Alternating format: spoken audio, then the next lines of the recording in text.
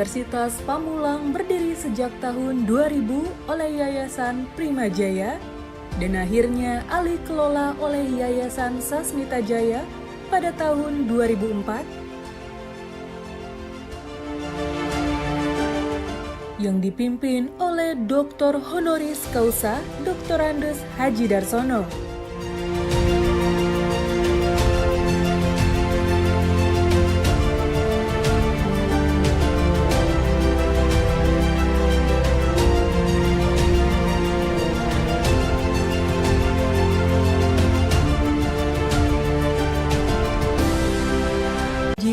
Yang menghasilkan inovasi untuk kesejahteraan masyarakat. Melaksanakan pengabdian kepada masyarakat yang merupakan implementasi penelitian berbasis humanis dan religius. Menyelenggarakan peningkatan kualitas sumber daya manusia yang kompeten dan profesional. Menyelenggarakan kerjasama dalam negeri dan luar negeri.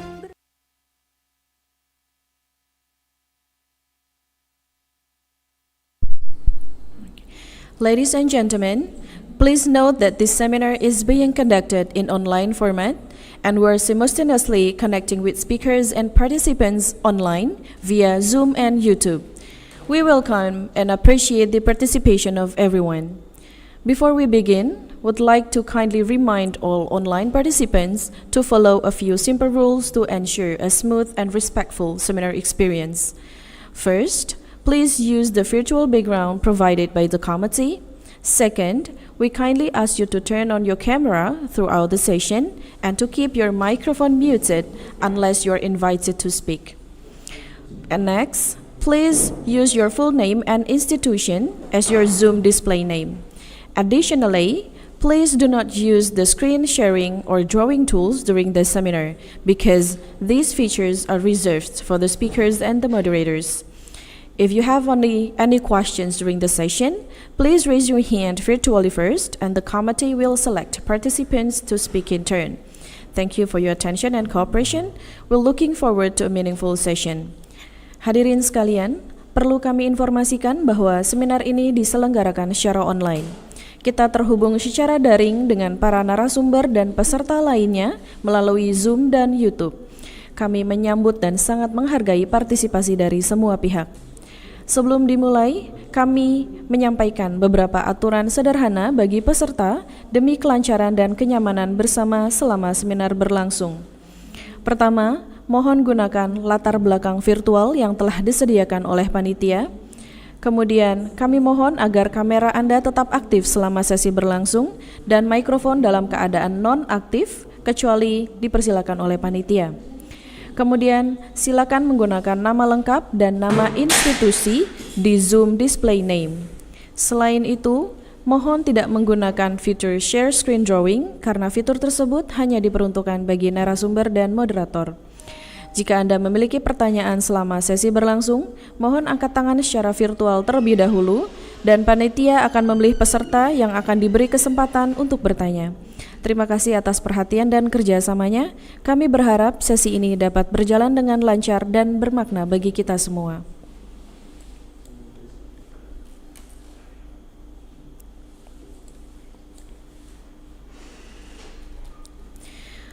Ladies and gentlemen, speakers and the Board of Rectorate are joining the Zoom meeting room. Hadirin yang kami hormati, para narasumber serta jajaran pimpinan rektorat telah bergabung dalam Zoom meeting.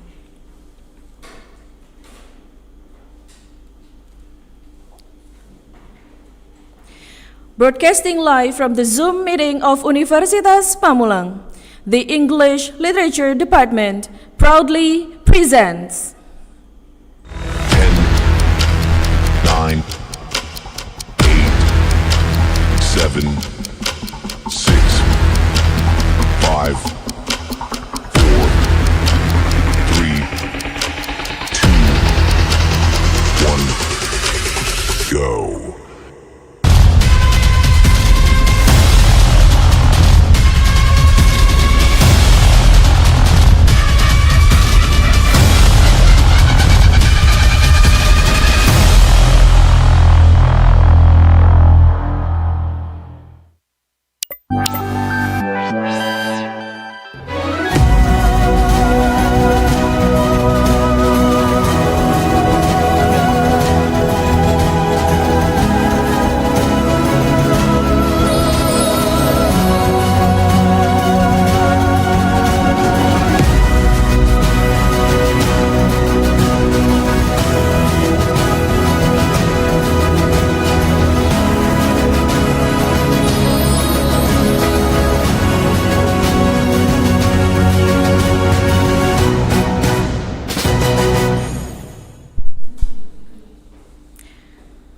Bismillahirrahmanirrahim. Assalamualaikum warahmatullahi wabarakatuh. Good morning, ladies and gentlemen. Selamat pagi dan salam sejahtera bagi kita semua. The distinguished Chairman of Sasmita Jaya Foundation, Dr. Pranoto SAMM. The distinguished Rector of Universitas Pamulang, Dr. E. Nurzaman AMMM MSI. The distinguished the Dean Faculty of Letters, Triana SSMA. The distinguished the Head of English Literature Department, Tito Dimas Atmawijaya SPD MHum. The distinguished keynote speaker from Universitas Andalas, Profesor Dr. Ike Revita SSM Hum. The distinguished plenary speakers from Universitas Muhammadiyah, Profesor Dr. Hamka, Profesor Heri Mulyono SPD MPD PhD. Universitas Gajah Mada, Ahmad Munjid MA PhD. Universitas Pamulang, Dr. Geni Kurniati M Hum. And the honorable guests and participants of the 13th National Seminar on the 21st of May 2026. We welcome you to the National Seminar. Selamat datang di Seminar Nasional Sastra Inggris Universitas Pamulang. First of all, praise be to God the Almighty for His blessing that we're able to be here together in Zoom meeting platform having the 13th National Seminar entitled Cultural Identity and Resistance Through Literature, Linguistics and Language Teaching in the Digital Age. Today, the 21st of May, 2026. And I am Dia Iis Andriani as the Master of Ceremony. Puji syukur senantiasa kita panjatkan kehadirat Tuhan Yang Maha Esa, karena berkat limpahan karunia-Nya kita diberi kesempatan untuk bertatap muka dan berkumpul bersama di Zoom meeting dalam rangka mengikuti Seminar Nasional Sastra Inggris yang ke-13 bertema Identitas Budaya dan Resistensi melalui Sastra, Linguistik, serta Pengajaran Bahasa di Era Digital. Hari ini, Kamis 21 Mei 2026. Ladies and gentlemen, before going on to the next session, let me read the summary of the program as follows. Opening remark, Chairman report, speech, keynote speaker, plenary speakers, parallel sessions, discussion, and closing. Hadirin yang berbahagia, sebelum kita lanjutkan, marilah kita bersama-sama membaca basmalah agar acara kita berjalan dengan lancar. Bismillahirrahmanirrahim. Hadirin yang kami hormati, menyanyikan lagu kebangsaan Indonesia Raya dan Mars Universitas Pamulang. Hadirin dimohon memberikan sikap sempurna. Ladies and gentlemen, Indonesia National Anthem, Indonesia Raya, and Unpam Mars.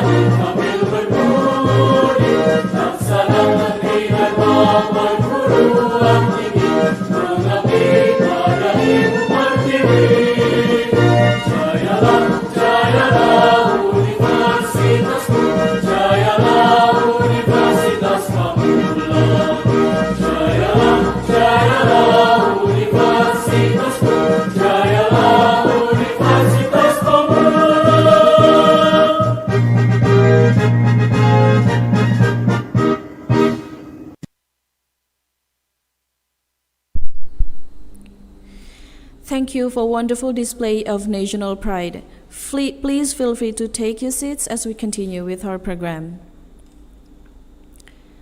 Ladies and gentlemen, opening prayer by Kamil Falahi, STHI, MPD. Dear Mr. Kamil, the platform is yours.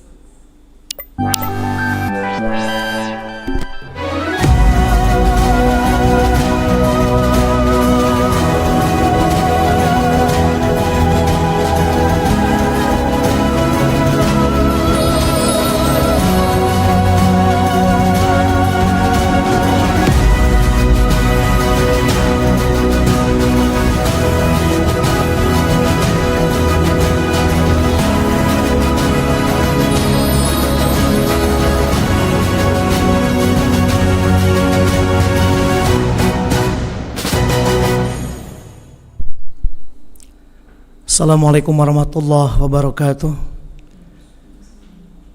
Hadirin yang berbahagia, demi lancarnya acara ini, mari kita sama-sama berdoa bermunajat kepada Allah Tuhan Yang Maha Esa.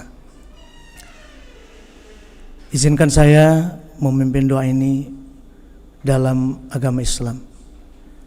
Bismillahirrahmanirrahim. Alhamdulillahirabbil alamin. Hamdan yuafi ni'amahu wa yukafi mazidah. Ya Rabbana lakal hamdu kama yanbaghi li jallikal karim wa 'azimi sultanik.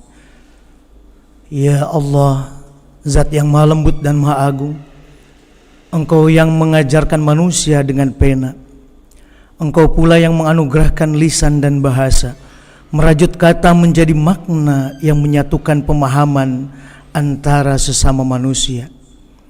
Ya Allah, Ya Rahman, Ya Rahim, dari ruangan ini kami memohon curahan rahmat dan berkah-Mu.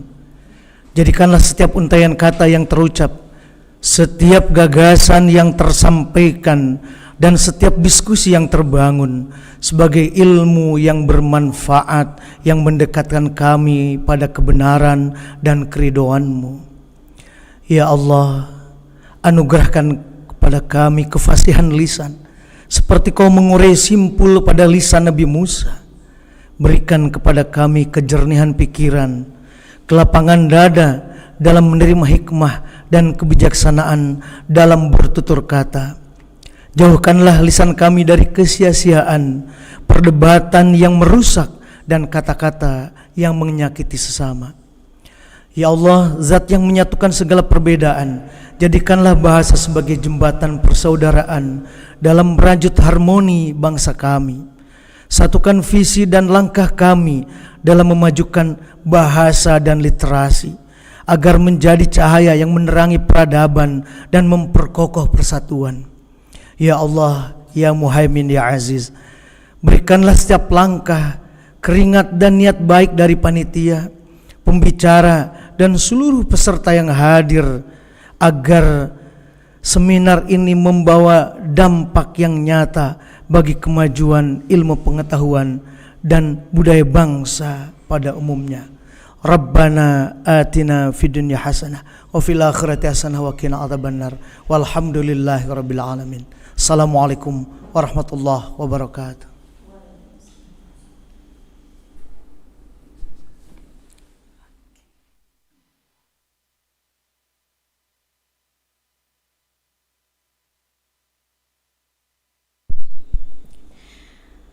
Terima kasih kepada Ustadz Kamil yang telah memimpin doa. Semoga menambah keberkahan dalam acara seminar nasional kita pada hari ini.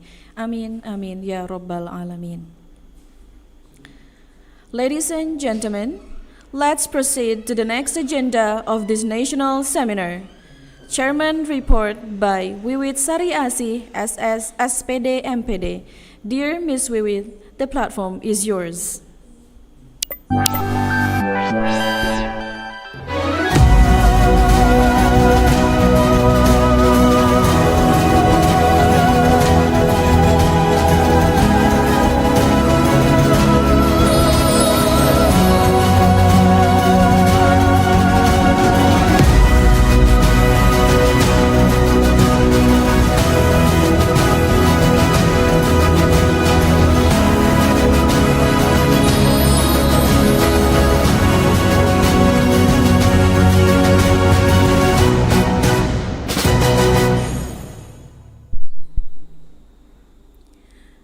Honorable Head of Sasmita Jaya Foundation, Dr. Pranoto, the Honorable Rectors of Universitas Pamulang, Dr. E. Nurzaman AM, MM, MSE, the Honorable the Dean of Faculty of Letters, Triana, SSMA, the Head of English Department, Tito Dimas Atmawijaya, SPD, MA, the Secretary of English Department, Estiana Sri Wahyunis Tepu, SPD, MPD, distinguished professors, keynote speakers, esteemed guests, ladies and gentlemen. Assalamualaikum warahmatullahi wabarakatuh. Om Swastiastu, Namo Buddhayo, Salam. Good morning and welcome to our National Seminars of Literature, Linguistics and Language Teaching, Naselldt the 13th.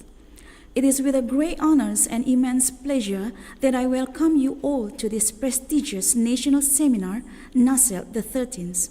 Today, we gather here as scholars, professionals, and enthusiasts united by a common passion for knowledge, innovations, and progress. On behalf of the organizing committee, I extend my heartfelt gratitude to each one of you for being part of this significant event. The theme of this seminar is cultural identity and resistance through literature, linguistics, and language teachings in the digital age, reflects the pressing issues of exciting opportunities that our nations and the world are currently facing.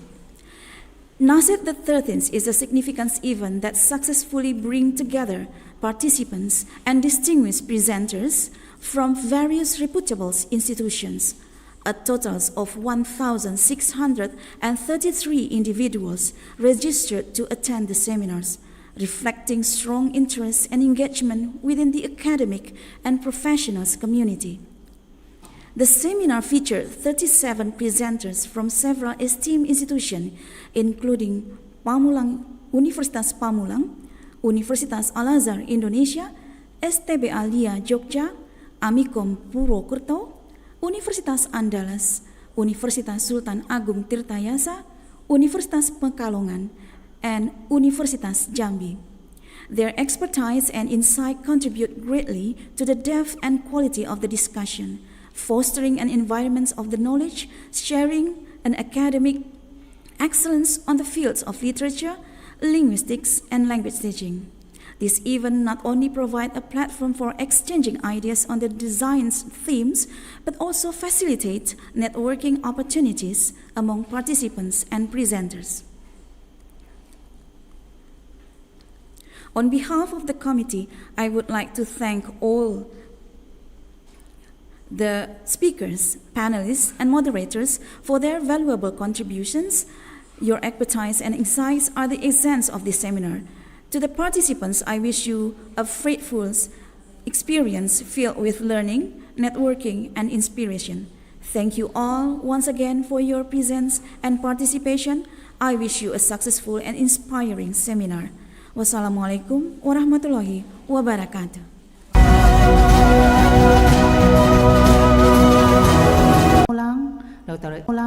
Dr. E. Nurzaman, AM, MM, MSc, Vice Rectors, distinguished keynote speakers, respected scholars, lecturers, researchers, students, and honored guests. It is a great pleasure and honor for me, on behalf of faculty, to welcome all of you to the 13th National Seminar on Literature, Linguistics, and Language Teaching, or Naselldt 13. This year's seminar carries the important timely theme, cultural identity and resistance through literature, linguistics, and language teaching in the digital age. First of all, I would like to express my deepest gratitude to our distinguished keynote speakers for their willingness to share their knowledge, expertise, and valuable insight with us today. Professor Dr. Ike Revita M. Hum from Universitas Andalas, Prof. Heri Mulyono, SPD, MPD, PhD from Universitas Muhammadiyah, Professor Dr. Hamka, Ahmad Munjid, MA, PhD from Universitas Gadjah Mada, and our colleague Dr. Geni Kurniati M. Hum from Universitas Pamulang. Your presence undoubtedly enriches this academic forum and inspires all participants to continue contributing to the advancements of literature, linguistics, and language teaching. Ladies and gentlemen, in today's digital era, cultural identity faces many opportunities as well as challenges. Literature, linguistics, and language education play essential roles in preserving cultural values, voicing resistance, promoting diversity, and building mutual understanding across communities. Through this seminar, we hope to create meaningful academic discussions and collaborative exchanges that will contribute positively to society and education in the future.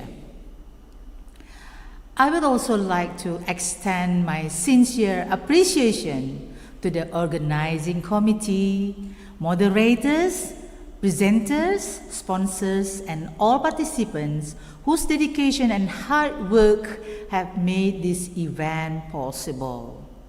Finally, I wish all participants a productive, insightful, and inspiring seminar experience. May this event bring valuable knowledge, fruitful discussion, and lasting academic collaboration for all of us. Thank you very much. Wassalamualaikum warahmatullahi wabarakatuh.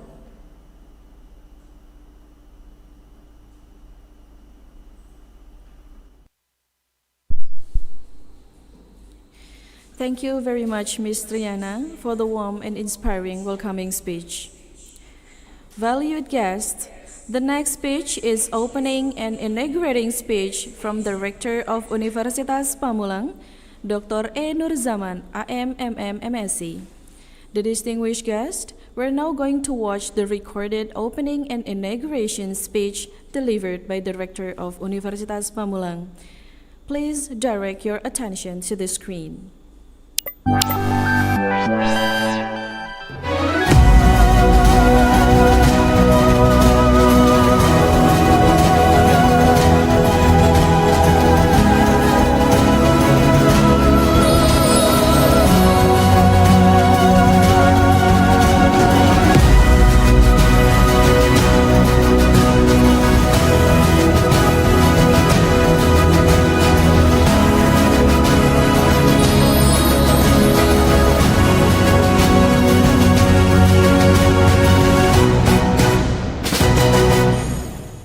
Bismillahirrahmanirrahim. Assalamualaikum warahmatullahi wabarakatuh. Very good morning, ladies and gentlemen. The Honorable Head of Sasmita Jaya Foundation, Mr. Dr. Pranoto, all of the Vice Rector, Deans, and all of the study program of Pamulang University. Special guest as a speaker, Professor Dr. Ike Revita from Universitas Andalas, Profesor Heri Mulyono PhD from Universitas Muhammadiyah, Profesor Dr. Hamka, Mr. Ahmad Mujid PhD from Universitas Gadjah Mada, and Dr. Geni Kurniati from Universitas Pamulang. Distinguished participant, respected lecturer, researcher, student, committee member, and invited guests. First of all, let us express our gratitude to Allah Subhanahu wa Ta'ala for His blessing and grace so that we are able to gather today in this yearly national seminar on literature, linguistics, and language teaching. This year's seminar carries the theme Cultural Identity and Resistance through Literature, Linguistics, and Language Teaching in the Digital Age. This theme is very related to the realities today. I would like also to express our sincere appreciation to our distinguished speaker for their willingness to share their experience and expertise and insight to us.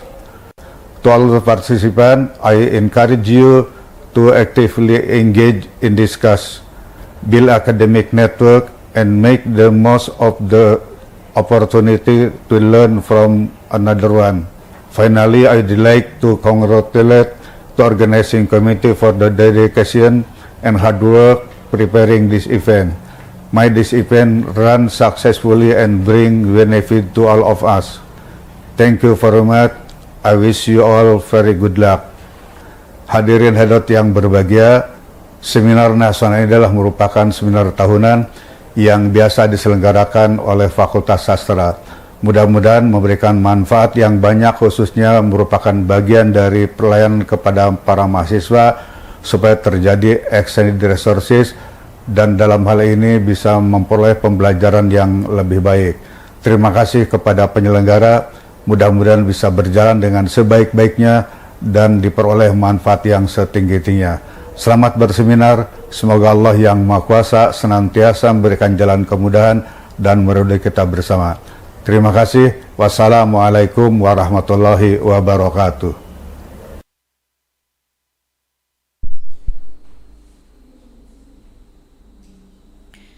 Thank you very much for the Rector of Universitas Pamulang for the gracious opening and official inauguration of this event. We truly appreciate your presence and inspiring remarks. The distinguished guests, before going on to the next session, we kindly invite all speakers and participants to turn on their cameras for the group photo session. Please get ready and ensure the best view is visible on the screen. Bapak Ibu seluruh peserta yang kami hormati, kami mohon kesediaannya untuk menyalakan kamera guna sesi foto bersama. Silakan bersiap dan tunjukkan tampilan terbaik Anda di layar. We'll be taking some photos from 5 slides. Akan ada 5 slide, Bapak Ibu, mohon dinyalakan kameranya. Kita akan mulai dari slide yang pertama, panitia akan mengambil foto. Slide pertama, 1, 2, 3. Slide kedua, 1, 2, 3. Slide berikutnya, 1, 2, 3. Lalu slide keempat, please feel free, let's make sure to smile for the camera. 1, 2, 3. Lalu yang terakhir, mari jangan malu-malu untuk menunjukkan senyum terbaiknya. 1, 2, 3. Alright, thank you ladies and gentlemen. Bapak Ibu, seluruh peserta seminar yang berbahagia, sebelum acara berlanjut, kami informasikan bahwa seluruh peserta diwajibkan melakukan scan barcode untuk presensi masuk melalui aplikasi IMS, sebagaimana barcode saat ini ditampilkan di layar. Bagi peserta yang mengalami kendala atau membutuhkan waktu lebih untuk proses scan, dipersilakan melakukan screenshot barcode terlebih dahulu, kemudian dapat diproses melalui IMS masing-masing. Selain itu, kami juga mengingatkan agar seluruh peserta tidak melakukan scan barcode kembali, akan melakukan scan barcode kembali setelah acara selesai sebagai presensi keluar. Demikian informasi yang dapat kami sampaikan. Atas perhatian dan kerjasamanya, kami ucapkan terima kasih dan acara akan kami lanjutkan kembali.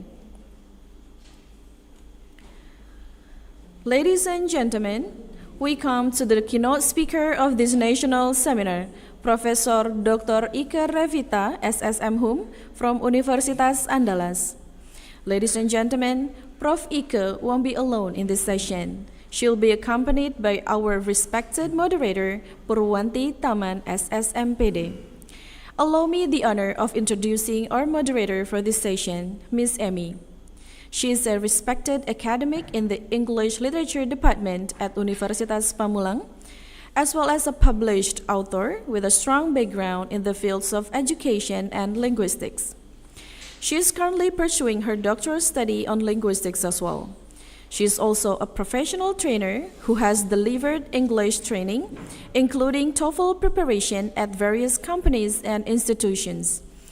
Her experience in professional learning environments makes her an adaptive instructor whose teaching is highly relevant to today's business communication needs. Her extensive experience, spanning over years, has made her a trusted voice in facilitating meaningful academic discussions. We're confident that her expertise and eloquence will greatly enhance the quality of today's session. Well, without any further ado, please welcome Ms. Amy.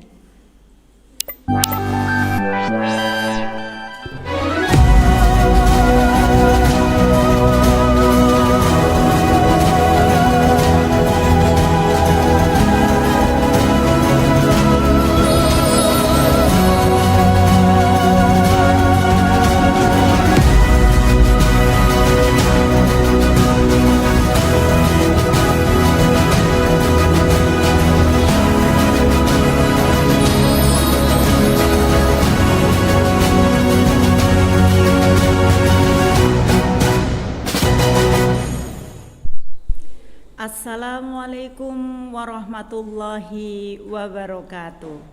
Good morning, distinguished speaker and lecturers, dear students and all online participants on the 13th National Seminar on Literature, Linguistics and Language Teaching, Naselllt 13th. It is a great honor for us to welcome our keynote speaker today, Professor Dr. Ike Revita SSM Hum from the Faculty of Humanities Universitas Andalas Padang, West Sumatra. I'm Purwanti Taman and I'll be your moderator for this session. Prof. Ike will deliver a presentation entitled Language, Cultural Identity and Resistance in the Digital Age, a Critical Pragmatic Perspective. Before we begin the session, allow me to briefly introduce our distinguished speaker by reading her curriculum vitae. Prof. Ike Revita SSM Hum is a professor at Faculty of Humanities, Universitas Andalas.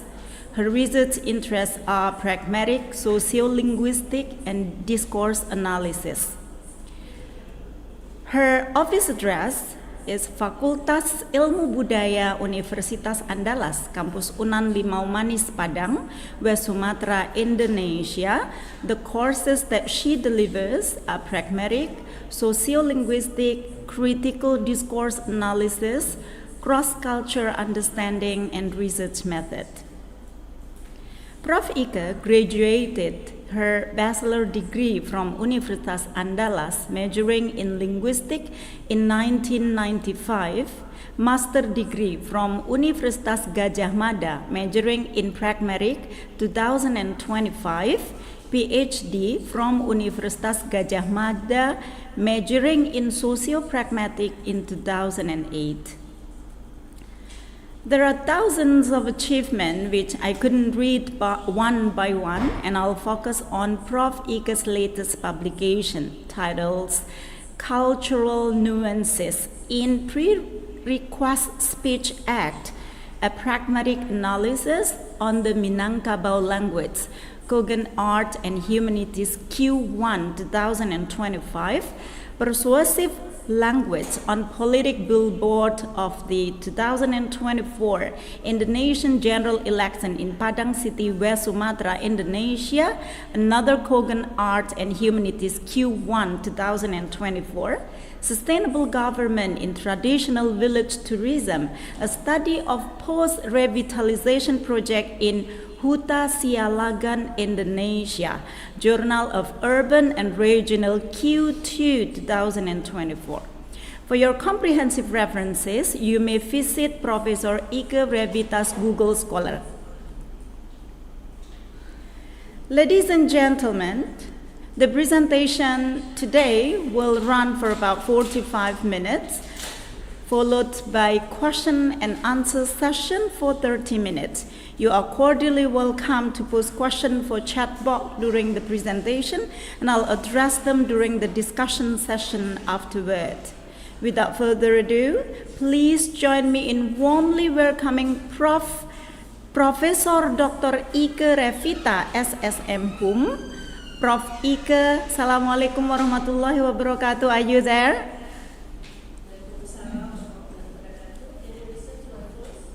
Yes. we can hear your voice very clearly. Prof. Ike, the media is yours. You're most welcome. Waalaikumsalam warahmatullahi wabarakatuh.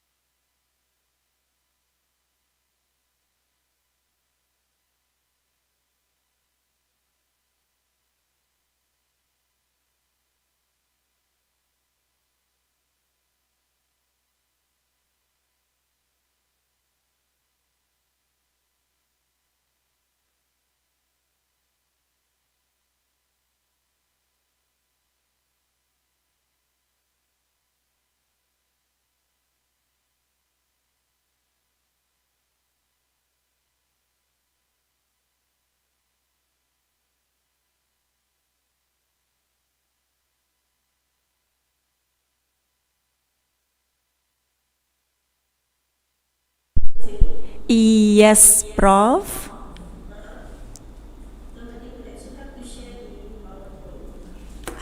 Yes, we will in a second, Prof.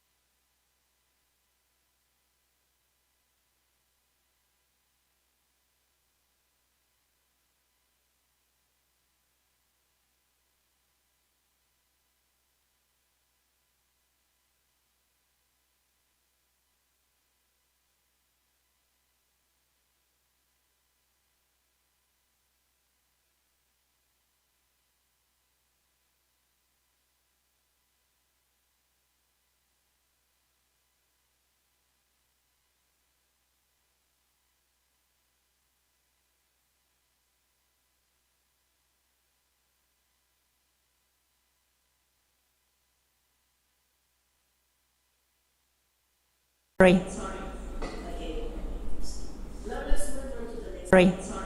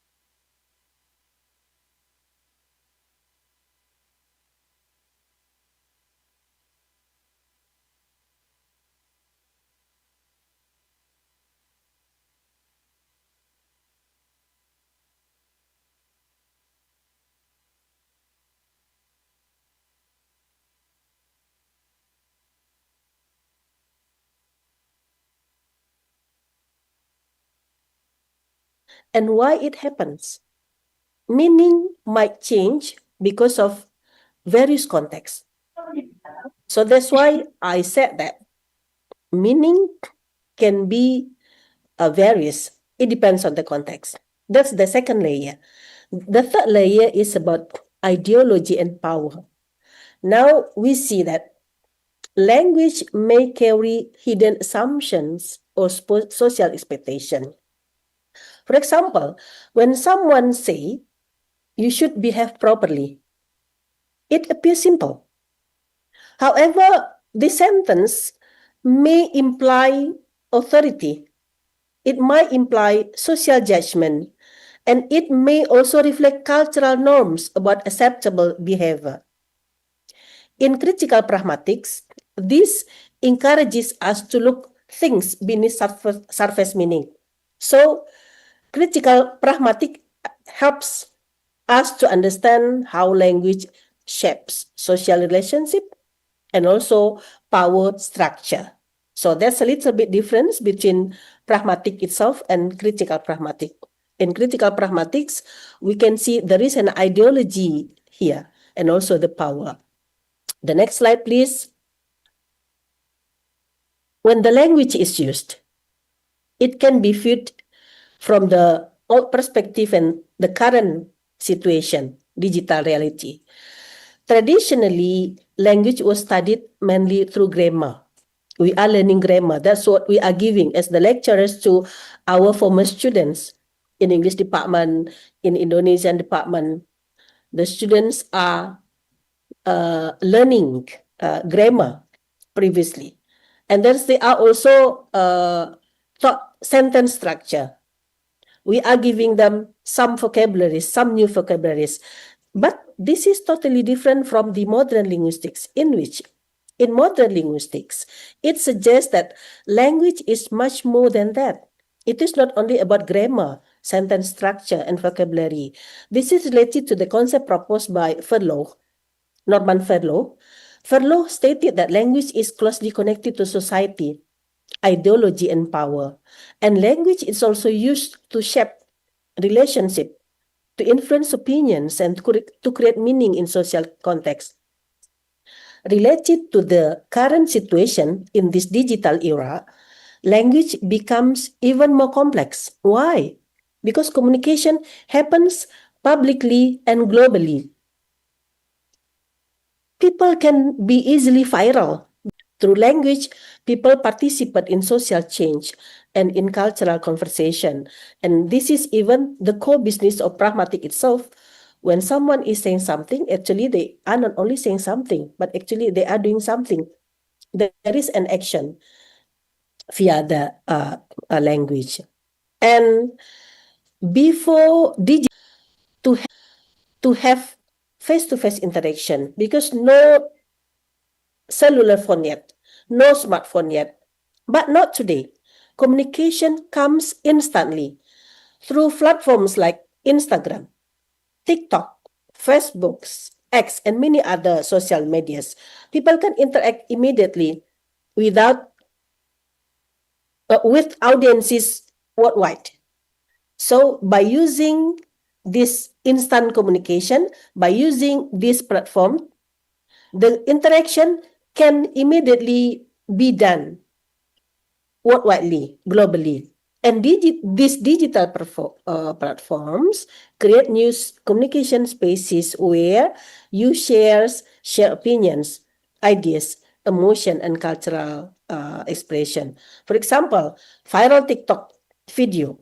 How this viral TikTok video can influence language trends globally within hours. Something can be shortly viral through the video that they share in social media TikTok within hours only. We can see how words, slang, and expression spread quickly because of digital media. And the transformation itself is not only technological, but also social. And now, even communication is multimodal. People not only use languages, people not only use text, but also images, emojis, videos, and sounds together to deliver the information, to deliver the idea, to deliver the intention. And how can see some aspects of multimodal help the speaker to share the information, to share the intention. Even in digital communication itself changes both how we communicate and how meaning is interpreted. So this is the role of digital communication. It is very influential. Next slide, please. There are many functions of language. Language is not only the next slide, please. Next slide. Language also functions as social practice. Social practice. Language functions socially. Whenever people speak or write, actually they are performing actions. This is pragmatic. For example, language may function to persuade, to criticize, to command, to apologize, or express identity. This is what Sir stated. How many kinds of speech act? How many kinds of illocutionary act? So these are all the way how people use language to do an action. Let's say when politicians give speech, they carefully choose language to influence public opinion. When companies advertise products, they use language strategically to attract consumers. We use instruction in order that our students, the audiences, do things related to what we want. So language also reflects power relationship. For example, formal language in workplaces may reflect hierarchy between employers and employees, between lecturers and students. We may use different speech style due to our social roles. Is it impossible for the students to use impolite language when they are having communication with their lecturers because of social roles? But in digital communication, this phenomenon may be blurred because it becomes more invisible. Why? Because language practices now tend to be more visible because of interactions happen publicly. Comments, captions, tweets, and memes all represent social meaning. So, in short, we can say that language becomes a reflection of social values and also social interaction. Now, let's go on to the next slide, in which we can compare the paradigm related to the traditional and digital. Traditionally, identity often seen as something fixed. Identity was associated with nationality, ethnicity, gender, or geographic location. And people usually belong to one clear social group. Next slide, please. In digital communication, however, identity becomes more flexible. We can see that there are at least four different things that can differentiate between the traditional paradigm and digital paradigm. For example, that people may have multiple identities. When someone presents themselves professionally in LinkedIn,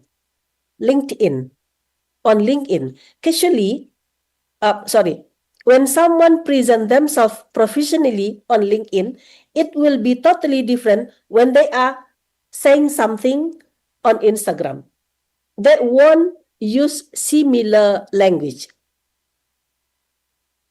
Digital communication allows user to move across different social spaces. We can be acting variously, depends on the context. Digital communication allows us to move across different social spaces. And this is what we call as scholars call hybrid identity. Because of global influence, a person may combine local culture and global think because of the social media.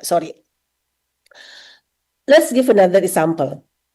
Indonesian user may post content in bahasa Indonesia while using English phrases and global internet slang. So they mix Indonesian language and also English phrases and also some other slangs.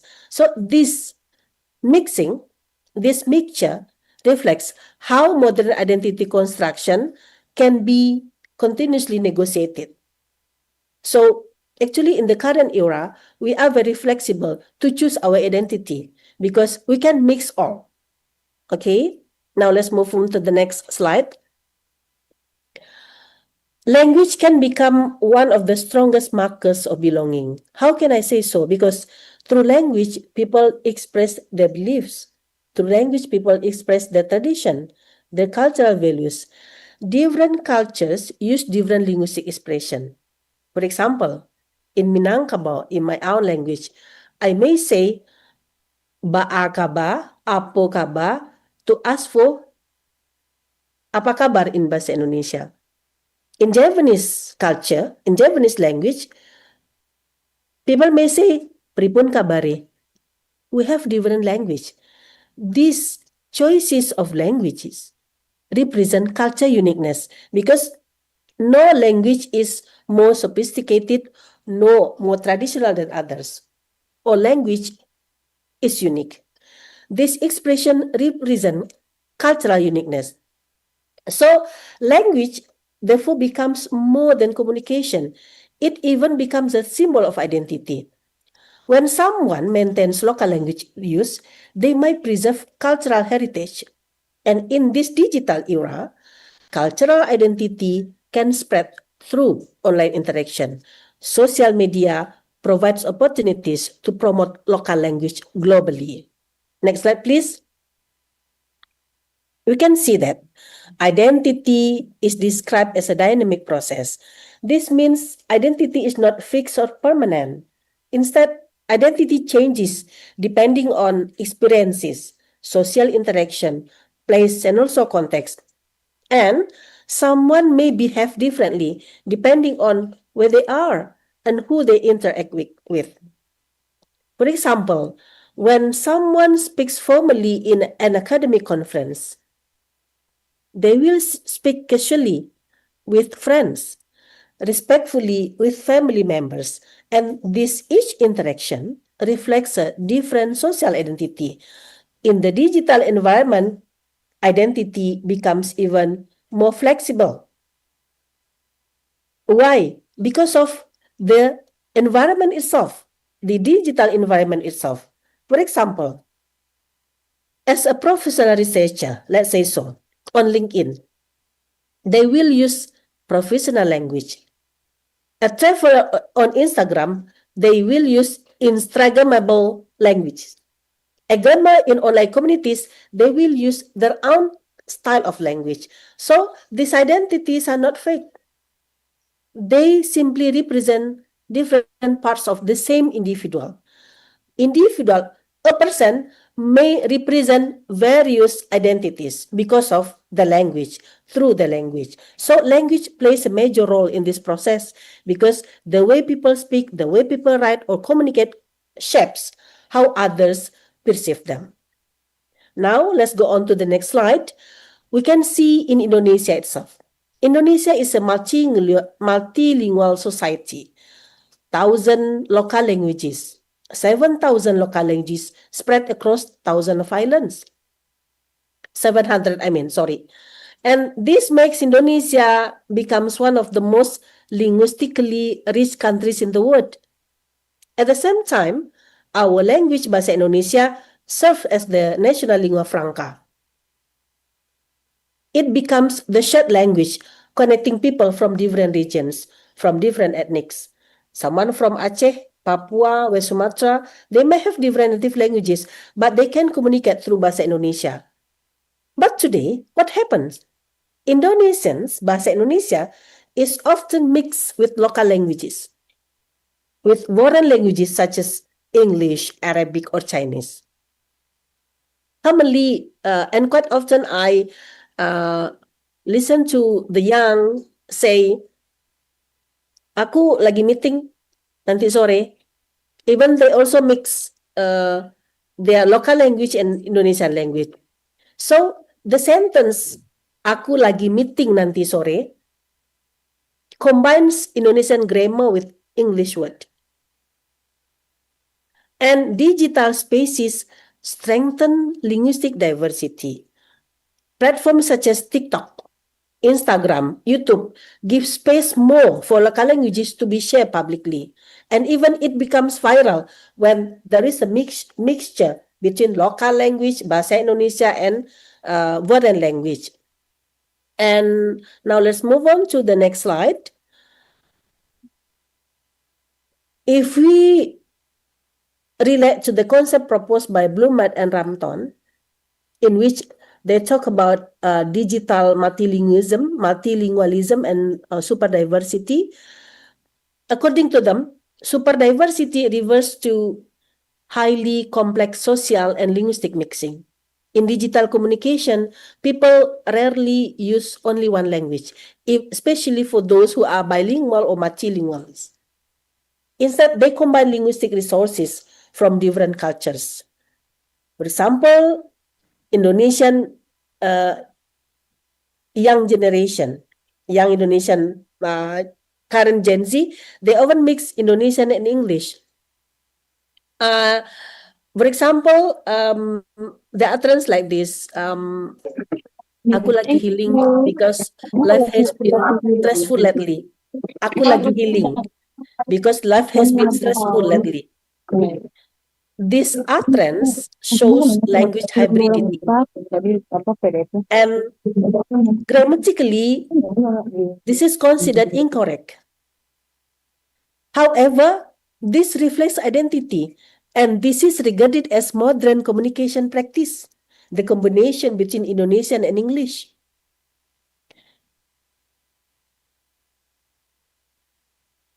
In digital multilingualism is especially common among urban young generation. They borrow expression from global media. They borrow expression from music, gaming culture, and international communities. The term, some Korean entertainment, has influenced language use worldwide. Terms like opa, opa, comeback that are commonly used by K-pop fans, and they also use when they are having communication through digital communication. And this creates linguistic blending. This also reflects that there is a language boundaries that makes those language become flexible. So language boundaries become more flexible and identity becomes more hybrid and multicultural. So this explanation demonstrates that, shows that how digital spaces have encouraged linguistics creativity. Next slide, please. Now, we can see these are trends. Literally, capek banget hari ini.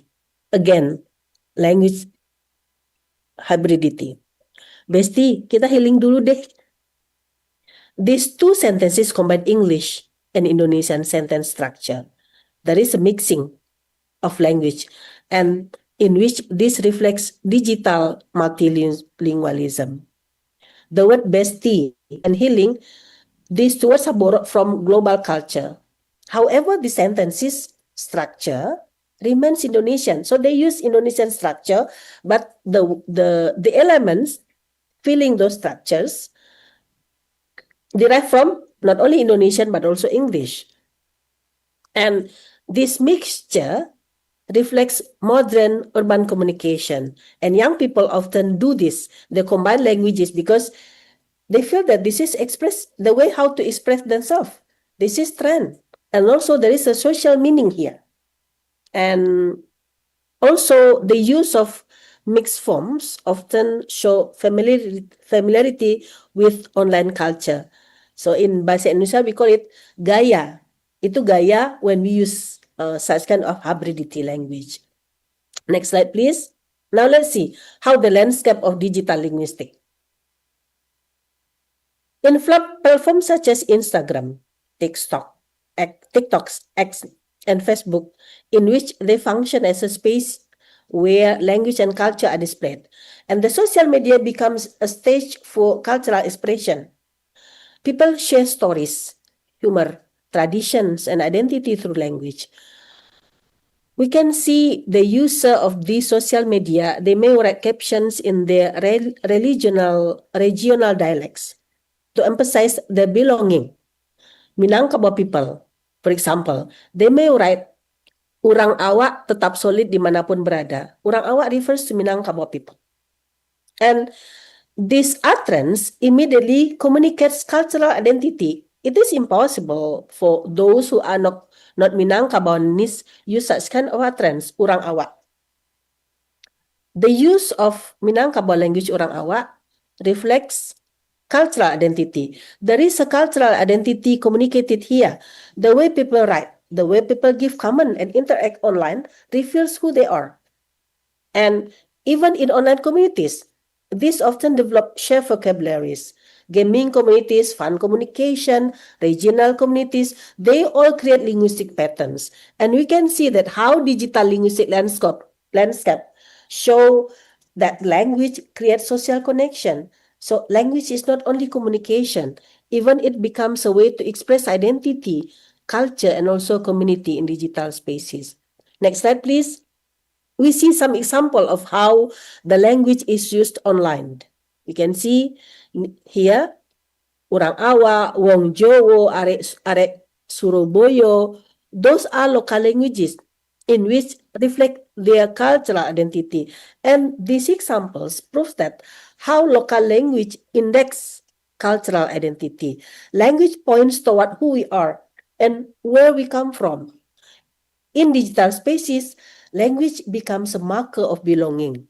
The posting of bangga jadi orang awak, this is all Minangkabau language, immediately communicates cultural affiliation. And also, this expression strengthens social connection. People who recognize the symptoms, Urang Awak or Arek Surabaya, Wong Jowo, something like that, they will feel that they are part of that shared community. So, this proves that's how local language when the local language is used online, it is not random, actually. It functions as a cultural symbol that keeps identity visible in digital environments.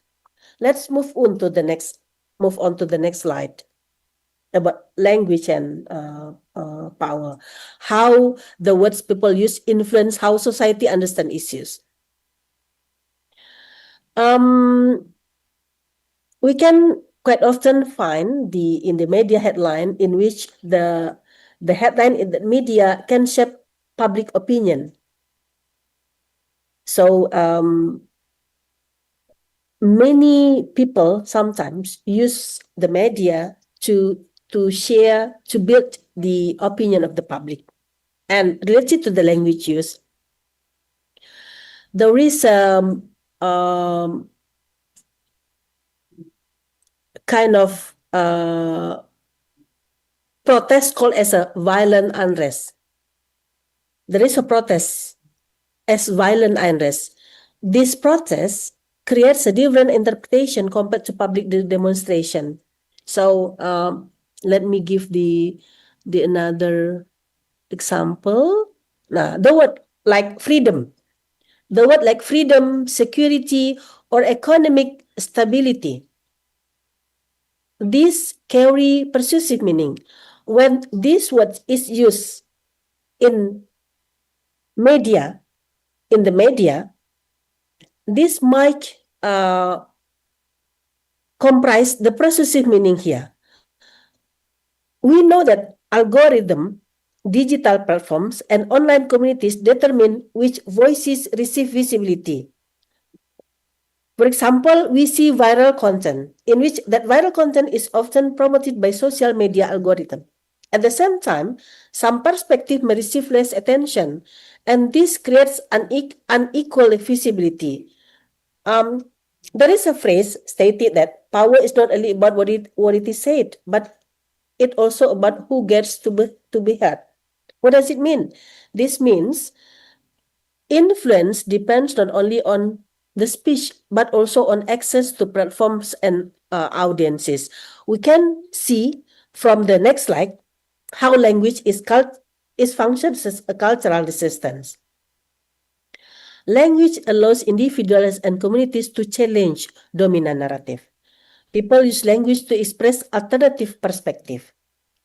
And we can see some functions of language in resistance. Language preserves identity. I previously explained this. Using local language helps maintain cultural pride and heritage. Second, language challenges power. Satire, humor, memes can criticize inequality or authority. We can see and find some on the internet in which memes often used to mock political decision or social injustice. And the third one is language express new identities. Mixing languages creates hybrid identities that resist strict cultural boundaries. Combining Indonesian and English may reflect urban youth identity. And also, the last one, language advocates change. Language might support movements for equality, for rights and justice. Some hashtags used such as hashtag justice, equality, or voice, in which these unite people around shared concerns. And the last one is language also builds solidarity. Through digital communication, digital communities become connected through their shared language. Next slide, please. Apa? Nomor 6 itu coba kita lihat. Many companies across the country. Itu subjek kan? Okay. Have Okay, now Sudah clear? I think I can skip this slide. Let's move to the next slide. Yeah. Now let's see direct and indirect resistance. Let's talk about direct resistance first. Direct resistance refers to explicitness. So when someone do kind of criticism, explicitness involves clear criticism and open opposition, because everything is clear, everything is explicit. When someone is doing protests, when someone is giving speech or giving public statement, the direct utterances can be easily seen. It will be highly visible. This will be totally different from indirect resistance, in which indirect resistance works differently. Let's say someone use humor, satire, memes, or implied meaning. How can we get meaning easily? Because it is indirectly delivered. So to avoid the direct confrontation, to avoid the threatening of one's face, the use of indirect resistance commonly applied by the user of the social media, the digital communication. By using such kind of indirect resistance, the speaker might save the others, because indirect resistance has several advantages. Why? It is safer because meaning remains flexible. Excuse me, Prof, your time is 1 minute left. Okay. And the last one is, people can deny direct accusation if it is challenge. I think this PowerPoint will be shared to the audience, Miss Amy. We move on to let's go to the conclusion. The conclusion. Okay. Now we can see that language in the digital age construct identity. Language might negotiate power, and language might enable resistance. Critical pragmatic helps us to reveal the deeper meanings behind this linguistic practice. Why? Because we cannot avoid that the language itself will reflect who they are. But when we are having communication, we must also keep others' face in order they are not threatened. So I think that's all. Thank you. I hope that I would like to share something. I have said something to the audience. Thank you, Miss Amy. We come to the discussion. Yeah. Okay, Miss Amy. Thank you very much. So this was very insightful, inspiring presentation, and we truly appreciate the valuable knowledge and perspective that you have shared, Prof. Ika. Now we'll move to the question and answer session. Our team have chosen several questions, and we would like to welcome Ulil Amri. Hope your camera is on, and the admin ready to unmute the speaker. Ulil Amri, are you there? Okay. Thank you. Very good. You may have your time directly question to Prof. Ika.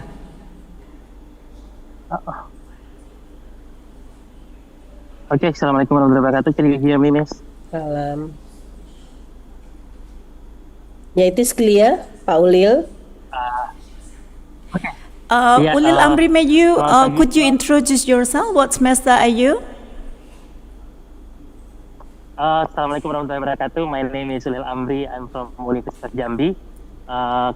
Currently, I am Indonesian department lecturer in Universitas Jambi. Actually, I'm still a Prof. Ika student back in Naselllt University. So, congratulations, Prof.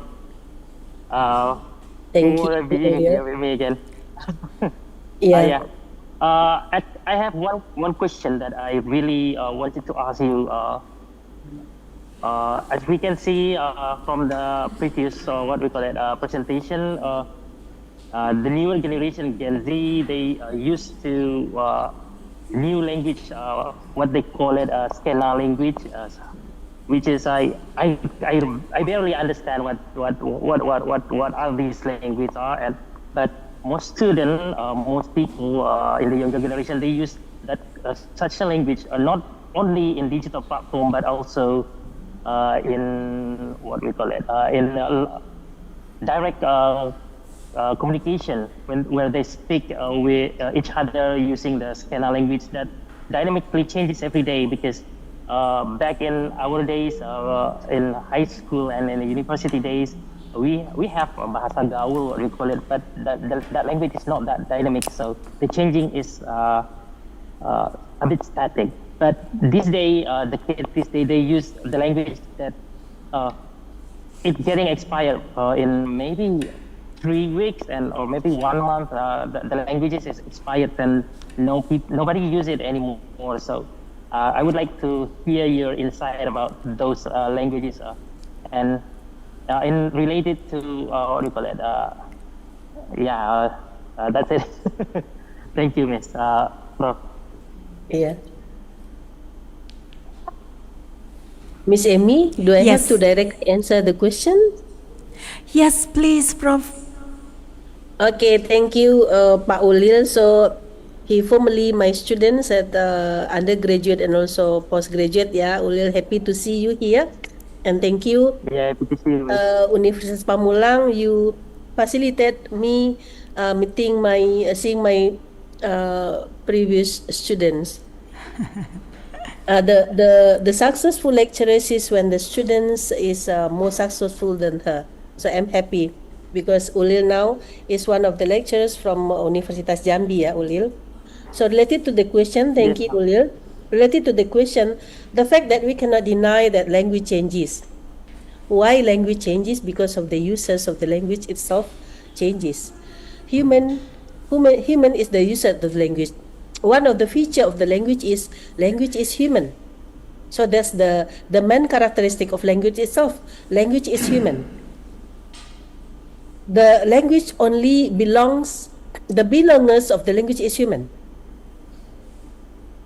Why language changes? Because human changes. Why human changes? Because human is very creative. Human is curious. Curious to know, curious to do. Human is very creative, very innovative. And we cannot avoid that. Another features of the language is the changeable of the language itself. The change is not on language itself. As long as the people do not need that word, that language, so it will be gone. So that's the fact. Can we stop it? Can we prevent it? So there is certain body who is responsible for this. As long as the user of the language exists, the language will be alive. That's why, from social-linguistic point of view, we call the term slang, and also some other terms related to the language used by certain communities in which the length of the age is very limited. So in my point of view, it is common. It is not strange, it is not ridiculous. So it is common because of the creativity of the human being. Even the young generation, they are very creative. They are very innovative. The function, but the most important point is that let's play our own role. You as the lecturer, me as the lecturer. We are expected to lead our students to run, to walk in the right way. We cannot, philosophically, people will speak as they like, as they are convenient to pronounce. There are several synonyms. There are several words to express similar thing. But certain people will select those similar words differently. Why? Because certain people are convenient to use these words, but not others. This is fact. So it is fine. And this will also enrich our chance to do research related to this as the lecturers, also as the researcher. So for me, it is common, it is natural. Thank you. Wow. Pak Ulil. Good luck. Thank you very much. Very broad answer, yeah. Thank you very much. Thank you, Ulil Amri, for questioning. Thank you, Prof. Ika, for a thorough answer. I'd like to address one question coming from YouTube. This one is another heavy question, Prof. So, from Ahmad Khairul Basir.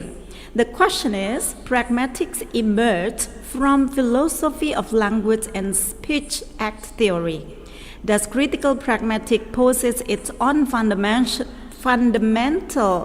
theory of ideology and power, or does it still borrow heavily from critical discourse analysis and critical linguistic? There's probably a student who is the dominant power and the marginalism. So when we talk about critical pragmatics, this is absolutely true, as you stated in YouTube, that in pragmatics, pragmatics is identical with speech act, speaker's intention. In critical pragmatics, we relate this with the ideology, with the power. And the term critical pragmatics, the term critical is derived from the concept proposed by Verloh, yeah, in which he proposed the term critical discourse analysis. And when someone is saying something, actually, they are not only saying something, they are doing something. When someone is doing something through the language that they use, when they use the power to intimate, to impose, when they use the power to show that they are powerful, more powerful than others, so we can view this from critical pragmatics. So actually, the perspective is quite similar. When we are using the term critical pragmatics, this is quite similar with critical discourse analysis, but the concept, the foundation is a little bit different. But again, I would like to underline, to highlight here is, talking about critical, this relates to the power case, relate to ideology. This is relate to marginalism, something like that. Hope that your question is answered, Pak Ahmad. Thank you, Miss Amy. Thank you very much, Prof. I would like to balance the question, go back, pardon my generic question type, Prof. I would like to ask about super diversity may cause the chaotic language or identity position. So even though we get the language boundary, we get the identity boundary probably, but how would the world likely be when super diversity is really unstoppably growing? Yeah. Once, not once, but how to start answering the question. Diversity is very beautiful. Why? Because human values, human diversity. Since human is creative, we cannot avoid diversity. Even it becomes super. That's why regulation is needed. That's why the frame is needed. That's why education is needed. We cannot stop the speed of the creativity of the people when they are using language, when they are creating new language. We cannot stop that. But we can make it slower by having regulation, by having policy, by teaching them, by leading them, by educating them that this is right, this is wrong. Super diversity cannot be avoided because of the creativity of human being itself. And Universitas Pamulang, Universitas Andalas, and some other universities, we as the lecturers, Miss Amy, this is our duty. This is our job. This is our task to create the frame in order the super diversity cannot go further out of the box. Even though from linguistic point of view, everything can be viewed descriptively. But in some cases, we must also treat the use of the language prescriptively. Why? Because there is still norm, there is still tradition that can be the form, that can be the border to stop, and slow the speed of the super diversity itself. This is related also to what Ali bin Abi Talib stated, that we teach our children, we teach our students based on their era, based on the time. If I may give example, Miss Emmy and Yes. some other participants, Yes, Prof. in 2010, I did research related to the rule of speaking of Minangkabau people. Minangkabau people have the rule of speaking called Katonan Ampe, the 4 words. The way people speak, the way Minangkabau people speak, depends on who the interlocutors are. And in 2010, I found that those 4 words reduced into 3 words. Tinggal 3 kato. 2014, 4 years after that, I did similar research, but different informant, different respondents. The 4 words, the rule of speaking of Minangkabau people finally left 2. What are left behind? Speaking to the older, speaking to the respectful people. Because the 4 words, there are 4. We call it kato mandata, kata mendatar, kato manurun. Mendatar means to the same age. The interlocutor the same age. Kato manurun for the younger. Kato mandaki for the older. Kato malereng to the respectful interlocutor. In 2014, 4 years after I did the first research related to the use of these 4 words, ampe kato na nampe ini, only 2 left. Kato mandaki, kato malerang are seldom found and used. Why? Because of there is no more model, lack of number of model using those kato na nampe. The second one, the assumption that the use of implicit utterances are regarded not effective. Because you also stated that indirect utterance is risky and costly. Costly, not many people can use implicit utterances, indirect utterances. And not all people can directly get the point. When someone is using indirect utterances, they cannot directly get what the intention of the speakers when they are using indirect utterance. This is fact, Miss Emmy. And we cannot avoid this. Thorough and Why? engaging. Yes. Yeah, Yes. there are a lot more to discuss, Prof. Hope to see you Yes. again directly offline Yeah, here. yeah, Or so we that's can fact. visit there in Andalas, yeah? Yeah.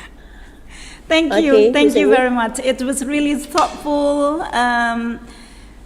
Yeah, I could say that. Thorough explanation, and also there are a lot of considerate question from the participant. But due to the time, Prof, we need to end the session this time. But before we could conclude to the session, Prof Ika, would you please deliver a brief closing statement? Hope this can be the message for everyone to stick on the pragmatic.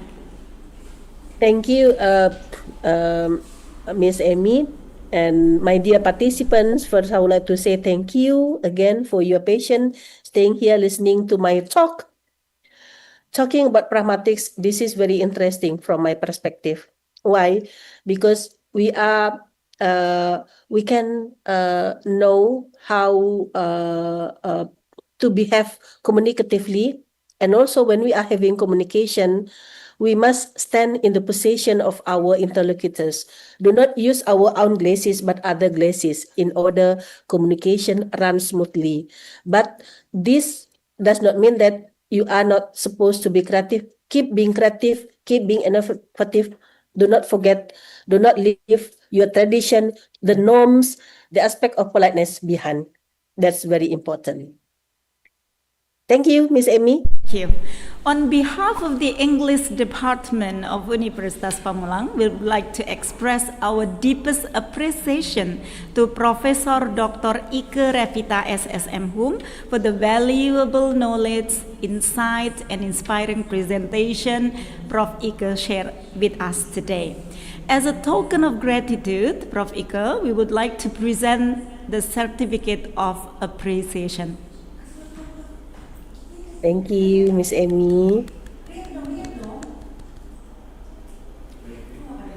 May this collaboration and academic exchange continue to bring meaningful contribution to the advancement of language, literature, and linguistic studies. We also would like to thank to all participants for the enthusiasm, participation, and attention throughout the session.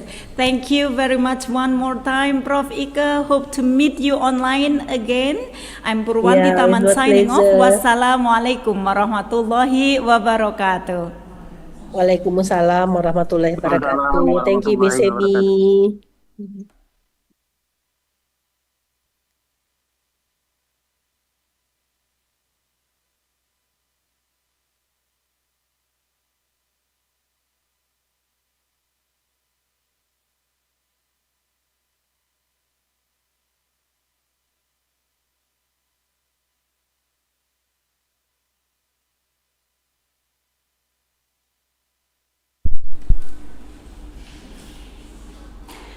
Thank you for the honorable keynote speaker and moderator for the insightful presentation and knowledge.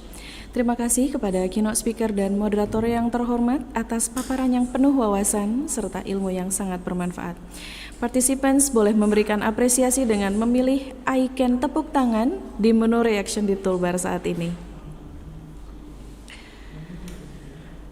Well, honorable attendees, we jump into our first plenary speaker in this national seminar, Ahmad Munjid, MA PhD from Universitas Gadjah Mada, and the moderator will be Nurdin SSMPD. It is a great respect and appreciation that I introduce our moderator for this session, Mr. Nurdin. He is an experienced English lecturer with over 4 years in higher education.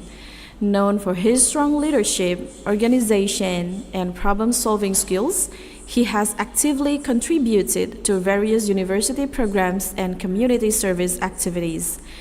He has served in important roles, including financial administrator for the Merdeka Student Exchange Program in 2023, and currently as the advisor of Hima Sasing for the 2025 to 2027 period.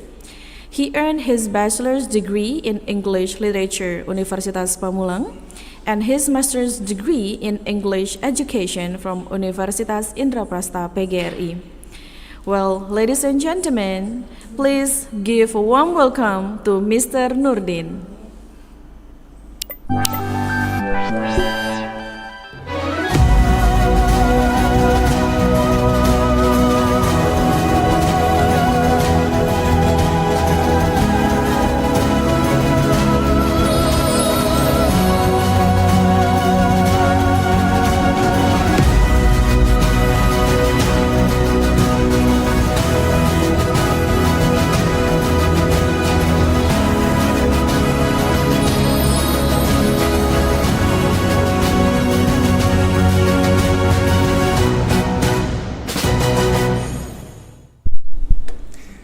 Hello leads, our panel sessions of the seminar is about to begin. Thank you very much for preparing yourself to join our virtual seminar. Assalamualaikum warahmatullahi wabarakatuh. Good morning everyone. Good morning everyone. Distinguished guests, respected lecturers, and dear participants joining us via Zoom. Welcome to National Seminar on Literature, Linguistics, and Language Teaching. Well, ladies and gentlemen, my name is Nurdin, and I will be your moderator for these sessions. Let us begin by expressing our gratitude to God Almighty for giving us the opportunity to gather virtually today. And now, I would like to introduce our speaker, Bapak Ahmad Munjid, MA PhD. He teaches at English and American Studies, Department of Intercultural Studies, Faculty of Cultural Science, Gajah Mada University, or UGM. He got his master in 2008 and PhD 2014 from Department of Religions, Temple University, under the sponsorship of Fulbright Scholarship Program and Hedy Luce Foundations. He got fellowship from IYLP at Leiden University 2011-2012 and AIFIS American Institute for Indonesian Studies in 2019. His research area includes Muslim-Christian relations, freedom of religions, religious pluralisms, religions and politics, trauma and memory. And he used to serve as the director of Center for Security and Peace Studies, CSPS UGM, and the Dean of the Faculty of Islamic Studies, NU University of Yogyakarta. His latest book is Agama sebagai Kritik Sosial, Religion as Social Critic, published in 2026. And today, Bapak Ahmad Munjid is going to share his insights on topic Decolonizing Trauma, Home and Ambiguity of Cultural Identity in Khalid Hussein's The Kite Runner. Alright, without further ado, Bapak Ahmad Munjid, MA PhD, the screen and time are yours. Halo Bapak Ahmad Munjid. Yes, Pak Nurdin. Can you ready hear? to deliver your presentation, Pak? Sure. Yes. Okay. So thank you very much, Pak Nurdin. Yeah, And welcome, it's my Pak. pleasure to join this very important event by Universitas Pamulang. So, respected rector, dean, lecturers, and also speakers and participants. Very good morning. Assalamualaikum warahmatullahi wabarakatuh. Okay. So yeah, as mentioned by Pak Nurdin, this morning I will share with you some thoughts on my reading of The Kite Runner. So the paper or the presentation entitled Decolonizing Trauma, Home and Ambiguity of Cultural Identity in Khalid Husseini's Kite Runner. I was wondering whether some of you already read the novel or watched the movie, because it's already adapted also into movie for almost 10 years now. I hope, even if you didn't read the book or you didn't watch the movie, I hope I can discuss with you with the sufficient information that I will be sharing in a minute. Okay, so can the organizer help me with sharing screen?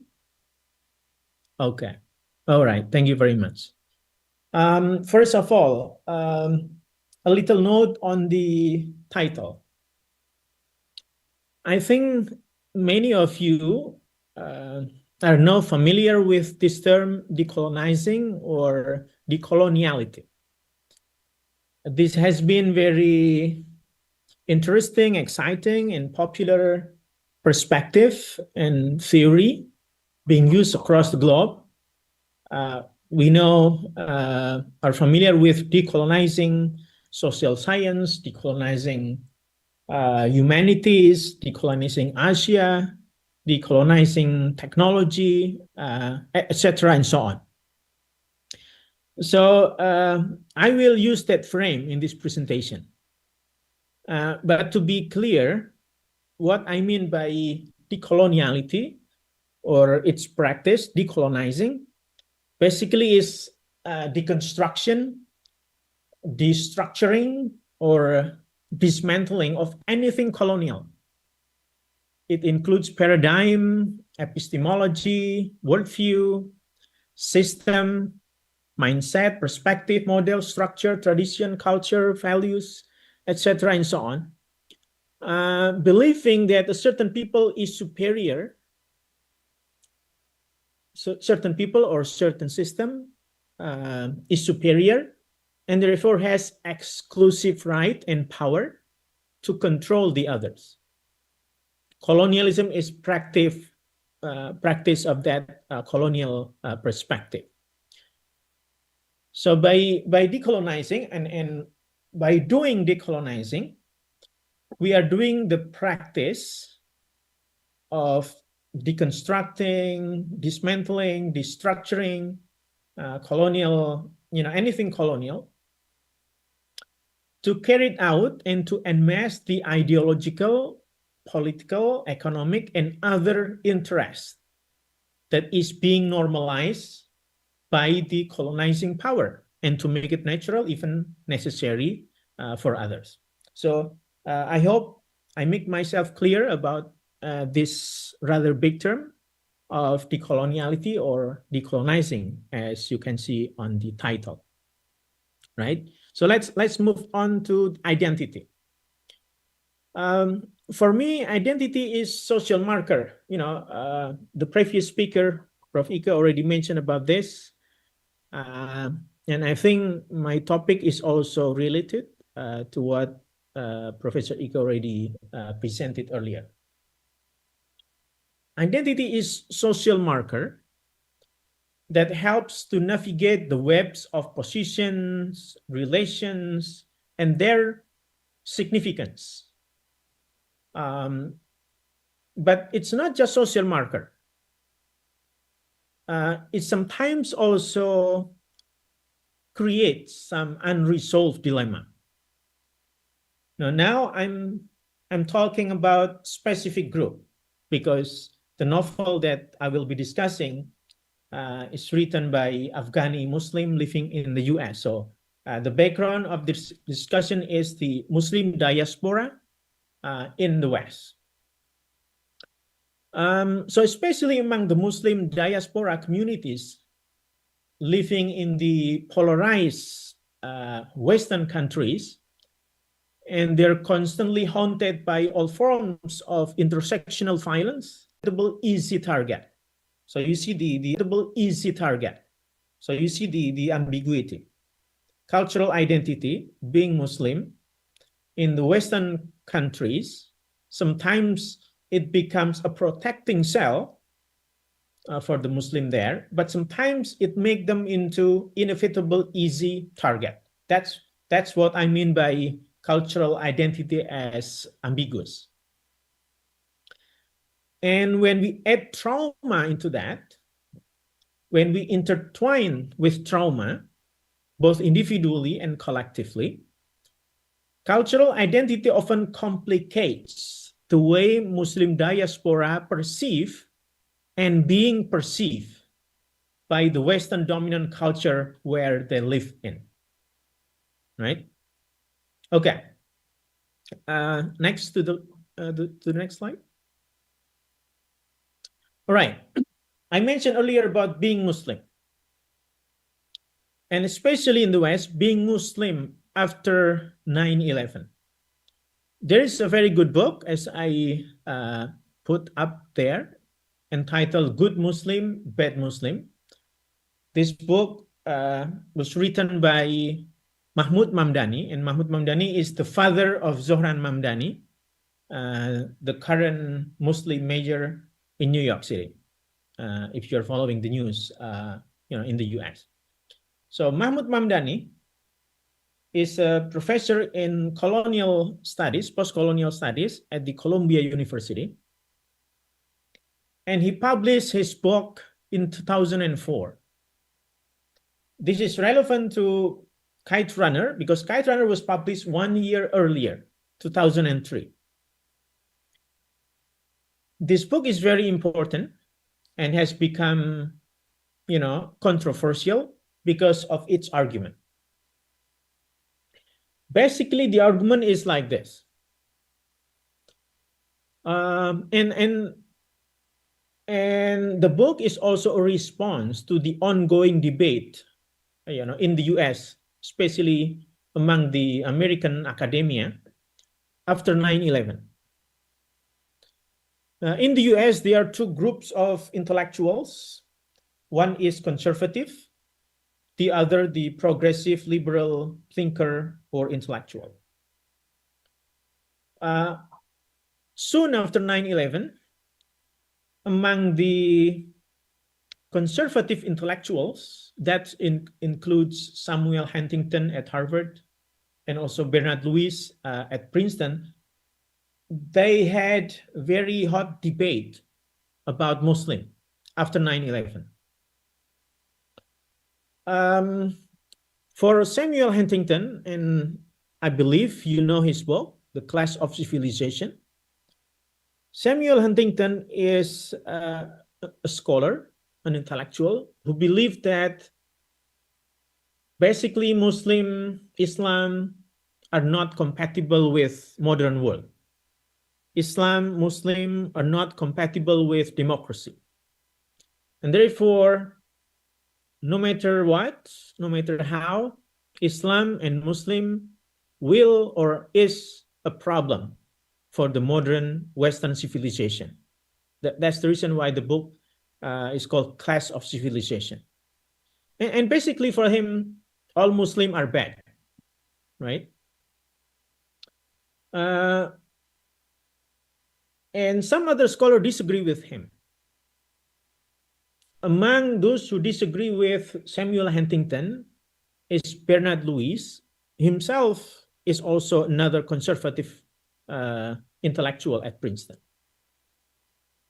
And Bernard Lewis basically said that, wait a minute, Islam and Muslim is huge. There are over 1 billion Muslim across the globe. We cannot put them in direct opposition to the Western world. Otherwise, the Western world will be in a huge trouble. So for Bernard Lewis, and Bernard Lewis is the political advisor for former President George Bush during the publication of this book. For Bernard Lewis, Muslims should be differentiate one from the other. They are good Muslim and they are bad Muslim.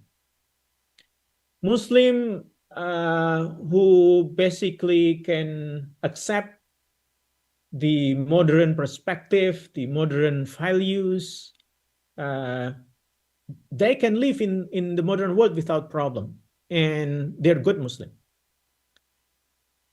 But Muslim who are hostile, who are in opposition to liberal principle and values, they could not live in the West because they're incompatible with the modern world.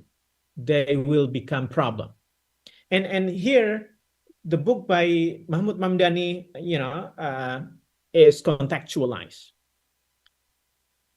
According to this conservative scholar, they are good Muslim and they're bad Muslim. What is the problem? For Mahmud Mamdani, the categorization of bad and good Muslim, they were helped by American government. In other words, in the past, they are friends. So the US funded their movement because they're fighting against communist Soviet Union. So they were friends in the past. Their ideology in the past and their ideology today remains the same, but in the past they were called as friend. Today they're called as enemy. So for Mahmud Mamdani, the categorization of good and bad is not based on whether or not some Muslims practice their religion, but whether or not their position, their political position, is in line or not in line with American interests. especially American foreign policy. This is how the term Islamic radicalism, Islamic fundamentalism came into the scene. Now, since then, being Muslim, since 9/11, being Muslim also means being perceived as part of the violent, backward, radical, irrational, uncivilized, alien, and therefore dangerous and evil, and incompatible with modernity. And because they are incompatible with modernity, then they are legitimate target of violence in order to preserve the Western modern civilization. Now, and therefore, in the Western countries, Muslim diaspora, Muslim who live, outside the Muslim countries, in this case, who live in Western countries, they should face Islamophobia, hate speech, racial profiling, and other. Basically, they become target of personal and collective violence because of their cultural identity. They become legitimate target of systemic violence. And because of that, cultural identity become, associated with perpetrators of perpetrators' collective guilt, but also innocent victim of systematic violence. Right? And therefore, eventually it results in traumatic experience and traumatic memories. Okay, next to the following slide. Do you want to move to the next slide, please?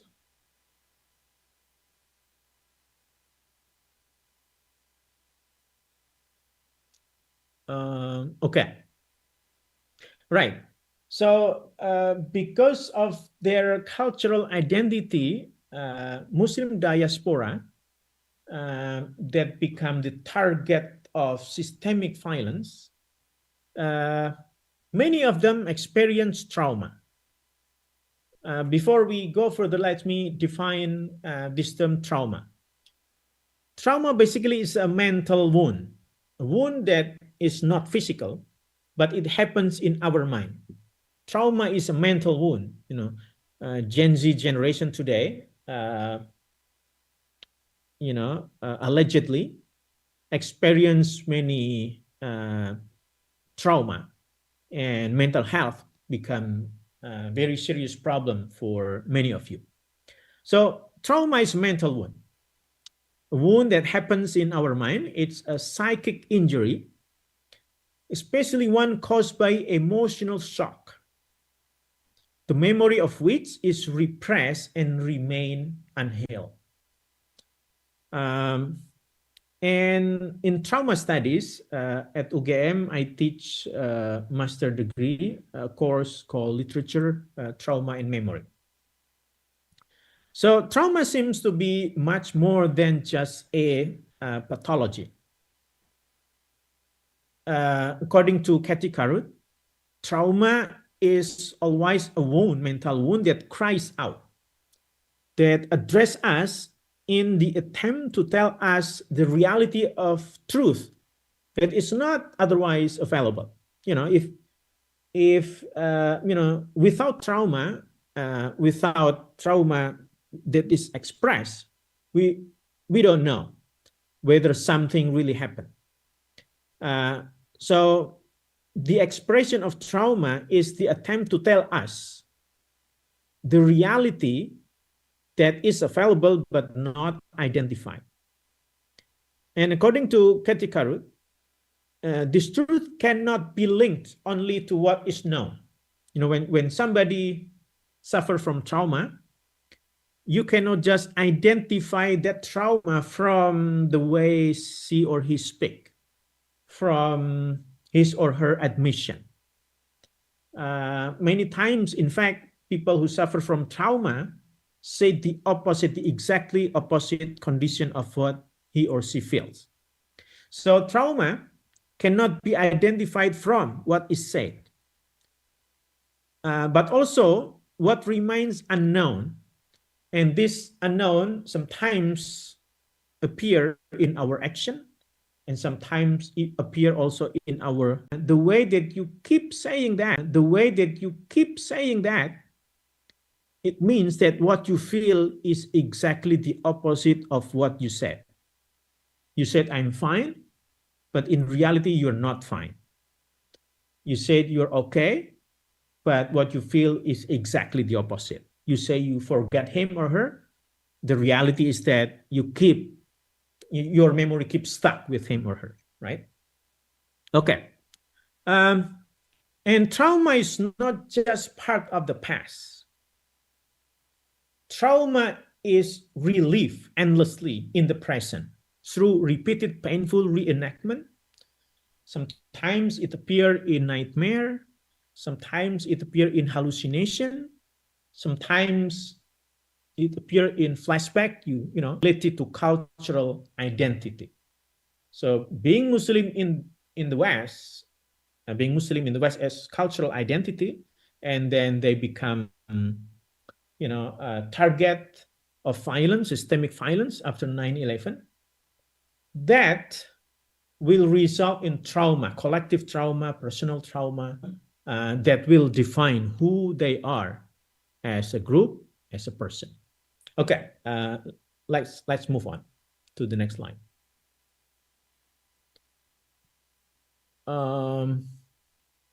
Now,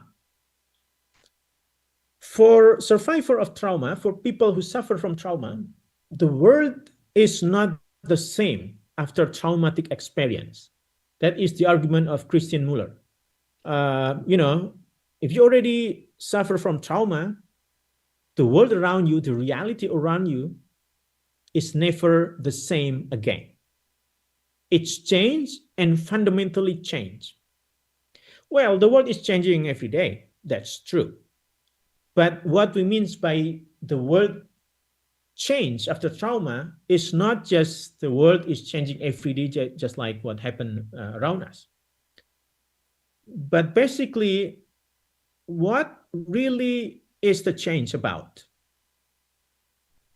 When individual and group suffer from trauma, not only that the world is changed, but the way we perceive the world is changed. Our perception on the world is changed. Not only that our perception of the world changed, but also ourselves.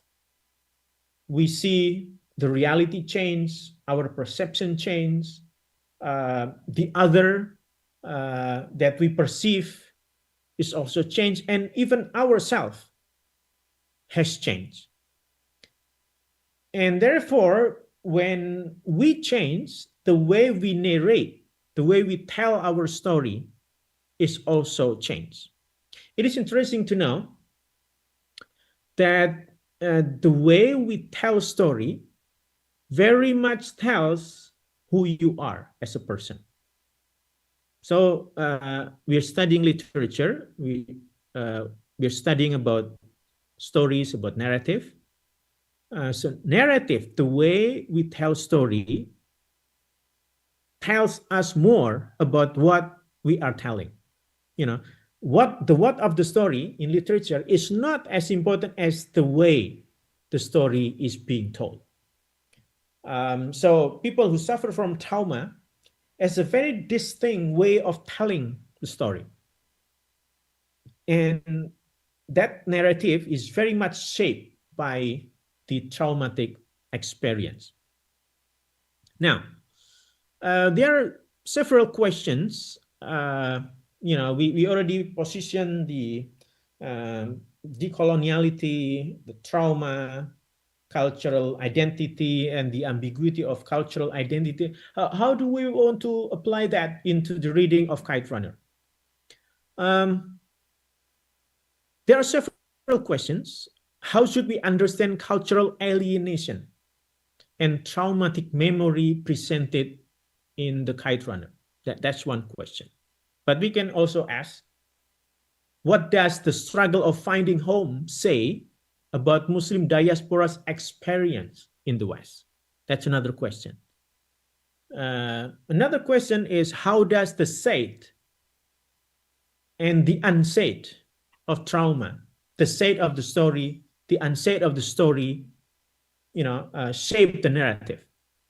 And then we can also ask, how does the narrative of Muslim diaspora's relation and perception on the West, shaped by trauma, resist against or justify for colonial domination? One of the topic in this seminar is about resistance. So the narrative, I'm very curious whether the narrative of Kite Runner is presented to justify the colonial domination, or actually it's a form of resistance. We will talk about that soon. Okay, let's move on to the next slide. All right. So the Kite Runner was published in 2003, meaning only 2 years after 9/11 in the US. It's published in the US, and it was the first novel by Khalid Hosseini. He is, Afghan American who fled his country because of the war. And this one was his first novel, and it was considered very successful. It sold 7 million copies, across the globe, and translated into many languages. And then in 2007, it was also adapted into a movie. It got very well reception among the American audience. And there are some explanation about that, right? There has been almost no novel about Afghanistan in English in the US.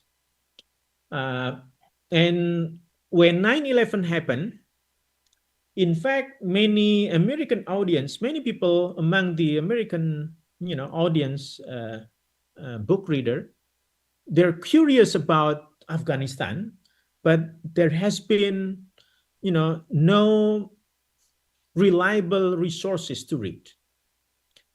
And at the same time, Afghanistan in American media and in American public was described as black and white. Like, Afghanistan is identical to Taliban, and Taliban is identical to violence, to radicalism, to fundamentalism.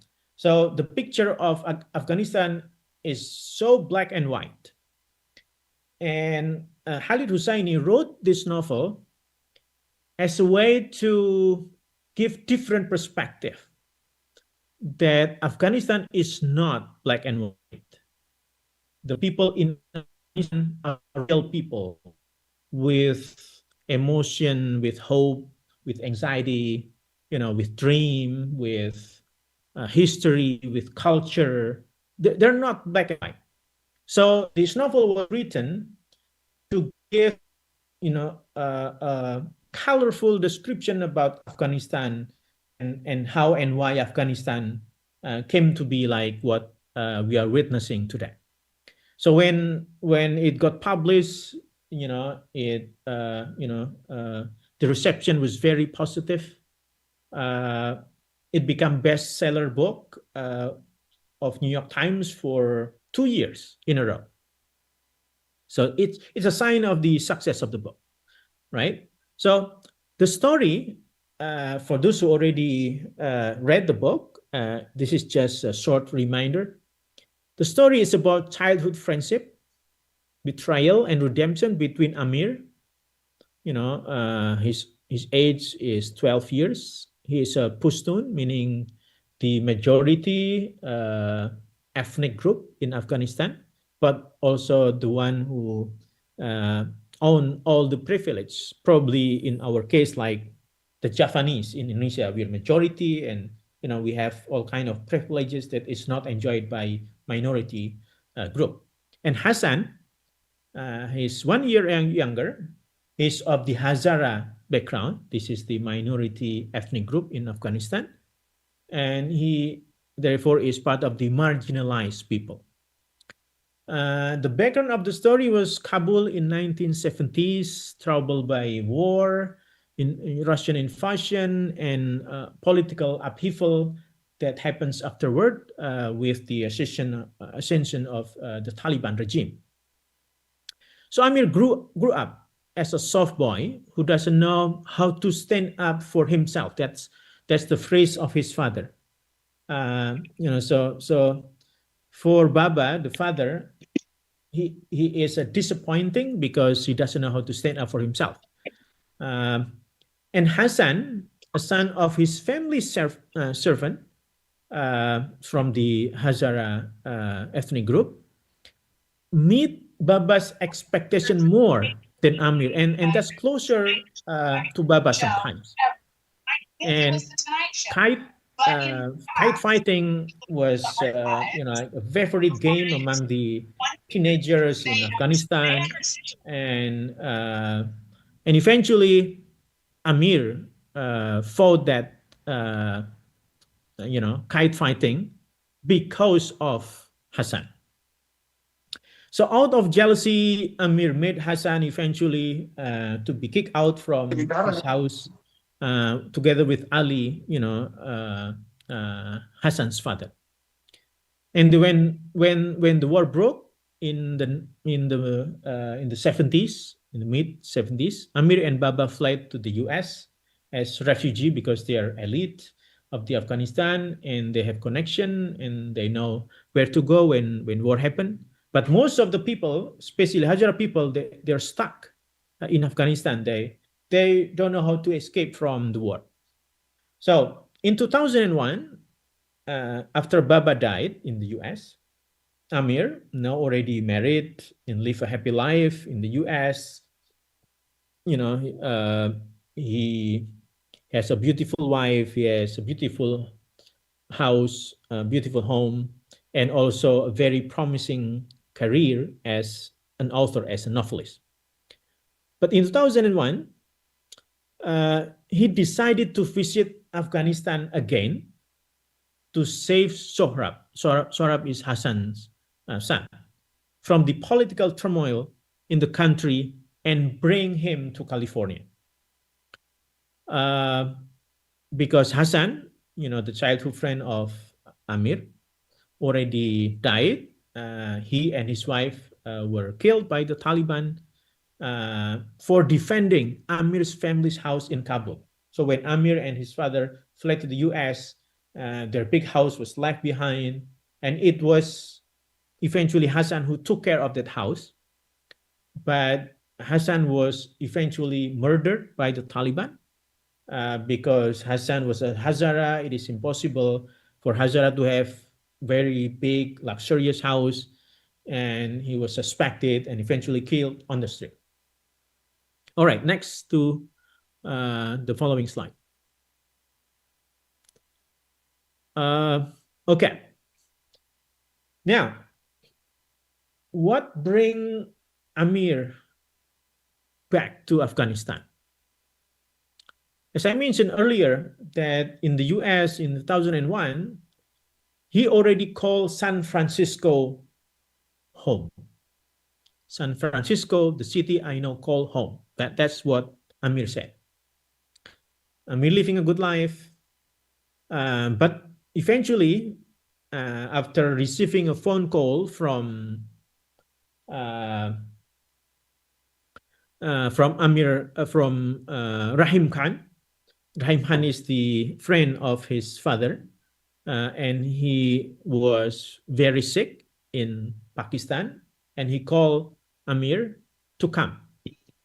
And eventually, Amir decided to go to Pakistan first because, Rahim Khan is dead. So why actually Amir is going back home? What brought him there? Is it childhood nostalgia? Is it longing for the past? If somebody is longing for the past, it means something is wrong with the present. Maurice Hapwa, a French sociologist, used to say that, when we have problem today, we tend to search for solution in the past. When you go back to the past, it means you are having problem in your current situation. So what's wrong with Amir's current situation in the US if he is living a very good life? And in his call, Rahim Khan said that there is a way to be good again. And also, Amir was troubled by that statement. And in fact, in the very beginning of the novel, Amir said that I became what I am today at the age of 12 on a frigid overcast day in the winter of 1975. And he also said that I have been peeking into that deserted alleys for the last 26 years, meaning, since he got in the US, he's been peeking to that alleys where something traumatic happens. And when we read the novel further, we know that, in fact, Amir is kind of suffering from trauma. And what is the trauma? The trauma is that he saw how Hassan, his childhood friend, was raped by other boys in Kabul soon after the kite fighting where Amir became the champion. And many times Hassan would defend Amir, but when that happened to Hassan, Amir did nothing. He just looked away and he felt very guilty because of that. And the fact that now he lived in the US, living a good life, that trauma, watching what happened to Hassan when, in 1975, never went away, never goes away. As I mentioned earlier in the beginning, that trauma keep, intruding the present, the past that keep intruding the present. It keep repeating again and again and again as if the past has never finished. All right, next to... Excuse me, Pak Munjid. Yes. Yeah, 5 minutes left, Pak. Oh, 5 minutes. Yeah, okay. Well, I'll speed up. Okay. Now, when he arrived in Pakistan and he had conversation with Rahim Khan, he learned something very shocking, about the hidden truth about his father, about his family, about Hassan, about Ali, about Kabul, about his past. What is that? It turns out that Hassan is actually a half brother of Amir. How come? Baba, Amir's father, had affair with a Hazara woman, and she got pregnant. And then eventually, to cover up, the affair, that Hazara woman is forced to marry Ali, who in the memory of Amir is the father of Hassan. So he was very shocked that Hassan, who he betrayed, was in fact his own half-brother. And because of that, he relearned about his father. So his father is not the figure that he has been, knowing so far. His father is a perfect man, is a very strong man, he's, a man of his word, etc. And one day, his father said that, because he was part of the liberal Muslim in Afghanistan, and sometimes he would drink alcohol. And when he drank alcohol, Amir asked the question, why do you drink alcohol? And the father said that in Islam, it's okay to drink alcohol. Who said that it is prohibited? And Amir said, my teacher in the masjid, the mullah in the mosque, say that it's prohibited. And the Baba, father, said that, let me tell you something, that the most serious sin is actually theft. Every other sin is a variation of theft. And that's how he learned about Islam from Baba, and that's how he practiced Islam from Baba. Now, the fact that he learned about Baba's past changed everything. He was very disappointed, and when he learned about Hassan, about his father, about his past, about his family, he screamed and said that my whole life is one big fucking lie. He was very disappointed, basically. Okay, next to the following slide. Now, Amir's traumatic memory of rape against Hassan in that deserted alley in 1975 now become even stronger. It becomes a very serious unfinished past, because how come he just ignored his own half-brother raped by other boys, and he left and looked away and left, and he felt very guilty because of that. And now the fact that Hassan was already shot dead, he was murdered by the Taliban, he wanted to help Hassan's son, Sohrab. So he decided to bring Sohrab, Hassan's son, to the US to have a good life just like himself. Why is it changing? Okay, so basically, eventually, any person suffer from trauma tends to have this self-deceiving narrative. As I said earlier, that those who suffer from trauma say that he or she is okay, but actually he or she is not okay. So his word, whatever he said, is actually different from the reality.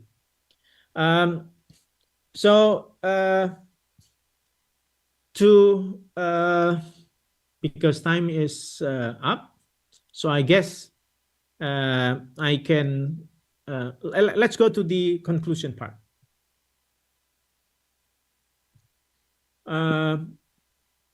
Right. So cultural identity has ambiguous role for Muslim diaspora in the West.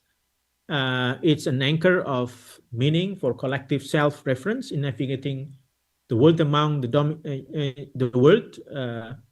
dominant culture, that also sometimes made them as an easy target of discrimination and violence.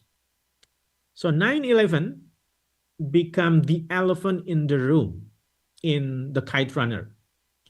The novel, the story, took place in 2001 in the US, but the novel, the story, intentionally never make any reference to 9/11. So why is that? And then Amir and his redemption of the past, rediscovering himself and researching for hope by revisiting Afghanistan. Amir is doing the redemption of the past, rediscovering himself and researching for home. Trauma narrative. So people who suffer from trauma has a very distinct way of telling the story. Narrative belong to individual and group who suffer from trauma. Many times has two way of delivering messages. There is the unsaid message and the said message. And the said message is not always what is said. What is said is not always what is probably more important, the unsaid. Suffering is there, but the suffering is only as a footnote for the suffering of individual like Amir, who is actually the elite, the privilege of the Afghan who eventually can go to the US.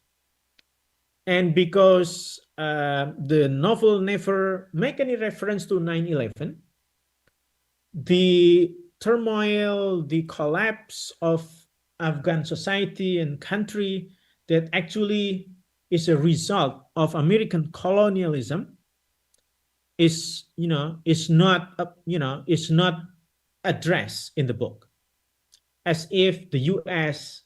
Has no guilty in what happened to Afghanistan, because the novel intentionally escaped any reference to 9/11.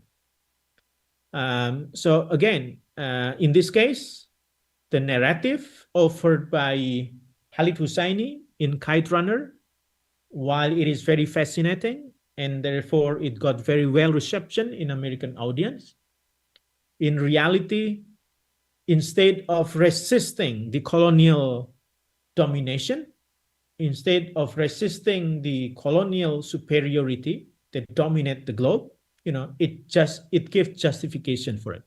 Okay, there are many things left, and we can have further discussion about that if we have time.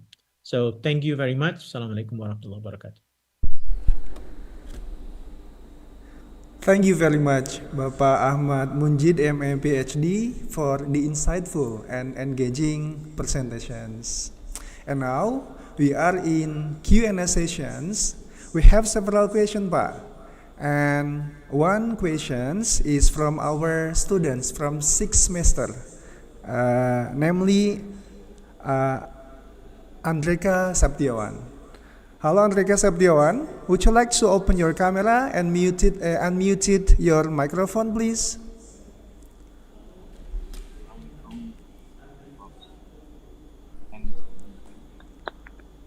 Hello, Andreka Saptiawan.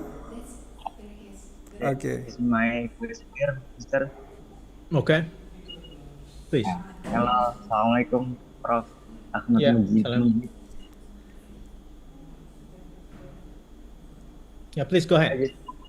I just wrote my question in the chat box about regarding the trauma experienced by Muslim diaspora in Western countries. Is there any correlation between the experiences of a Muslim diaspora and the experiences of Papuans, that considering Papuans have also faced forms of colonialism within their own country? Are these two experiences related in terms of trauma and marginalization, or are they fundamentally different by the context? Thank you, Professor. Okay. So thank you very much for the question. If I get your point correctly, you asked whether or not the trauma suffered by the Muslim diaspora and Muslim who never or who live in our home country is the same in relation to colonialism. Okay, very good, very important question. Thank you very much for that, Andreka. Yeah, certainly it is very different. We in Indonesia, we used to be part of the colonial, Dutch colonial regime in the past. And because we were colonized for hundreds of years, we suffer from all kind of trauma. And the inferior mentality that we have today when we have encounter with any Western people, Western system, Western values, Western, power, we feel we are less. We feel we are inferior. In fact, many young girls today in Jogja and across Indonesia, they love to use whitening lotion, right? For example, we're not white. We don't have white skin, but we love to use whitening lotion. No matter what, your skin will never be white, right? So that's a sign of inferiority. And we're not conscious about that, because trauma is always repressed to our subconsciousness. So when we suffer from trauma, what you say, what you do cannot like directly refer to your trauma. Only when we expose in different way, we understand that actually is part of the trauma. Like inferiority that we have expressed in the application of, whitening lotion actually is part of our trauma of colonialism. So that's one very simple example, right? And when we look at our government in their relationship with foreign government, when they make a deal, negotiation, usually we have a very weak position. We subdue ourselves to foreign power, whatever demanded from us, like what happened to our, tariff from the US. We just accept that, right? We said it's negotiation, but in reality, it's not. That's also an expression of inferiority. And that's actually related to our trauma as former colonized people. And therefore, we need to deconstruct that mentality. We need to deconstruct that consciousness. We need to deconstruct that mindset, that perspective, paradigm, etc. By understanding that beneath that, beyond that, actually, there is a power that being imposed to us and at the benefit of other people. So you can imagine if those like us who live in our own home country still suffer from trauma expressed in inferiority, let alone people who live there in the Western world, meaning that they're in close proximity to what they admire. So this novel is a very good example that Khalid Hosseini is trying to write a story that is, according to his perspective, close to reality, that the Afghan has history. Afghanistan in the past is not Afghanistan today. Afghanistan today is identical to Taliban. But in the past, in the novel, it's described that, there in the past, people, it's common practice for some Muslims to drink alcohol, for instance. His own father did that. Now, it is interesting that Khalid Hosseini highlight that part as if there is a common practice. And if you read the novel very carefully, it turns out that Khalid Hosseini, probably because he himself is not a practicing Muslim, made a very significant mistake, but he is unaware of it. Because he mentioned that, when he entered the mosque in Kabul, people are doing noon prayer for 10 rak'at. You can open it in the novel. He described how Zuhur prayer in Kabul was performed by everybody in the afternoon, and it was 10 rak'at. Meaning that his understanding of Islam, of basic Islam, is actually wrong. While he presented that, he highlighted that in the past, Islam in Afghanistan is liberal Islam, and liberal Islam is and the American symbols was everywhere in the in the movies, in Coca-Cola, and in cars and others. So basically, Khalid Hosseini is he's very eager to present Afghanistan that is compatible with American practice, American society. Why is that? Why he is very eager to present the other side of Afghanistan that is compatible, while he rejecting the practice of Islam, belong to the majority.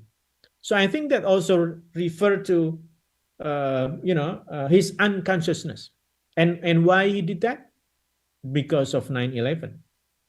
Because after 9/11, Muslim community in the US became target of violence. That is not mentioned in the book.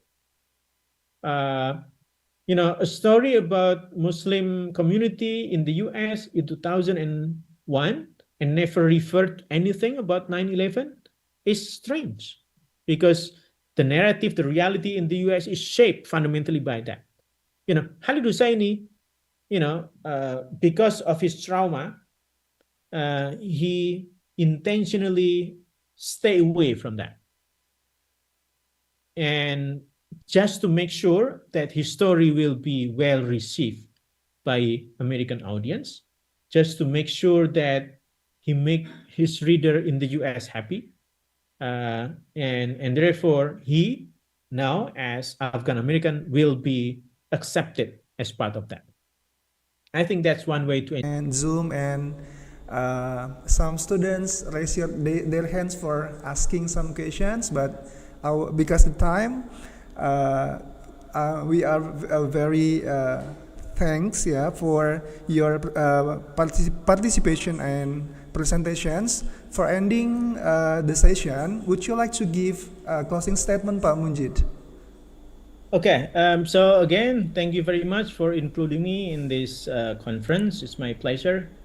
And yeah, of course, we have so many other things to discuss, but time is limited. So feel free to reach me, or if you go to Jogja, to see me and have a little conversation about this and other things. One last thing that I want to mention is that decoloniality and trauma are very exciting studies, that become new trends, including in literature. So if you're interested in the subject, I'm happy to share my thought. So decoloniality is very important because it teaches us how to unmask, how to unpack many of what reside in our mind, in our subconsciousness, about who we are as a nation, as a person, in relation to higher and bigger power, especially the colonial power. Without realizing that, from time to time, we will be just, probably as a footnote for their presence. And therefore, it's a waste of our resources. We should be ourselves. We should be free on how we think. We should be free on how we say. We should be free on how we relate with each other. And with that freedom, I think we can contribute more. So learning about decoloniality is very helpful tool, very helpful intellectual perspective. And also, trauma is another very interesting subject. Every community, every nations, even many individuals suffer from trauma, because modern age basically is an era characterized by, many big trauma. And therefore, by studying, by researching trauma, I think we can learn more, and we can, we can also unmask something that is not part of our consciousness today.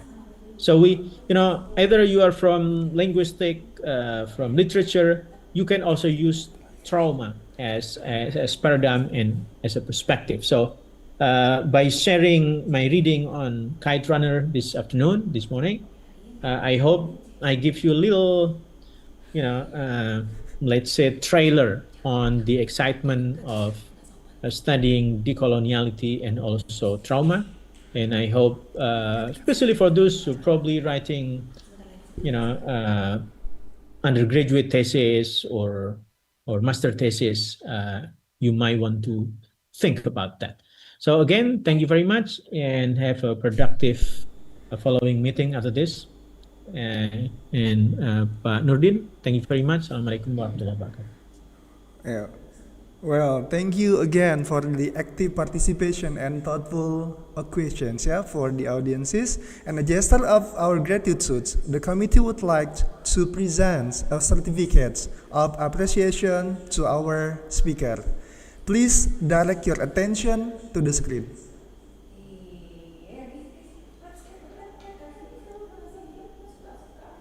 Thank you very much.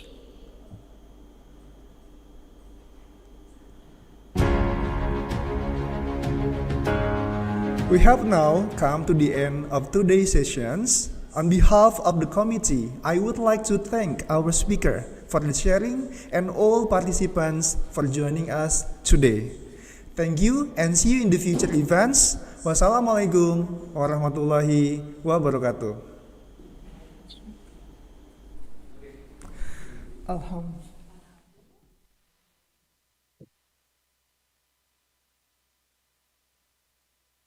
Saya pamit ya.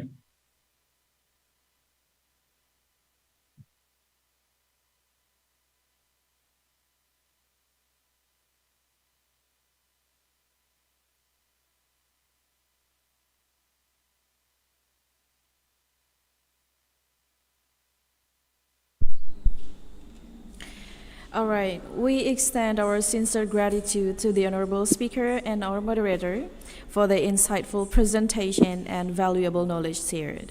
Thank you, sir.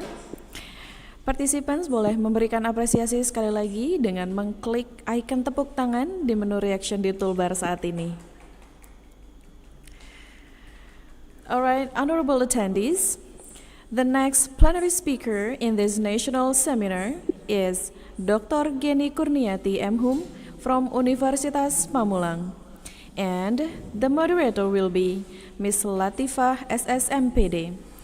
It is my pleasure to introduce our moderator for today's session, Ms. Latifah. She is a dedicated lecturer in the English department in Universitas Pamulang with more than a decade of teaching experience. Besides teaching, she also serves as a copy editor for Achitya Bhakti Journal and has actively contributed to research and publications in English education, literature, literacy, and digital learning. She earned her bachelor's degree from Universitas Pamulang and completed her master's degree at Universitas Indraprastha PGRI. Ladies and gentlemen, without any further delay, please welcome Ms. Latifah.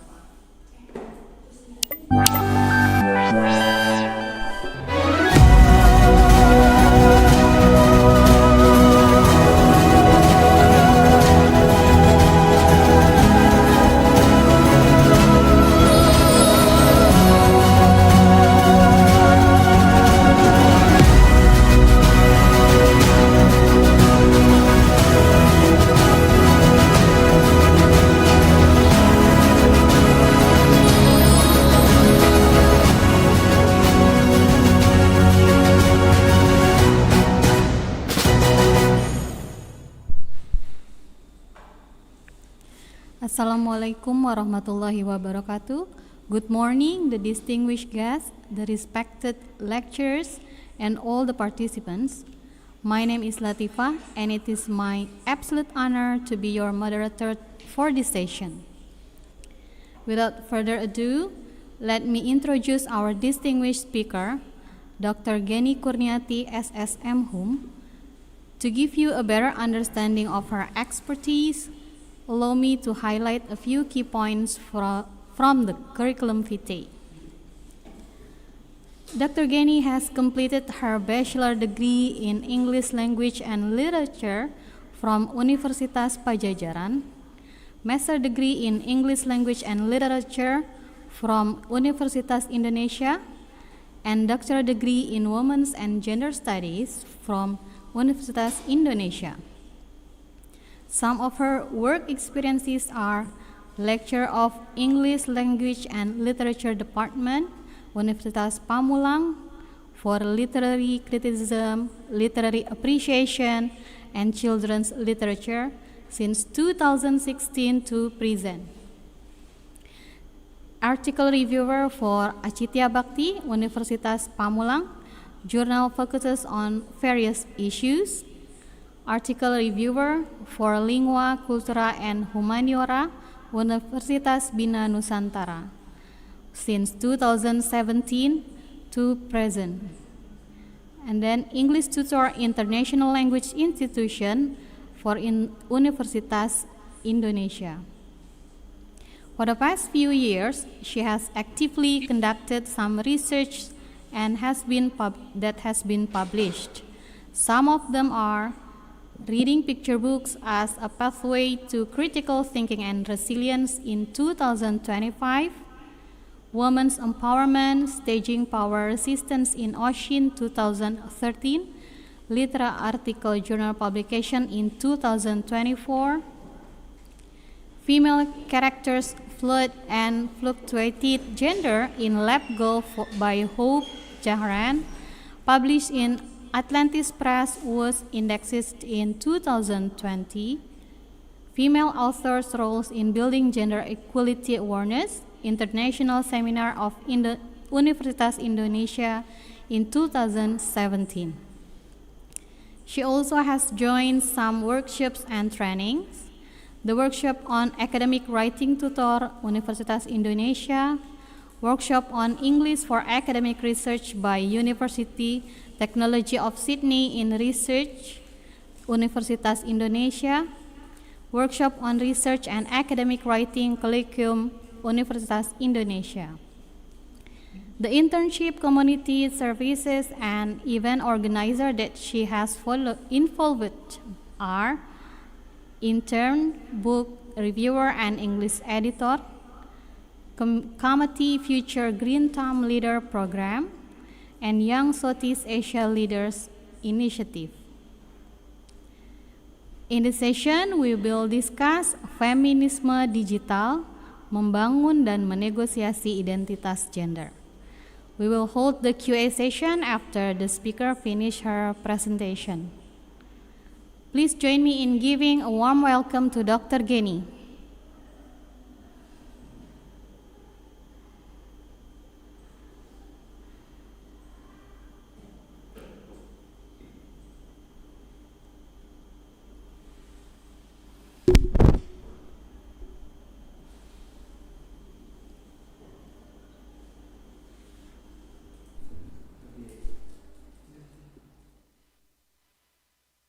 Oke, Assalamualaikum warahmatullahi wabarakatuh.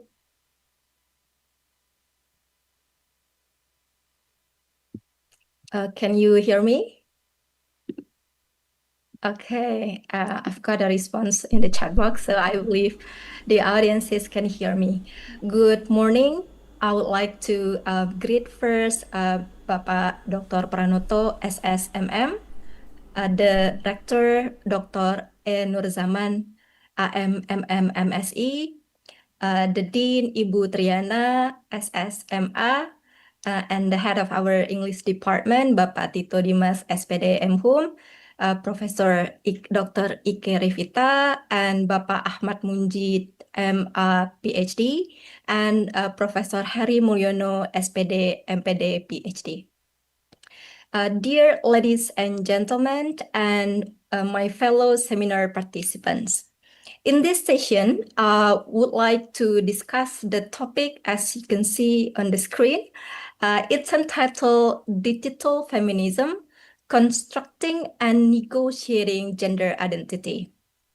This presentation will explore how digital spaces are transforming the way women and marginalized groups construct identities, produce narratives, and advocate through digital media. Okay, right. Digital feminism is a form of feminist activism and discourse that developed through digital media. In this context, gender issues are not only discussed, but also debated, negotiated, and mobilize through bold platforms such as, I believe everyone knows, we have Instagram, Twitter, TikTok, and any digital community media. And here, digital spaces create new form of participation and visibility for previously underrepresented groups. And again, I would like to be more particular with the gender issues, women, and marginalized groups. Therefore, digital feminism is not just online activism, but it also involves knowledge production and community building.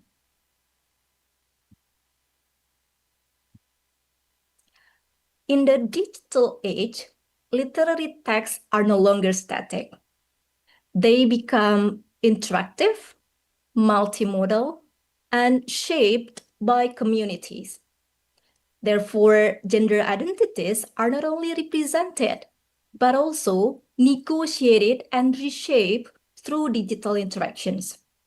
And here, like Professor Ike mentioned before, multimodal text exists not only through the text itself, but a combination of images, sound, video, captions, emojis, and the user comments.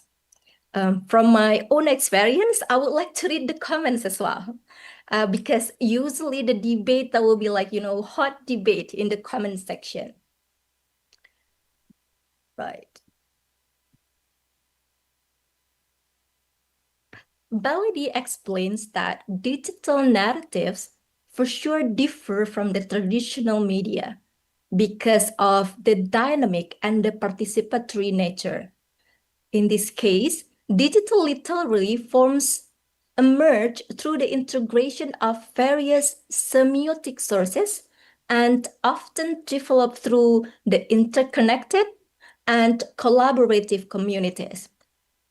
In my classes, I teach the students mentioning that, well, when you read the literary works, it's not only what we have, the printed version, but we also have fan fiction. And then there is also Instagram poetry. We have Twitter threads and any kind of manifestation of digital storytelling. Right. And Judith Butler's perspective, gender is understood as something performed. It's not a fixed identity. Digital spaces reinforce this performativity because here, on digital platform, individuals can continuously construct and perform their identities through collaborative interactions. And the connections on the social media emerge and can be observed through, it could be the profiles, it could be the captions, the posts, the comments, even the personal branding.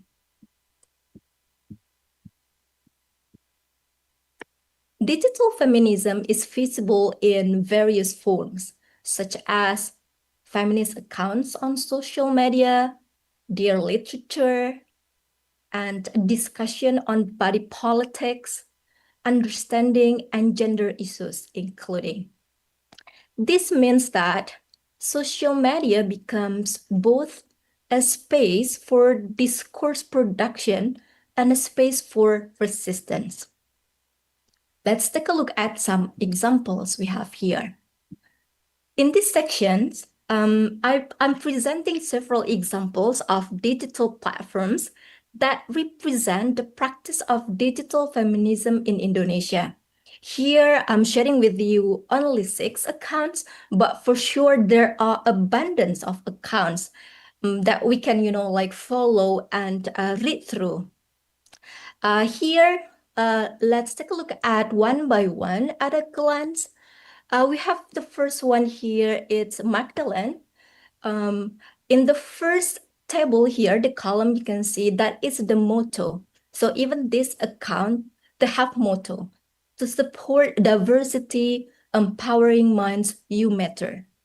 And for Magdalene per se, this media functions as a media of advocacy.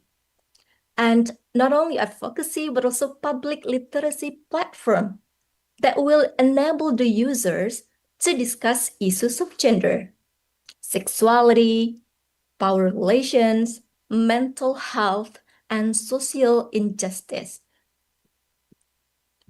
Next example. Here, Omong is a digital discussion space that combines popular journalism and public literacy in a light-hearted yet critical format.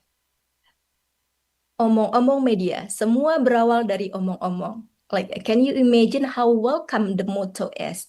So, in this case, a digital discussion space places everyday conversations and its starting point from the knowledge production. And then next example here, we have Konde.co, bergerak menyuarakan isu perempuan dan kelompok marginal dengan perspektif interseksional. And this account positions itself as an intersectional feminist media outlet that will speak to the issues of women and marginalized groups.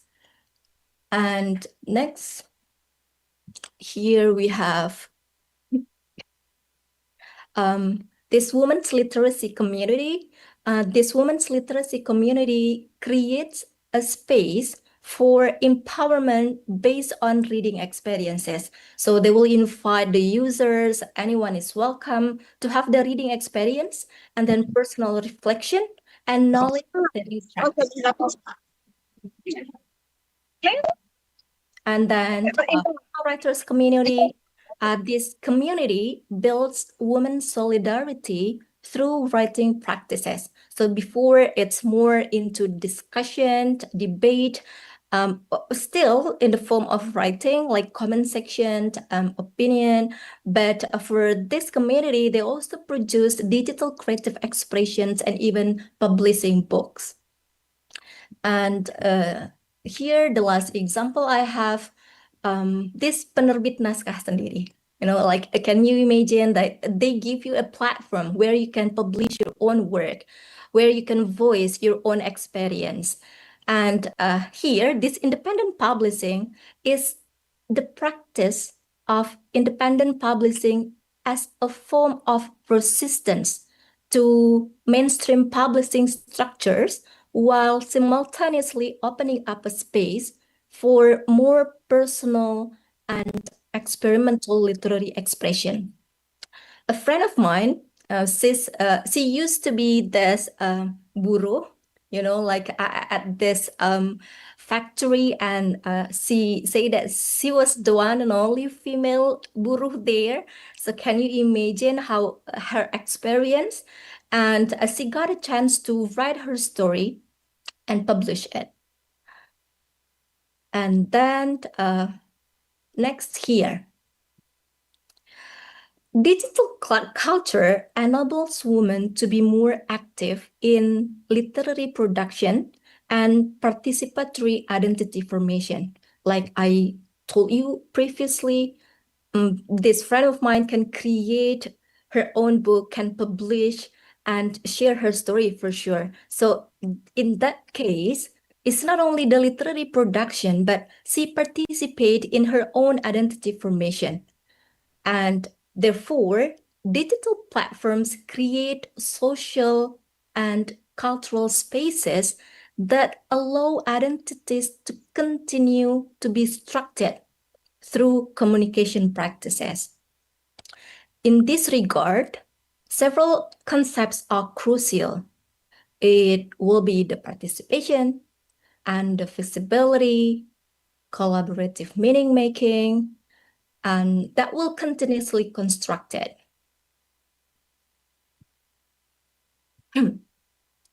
Digital feminism allows gender identity to be continuously not only performed, but also negotiated and reshaped. And in this case, gender identity in the digital space is fluid and constantly changing through social interactions, commentary, support, and resistance. Like you can see here, if it's through comments, it could be through the discourse, it could be through the negative reactions. And the question is, what about the academic world? What about our role in this digital feminism platform? In academic context, digital media not only transforms the way knowledge is represented, but also expands literary practices and the visibility of previous marginalized voice. However, digital feminism in academia also demands a critical awareness of power relation, the legitimacy of knowledge, and the structural biases that still exist in digital spaces.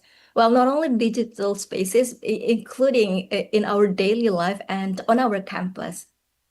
Thus, when we examine digital feminism, it becomes relevant in the academic world, relevant to digital academics, online publication, scholarly activism, and inclusive knowledge production. Okay, in this section, also need to emphasize that I do not represent and affiliate or promote any digital accounts featured above that I shared with you before. My position here in this context is as both an observer and a digital participant, both active and passive. For example, as a reader of content, a discussion participant, or a participant in some of the literacy activities that they organize. I took part in them. In other words, I present these accounts as examples of how digital feminist practices operate in the Indonesian social media space today. Interestingly, one of my colleagues who works as an editor at this Sayap Kiri independent publisher, and she's also involved in one of these digital platforms. Well, she takes part in many of the activities. Once she said to me that in her professional practice, she quite often receives kind of reports, quote unquote, testimonials, and responses from the participants in digital literacy activities. And these responses indicate a growing trend among the current digital generations. And I bet it's including the students here, where issues of feminism, gender, and social theory are becoming increasingly recognized through digital media. And these digital platforms have succeeded in encouraging some young people to at least understand the basic concepts of social theory, read about gender issues. So it's not only for the students on the campus, but also those who participate on these accounts. And they will engage more actively in critiquing a certain literary identity in their social and interpersonal circles.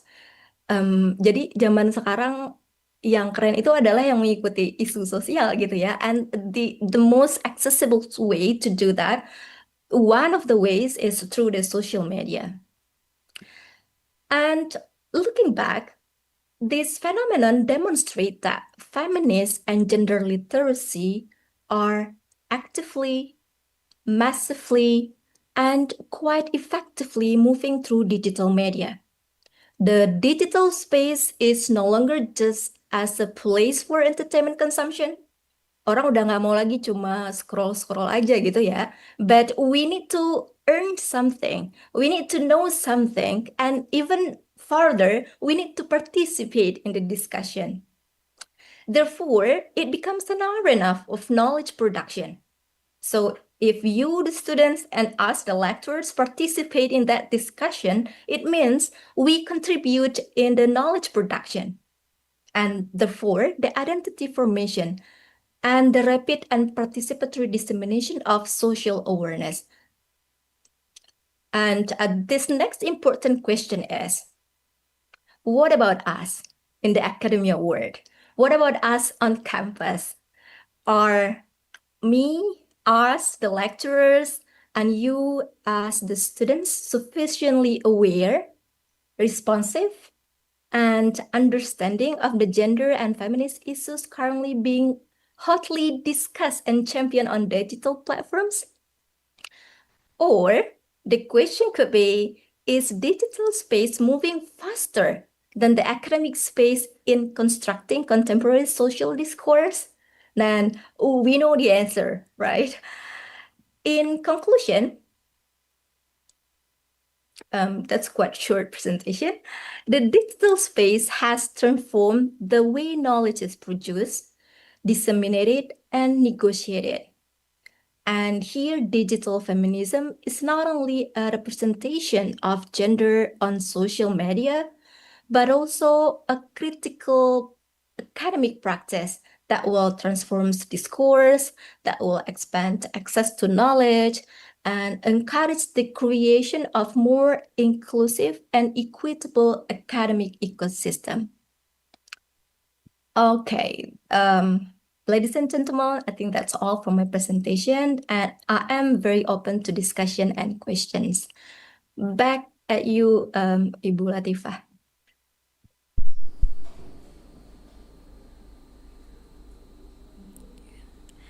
Thank you very much, Dr. Geni, for the insightful presentation. Now we are moving to the QA session. There is a question from Nanda Zulfa from 8th semester. The question is, according to Ms. Geni, what indicators have contributed to the growing number of social media accounts that actively promote feminism today? Do you think this phenomenon reflects a sign of success or failure in achieving gender equality? Or is it mainly a reflection of current social conditions in society? Okay, that's a really good, not one question, but some questions, Nanda Zulia. I think digital, well, let's say digital platform first, and to be more specific, we are talking about digital feminism. It's like two ways communication, right? So we have this growing social media accounts that actively promote feminism today. I think in a way that's because it emerged as the platform, right? We have this ongoing gender inequality, discrimination, and so on since this word was created until the end of the world, right? But then the emerge of social media, the advances of technology, for sure we can see that it brings more opportunities, right? To be the platform, to be the platform to give the voices to those, well, let's say women and unprecedented groups, the marginalized group. So in a way, for sure, we can see this as, well, I can say it's a success, right? Achieving gender equality, not to achieve, but at least we can see that there is more and more struggles, right? That is being established to achieve this gender equality. So yeah, I think this is more like a success. Like I can feel the benefits. If we remember exactly 1 month ago, April 21st, itu undang-undang perlindungan tenaga kerja rumah tangga itu disahkan. And not only pergerakan, jadi bukan cuma pergerakannya, tetapi juga knowledge-nya itu banyak sekali dipengaruhi dari digital media. Saya punya beberapa kenalan ibu rumah tangga yang ikut memperjuangkan gitu ya. And when we had the chat, well, actually I asked her, how could she be included in this movement? Nah itu awalnya karena dia ikut Instagram katanya. So she knows about this, she realized, she has the awareness, and then she moves forward with the movement. Jadi dia ibu rumah tangga belajar tentang undang-undang dari media sosial, ikut pertemuan, dan kemudian ikut ke DPR untuk menyuarakan ini ya, undang-undang perlindungan pekerja rumah tangga gitu. So can you imagine like bagaimana sosial media itu ya menurut saya sih akan brings more benefits, provide more opportunities in this case. But of course, it has both sides. Tentu ada juga drawbacks-nya ya, because we know Indonesia, our culture, our country. Jangankan Indonesia, even on our campus, like everyone has different opinions, awareness, and knowledge regarding gender issues, right? Misalnya, wah gender isu basi, or gender isu itu kan perempuan kodratnya ya udah jadi perempuan aja gitu ya. But dengan adanya pengetahuan yang seringkali dengan mudah gitu ya, tadi Profesor Ike juga menyampaikan, like just in a split of second, semua orang bisa baca gitu ya, semua orang bisa tahu pandangan kita mengenai sebuah isu gitu. Seperti tadi yang saya sampaikan, kalau misalnya rekan-rekan saya yang ikut memperjuangkan undang-undang pekerja rumah tangga tadi ke DPR, itu mereka dapat engagementnya pertama ya dari sosial media gitu ya. Jadi tentu ilmu pengetahuan itu penting. So we begin from that. Walaupun nanti to what extent, to what degree itu akan berbeda lagi ya setiap individu dengan latar belakang yang berbeda juga. But I think yeah, it's mainly a reflection of current social conditions in our society, but not to limit the realization that it's not only the mainstream, tapi tentunya masih ada ya, karena like in my presentation, it's not only to have the awareness of gender equality, but we also have power relation, right? Ada power relation, ada postkolonial, dan semuanya itu, you know, like emerge as one of big issue. So when we ask whether we have a good gender awareness, itu juga depends on our background, right? Like here I have Nanda Zulia, tentunya punya pengalaman yang berbeda gitu dengan saya dan pengetahuan saya mengenai gender gitu. Sebagai individu saja gitu, we don't semua has the access to this platform. Makanya kita nanti punya konteks lagi, like I said also in my presentation, biasanya urban ya. Urban itu akan lebih cepat, walaupun this is quite contradictive and contrast with what I said. In a split of second, semua informasi tersebar, semua orang punya akses pengetahuan dan partisipasi yang sama, but still the different and the varied backgrounds itu juga mempengaruhi gitu ya. So yeah, this is one of the mainstream, but I think we also need to consider some issues that engulf around this main issue.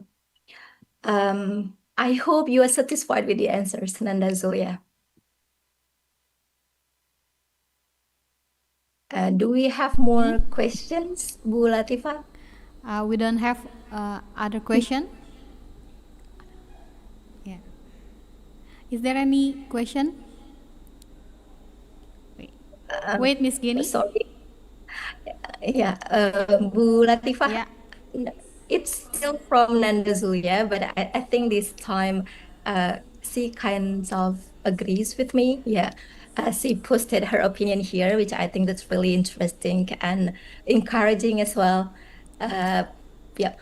I hope everyone can feel safe and have their rights respected and fulfilled. Yeah, because that's what I told you when we talk about digital platforms.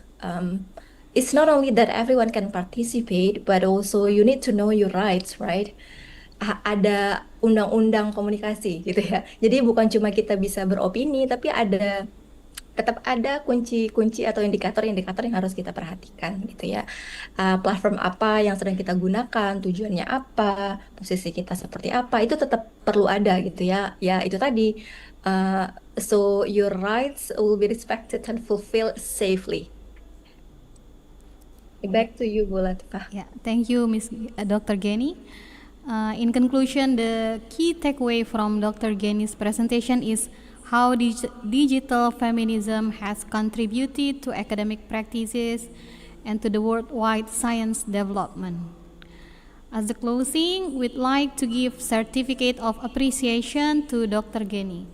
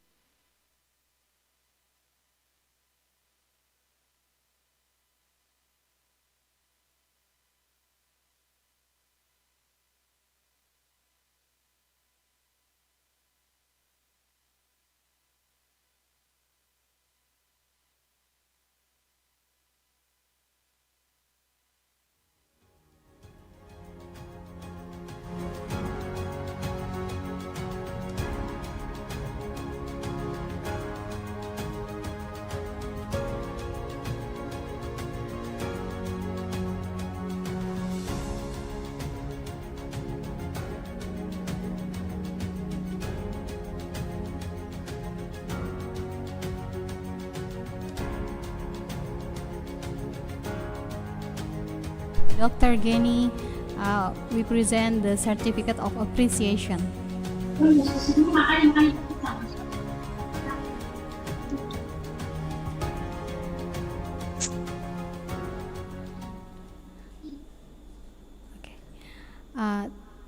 Thank you for everyone.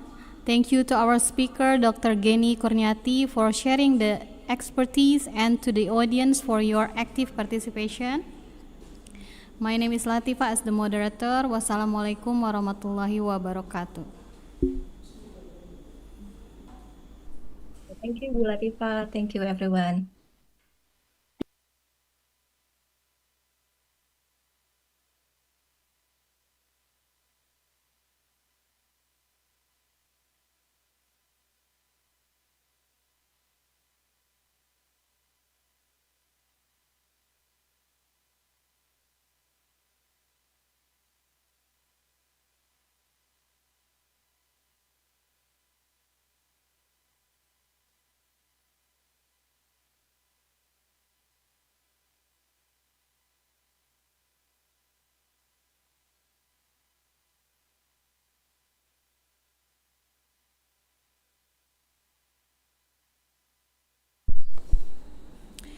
Would like to convey our heartfelt appreciation to our distinguished speaker and moderator for the meaningful discussion and valuable insight shared through this session.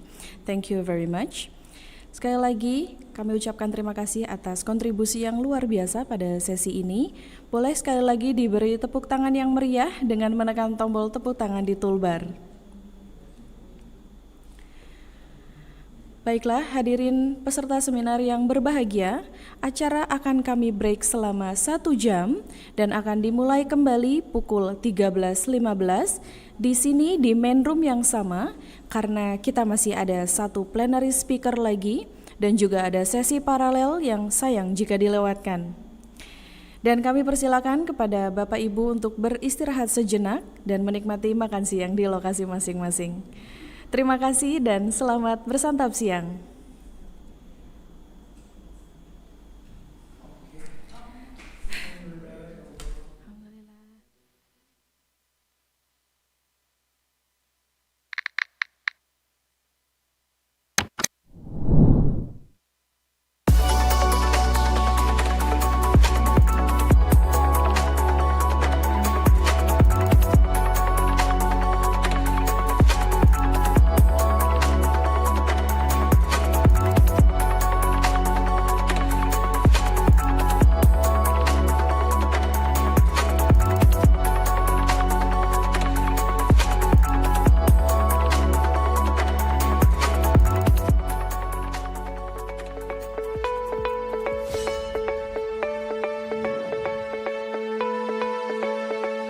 Assalamualaikum warahmatullahi wabarakatuh.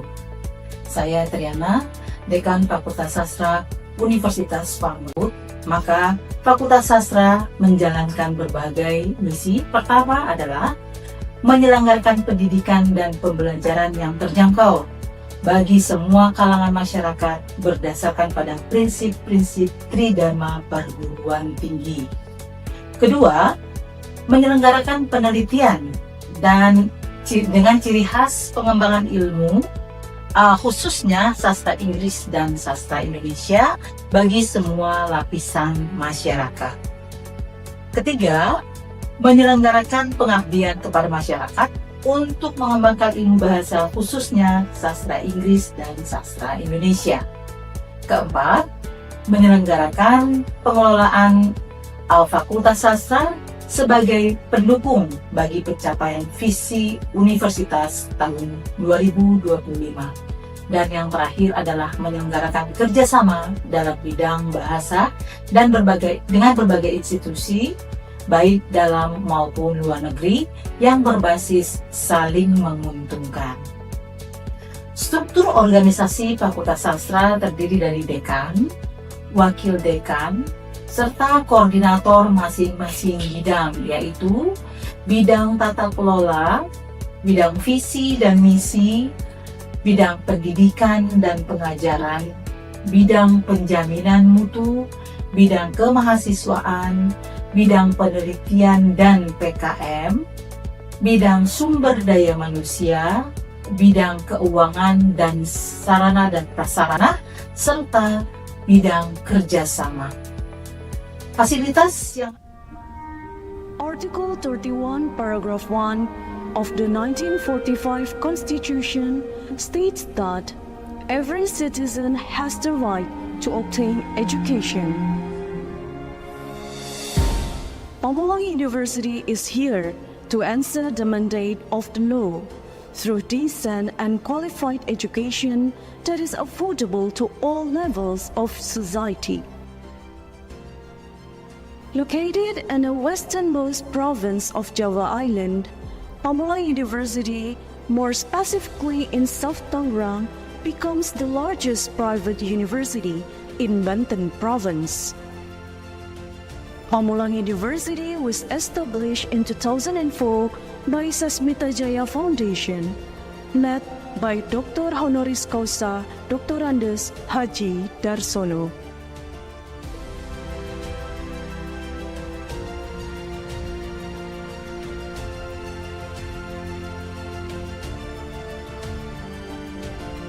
Having a vision as a university that is the center of development of a victorious civilization in providing access to higher education for wider community embedded in religiosity and humanism. Pamulang University carries the mission of organizing qualified and affordable higher education governance so that it can be accessed by wider community embedded in religiosity and humanism, organizing higher education that develops the civilization of science, technology, arts, and culture, organizing research and community service which has innovation, value, and impact on society, organizing cooperation with stakeholders to support the implementation of the Tridharma of higher education, having diverse students from various parts of Indonesia and lecturers who have academic qualifications and teaching competences and are committed to carrying out the Tridharma of higher education. Pamulang University has 3 campuses with strategic locations in the center of South Tangerang City.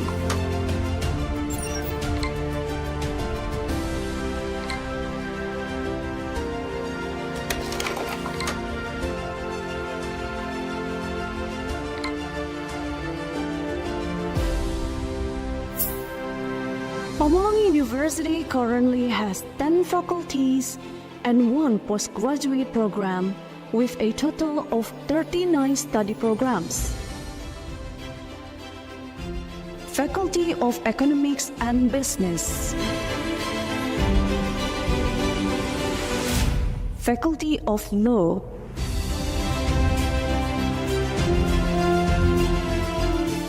Faculty of Literature, Faculty of Engineering, Faculty of Computer Science, Faculty of Teacher Training and Education, Faculty of Mathematics and Natural Sciences, Faculty of Islamic Religion, Faculty of Communication Sciences, Postgraduate Program,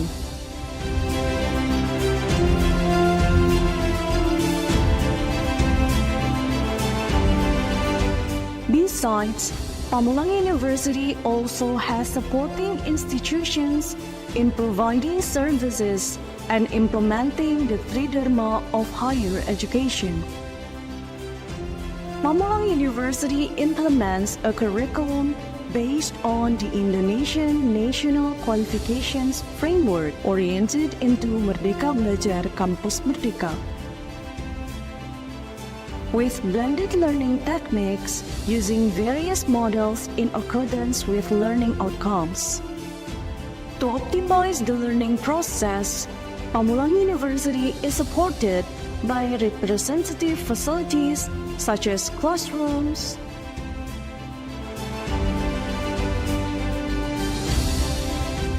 library,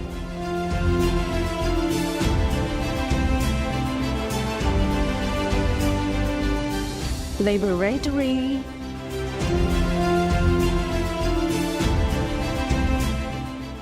studio, workshop,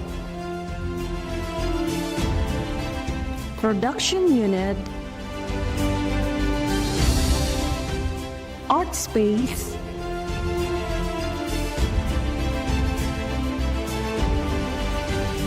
student activity unit, lab school, college management room, lecturers room, public facilities consist of mosque, park, auditorium, meeting room, health clinic. All facilities are integrated with information technology and disability friendly. Up to now, Pamulang University has various achievements in academic field,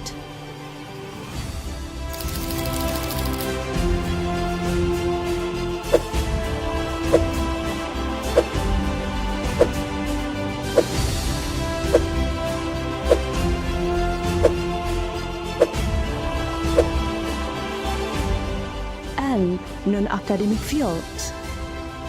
These achievements are inseparable from commitment of all stakeholders in order to make the vision and mission of Pamulang University come true. Supported by professional and competent educators and education personnel, Pamulang University is able to produce qualified, competent graduates who has competitiveness in the industrial world. Kami senantiasa berinovasi dan terus berkarya melayani anak-anak bangsa untuk menggapai cita-cita. Universitas Pamulang berbagi untuk negeri.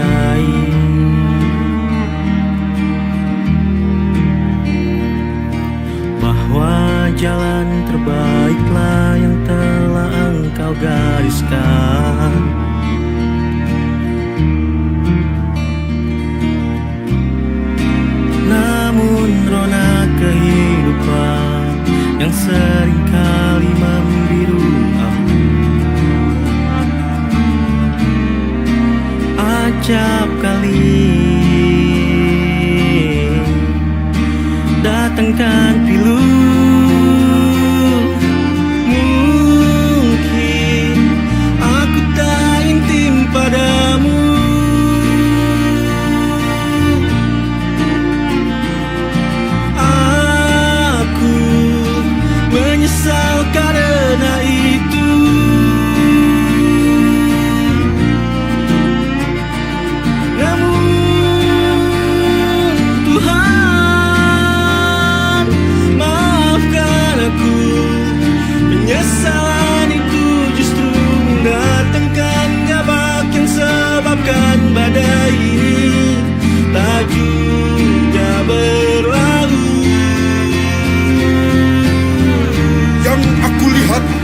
tepian tebing yang disambut hantaman ombak dan puting beliung. Gigil gemetar sekujur tubuhku. Pintaku hanya satu, jika melemah topangan kakiku dan sebabkan aku jatuh ke pusaran itu, berilah aku tangan-tangan untuk menggapai dan mendekapku.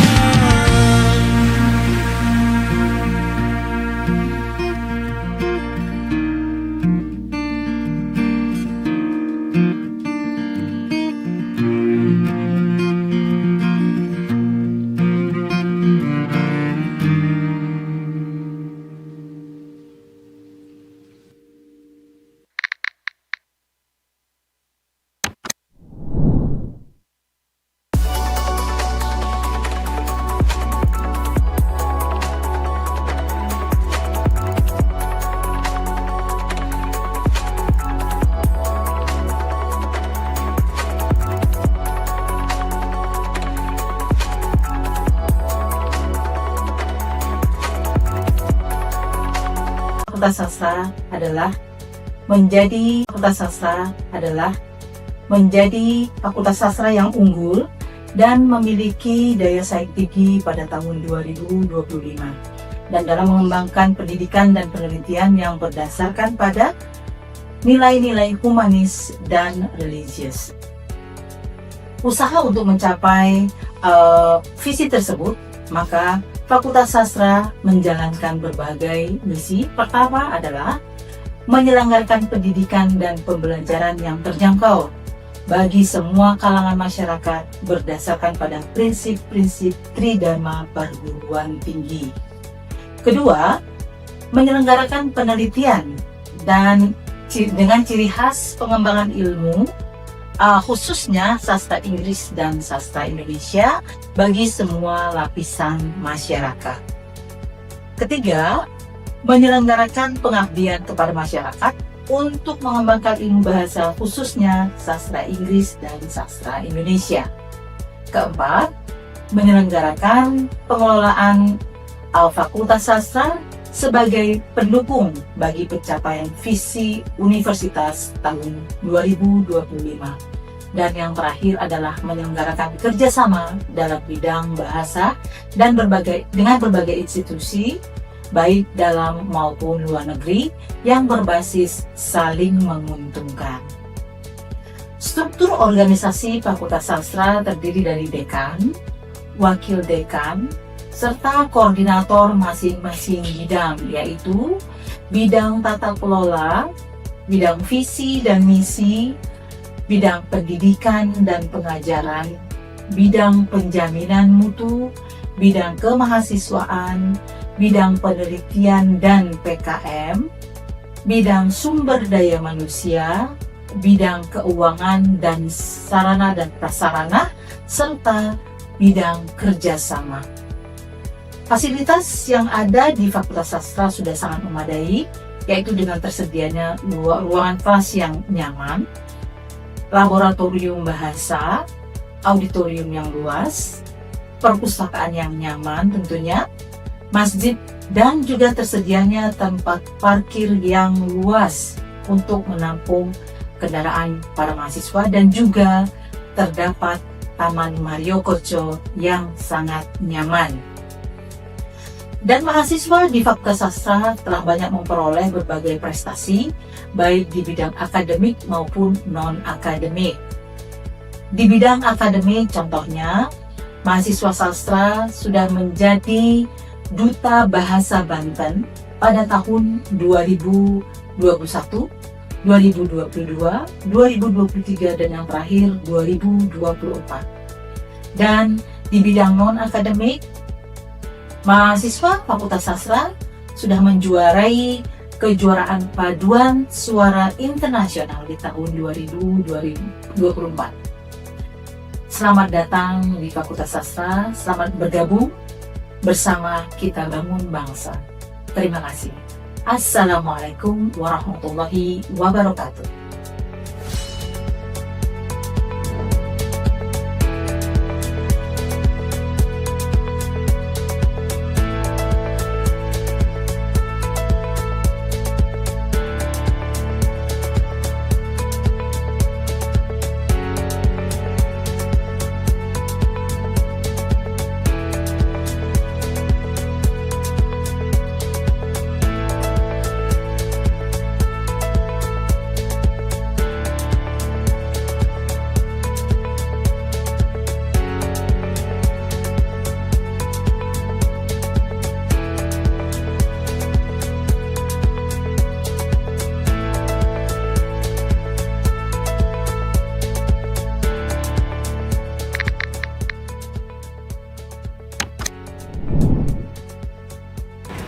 Welcome to the English Literature Study Program at Pamulang University, where language meets global opportunity.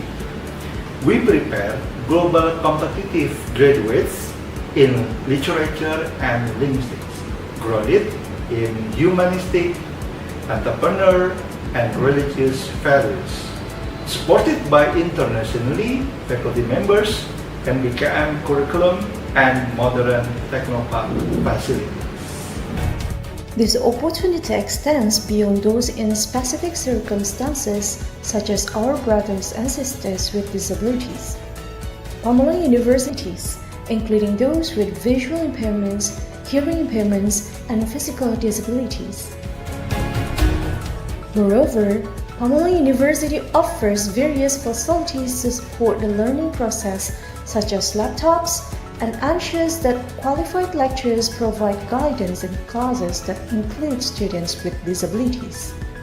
Additionally, Pamulang University is committed to being disability-friendly, featuring accessible directional signage in Braille in all rooms.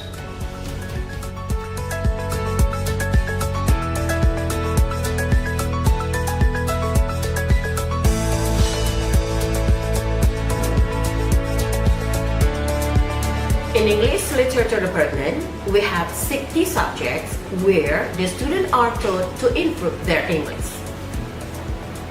They are linguistics, literature, and the 4 skill listening,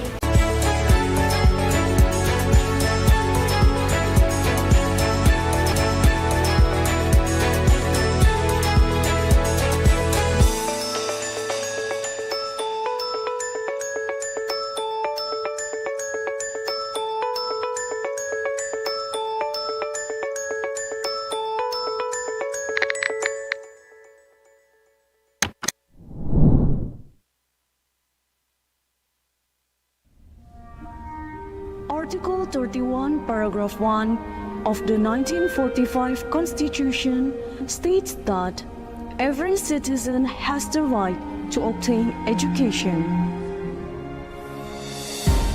Pamulang University is here to answer the mandate of the law through decent and qualified education that is affordable to all levels of society. Located in the westernmost province of Java Island, Pamulang University, more specifically in South Tangerang, becomes the largest private university in Banten Province. Pamulang University was established in 2004 by Sasmita Jaya Foundation led by Dr. Honoris Causa Dr. Andes Haji Darsono.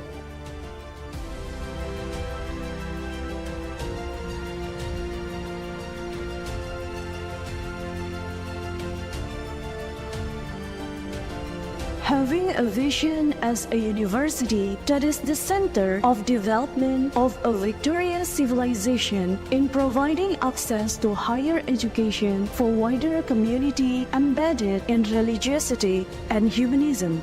Pamulang University carries the mission of organizing qualified and affordable higher education governance so that it can be accessed by wider community embedded in religiosity and humanism, organizing higher education that develops the civilization of science, technology, arts, and culture, organizing research and community service which has innovation, value, and impact on society, organizing cooperation with stakeholders to support the implementation of the Tridharma of higher education, having diverse students from various parts of Indonesia and lecturers who have academic qualifications and teaching competences and are committed to carrying out the Tridharma of higher education.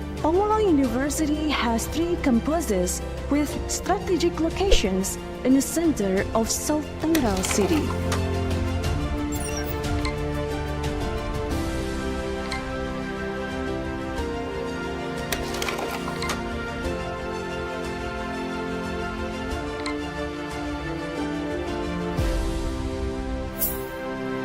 Pamulang University currently has 10 faculties and 1 postgraduate program with a total of 39 study programs.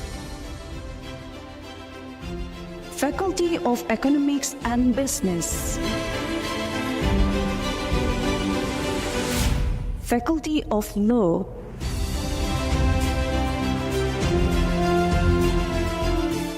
Faculty of Literature,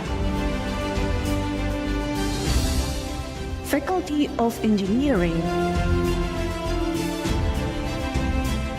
Faculty of Computer Science,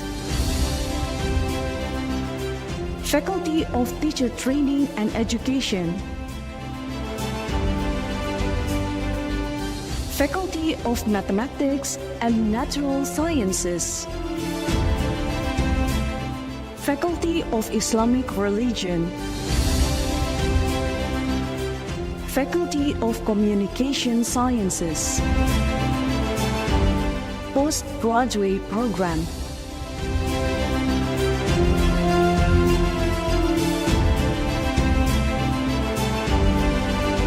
Besides, Pamulang University also has supporting institutions in providing services and implementing the Tridharma of higher education.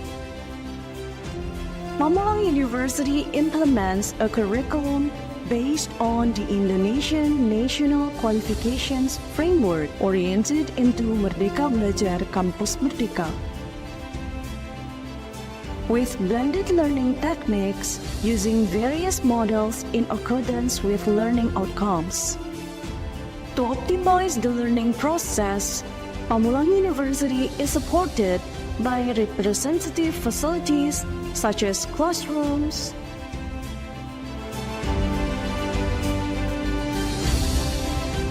library,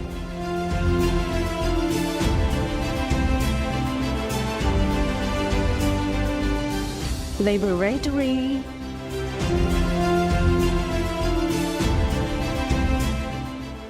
studio, workshop, production unit, art space,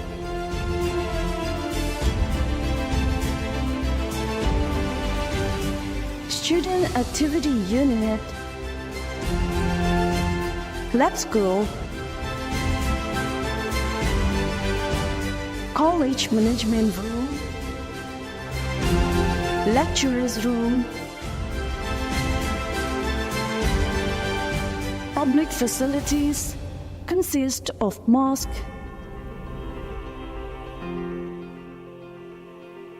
park, auditorium, meeting room, health clinic. All facilities are integrated with information technology and disability friendly. Up to now, Pamulang University has various achievements in academic field,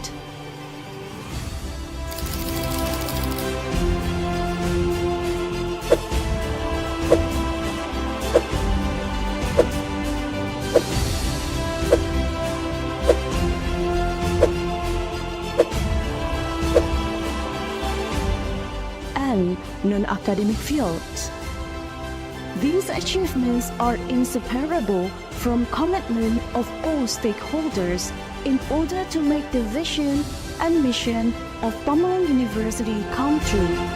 Supported by professional and competent educators and education personnel, Pamulang University is able to produce qualified, competent graduates who has competitiveness in the industrial world.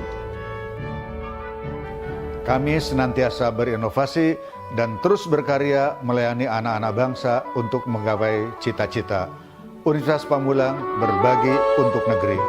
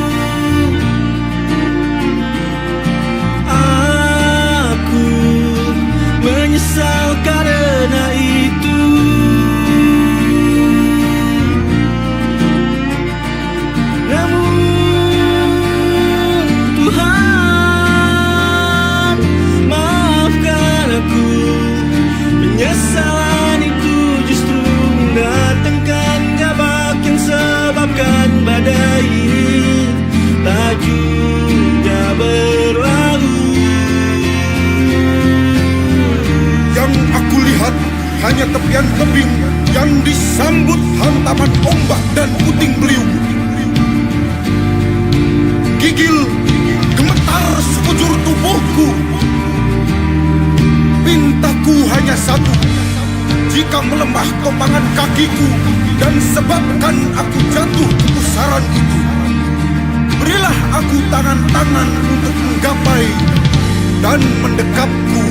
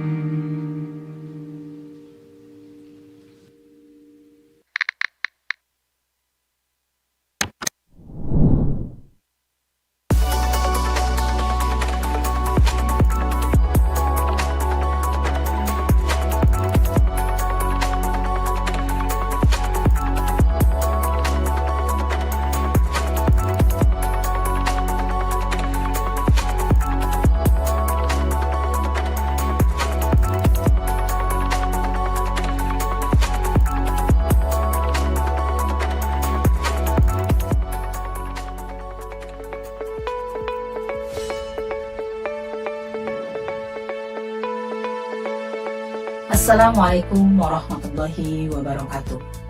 Saya Triana, Dekan Fakultas Sastra Universitas Pamulang. Fakultas Sastra didirikan pada tanggal 2 Agustus 2021 dan terdapat 2 prodi dalam Fakultas Sastra, yaitu Prodi Sastra Inggris dan Prodi Sastra Indonesia.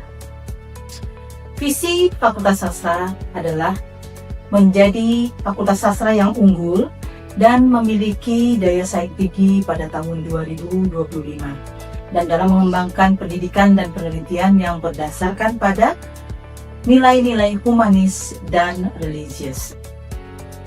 Usaha untuk mencapai visi tersebut, maka Fakultas Sastra menjalankan berbagai misi. Pertama adalah menyelenggarakan pendidikan dan pembelajaran yang terjangkau bagi semua kalangan masyarakat berdasarkan pada prinsip-prinsip Tridharma perguruan tinggi. Kedua, menyelenggarakan penelitian dan dengan ciri khas pengembangan ilmu, khususnya sastra Inggris dan sastra Indonesia bagi semua lapisan masyarakat.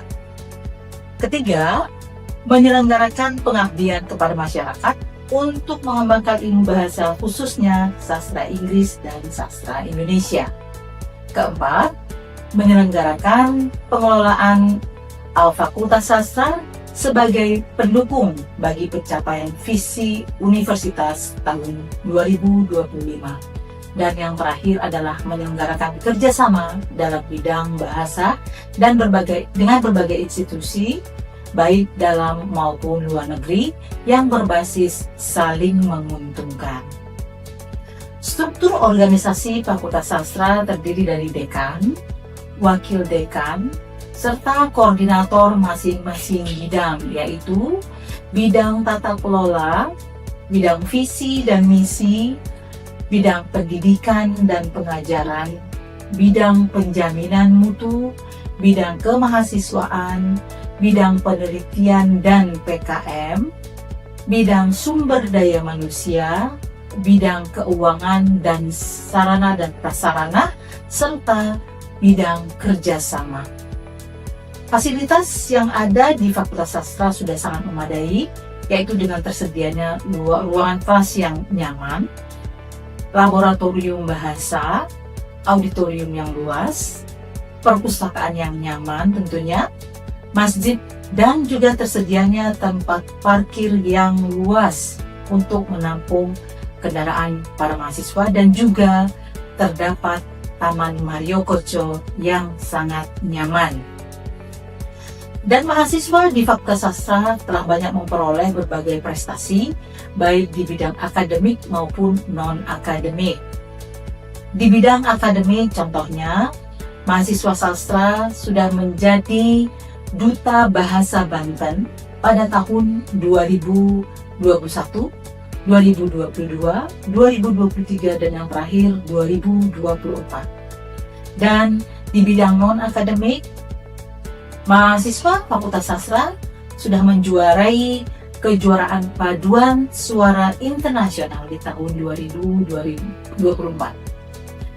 Selamat datang di Fakultas Sastra, selamat bergabung bersama kita bangun bangsa. Terima kasih.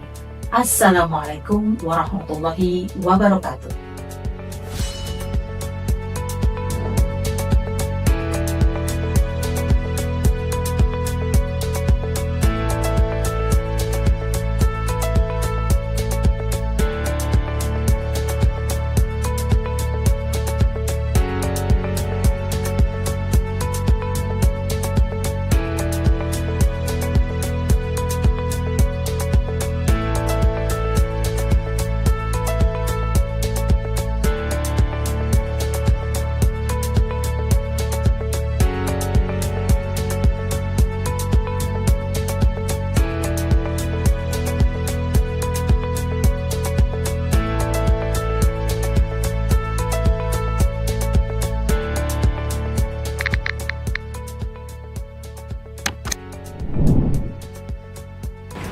Welcome to the English Literature Study Program at Pamulang University, where language needs global opportunity. We prepare global competitive graduates in literature and linguistics, grounded in humanistic, entrepreneur, and religious values, supported by internationally faculty members, MBKM curriculum, and modern technopark facilities. This opportunity extends beyond those in specific circumstances, such as our brothers and sisters with disabilities. Pamulang University stands as one of the institutions offering inclusive education, a system designed to accommodate all students without exception, irrespective of their backgrounds, abilities, or individual learning needs. In support of the Inclusive Education Initiative, Pamulang University has established a Disability Services Center, which envisions itself as a high-quality, technology-based disability center aimed at producing independent and outstanding graduates grounded in the grace of God Almighty. The university welcomes students with disabilities, including those with visual impairments, hearing impairments, and physical disabilities. Moreover, Pamulang University offers various facilities to support the learning process, such as laptops, and ensures that qualified lecturers provide guidance in classes that include students with disabilities. Additionally, Pamulang University is committed to being disability-friendly, featuring accessible directional signage in Braille in all rooms.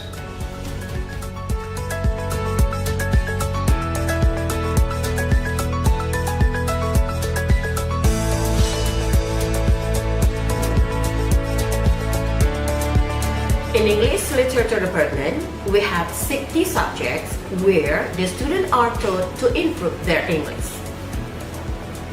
They are linguistics, literature, and the 4 skills: listening, speaking, reading, and writing. To prepare them to be able to be a content writer, interpreter, instructor, scriptwriter, and also flight attendant. Besides that, the students also join international and national seminars and many other activities.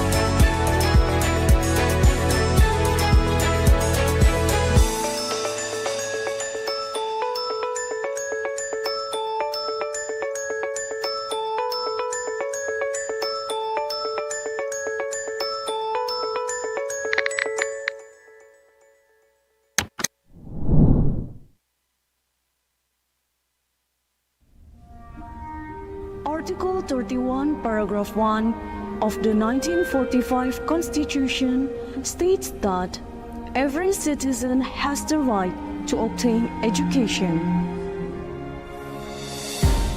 Pamulang University is here to answer the mandate of the law through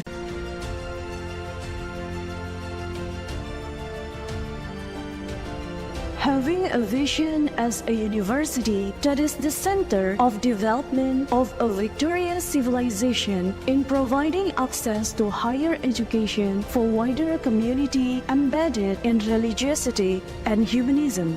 Pamulang University carries the mission of organizing qualified and affordable higher education governance so that it can be accessed by wider community embedded in religiosity and humanism, organizing higher education that develops the civilization of science, technology, arts, and culture, organizing research and community service which has innovation, value, and impact on society, organizing cooperation with stakeholders to support the implementation of the Tridharma of higher education, Having diverse students from various parts of Indonesia and lecturers who have academic qualifications and teaching competences and are committed to carrying out the Tridharma of higher education. Pamulang University has 3 campuses with strategic locations in the center of South Tangerang City.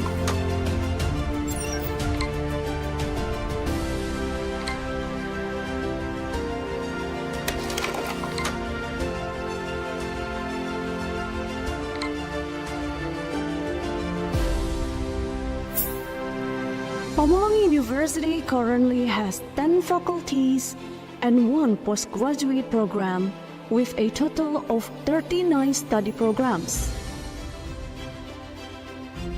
Faculty of Economics and Business,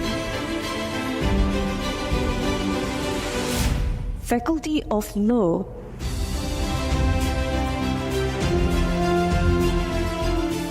Faculty of Literature, Faculty of Engineering, Faculty of Computer Science, Faculty of Teacher Training and Education, Faculty of Mathematics and Natural Sciences,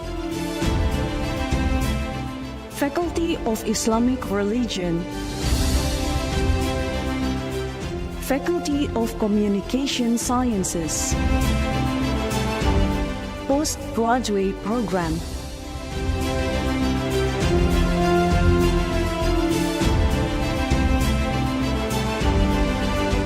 Besides, Pamulang University also has supporting institutions in providing services and implementing the Tridharma of higher education.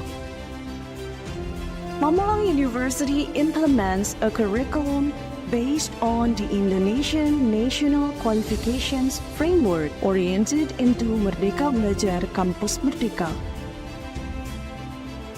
with blended learning techniques using various models in accordance with learning outcomes. To optimize the learning process, Pamulang University is supported by representative facilities such as classrooms,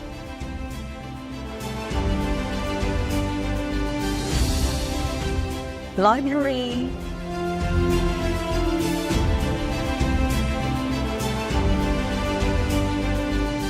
laboratory,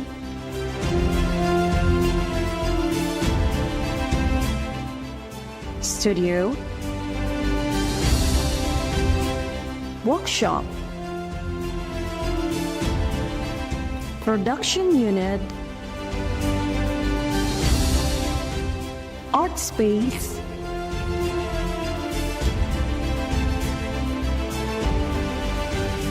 student activity unit, lab school, college management room, lecturers room, public facilities consist of mosque, park, auditorium, meeting room, health clinic. All facilities are integrated with information technology and disability friendly. Up to now, Pamulang University has various achievements in academic field,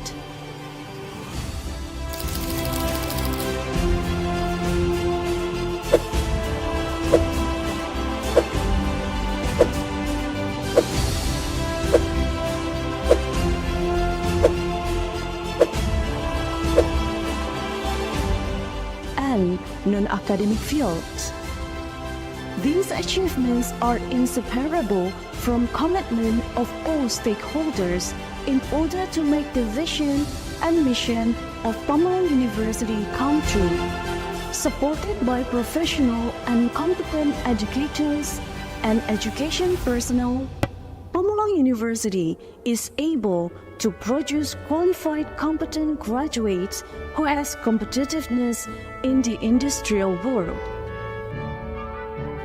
Kami senantiasa berinovasi dan terus berkarya melayani anak-anak bangsa untuk menggapai cita-cita. Universitas Pamulang berbagi untuk negeri.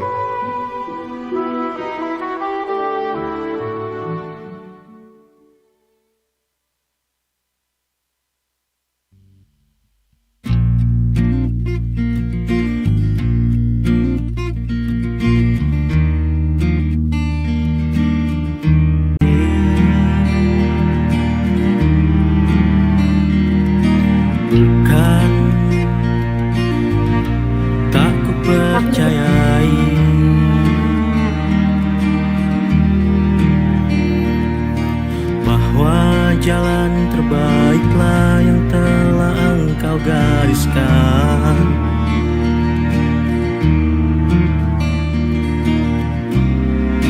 Namun rona kehidupan yang seringkali membiru aku,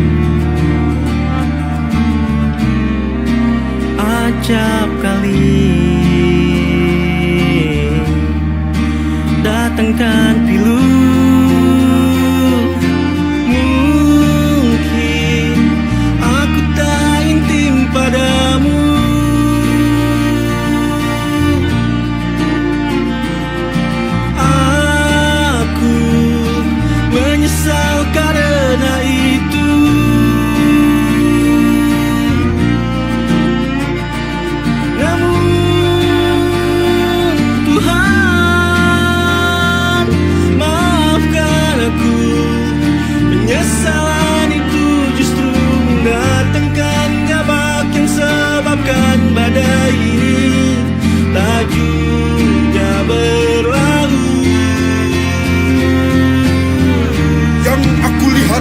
Hanya tepian tebing yang disambut hantaman ombak dan puting beliung. Gigil gemetar sekujur tubuhku. Pintaku hanya satu, jika melemah topangan kakiku dan sebabkan aku jatuh ke pusaran itu, berilah aku tangan-tangan untuk menggapai dan mendekapku.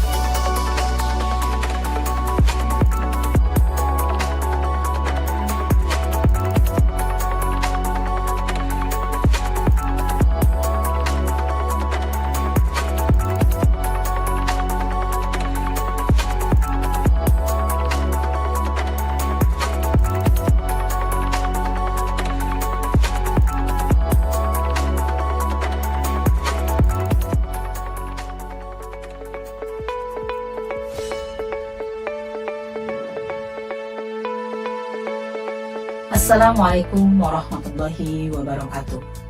Saya Triana, Dekan Fakultas Sastra Universitas Pamulang. Fakultas Sastra didirikan pada tanggal 2 Agustus 2021 dan terdapat dua prodi dalam Fakultas Sastra, yaitu Prodi Sastra Inggris dan Prodi Sastra Indonesia.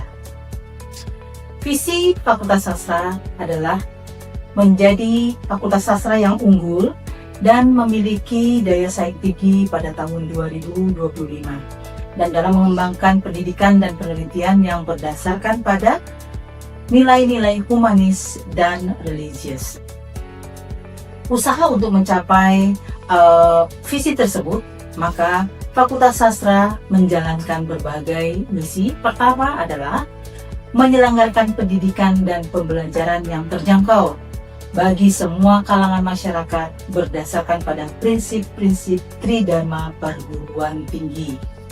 Kedua, menyelenggarakan penelitian dan dengan ciri khas pengembangan ilmu, khususnya sastra saling menguntungkan. Struktur organisasi Fakultas Sastra terdiri dari dekan, wakil dekan, serta koordinator masing-masing bidang, yaitu bidang tata kelola, bidang visi dan misi, bidang pendidikan dan pengajaran, bidang penjaminan mutu, bidang kemahasiswaan, bidang penelitian dan PKM, bidang sumber daya manusia, bidang keuangan dan sarana dan prasarana, serta bidang kerjasama. Fasilitas yang ada di Fakultas Sastra sudah sangat memadai, yaitu dengan tersedianya ruangan kelas yang nyaman, laboratorium bahasa, auditorium yang luas, perpustakaan yang nyaman tentunya, masjid, dan juga tersedianya tempat parkir yang luas untuk menampung kendaraan para mahasiswa, dan juga terdapat Taman Mario Koco yang sangat nyaman. Dan mahasiswa di Fakultas Sastra telah banyak memperoleh berbagai prestasi, baik di bidang akademik maupun non-akademik.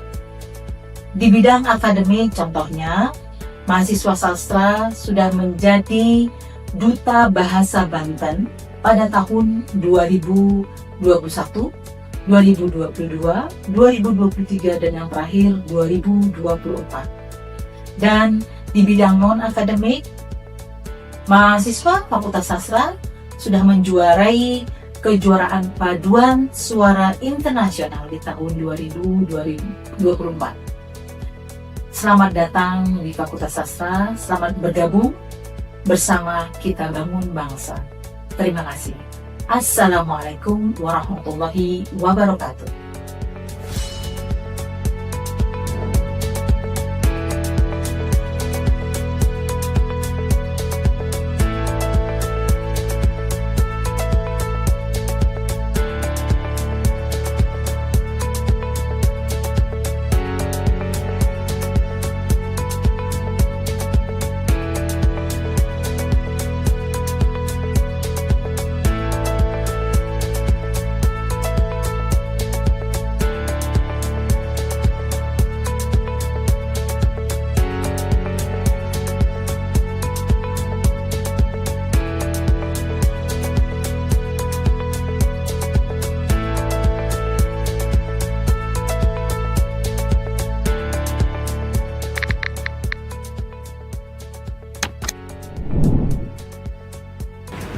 Welcome to the English Literature Study Program at Pamulang University, where language meets global opportunity. We prepare global competitive graduates in literature and linguistics, grounded in humanistic, entrepreneur, and religious values. Supported by internationally faculty members, MBKM curriculum, and modern technopark facilities. This opportunity extends beyond those in specific circumstances, such as our brothers and sisters with disabilities. Pamulang University stands as one of the institutions offering inclusive education, a system designed to accommodate all students without exception, irrespective of their backgrounds, abilities, or individual learning needs. In support of the Inclusive Education Initiative, Pamulang University has established a Disability Services Center, which envisions itself as a high-quality, technology-based disability center aimed at producing independent and outstanding graduates grounded in the grace of God Almighty. The university welcomes students with disabilities, including those with visual impairments, hearing impairments, and physical disabilities. Moreover, Pamulang University offers various facilities to support the learning process, such as laptops, and ensures that qualified lecturers provide guidance in classes that include students with disabilities. Additionally, Pamulang University is committed to being disability-friendly, featuring accessible directional signage in Braille in all rooms.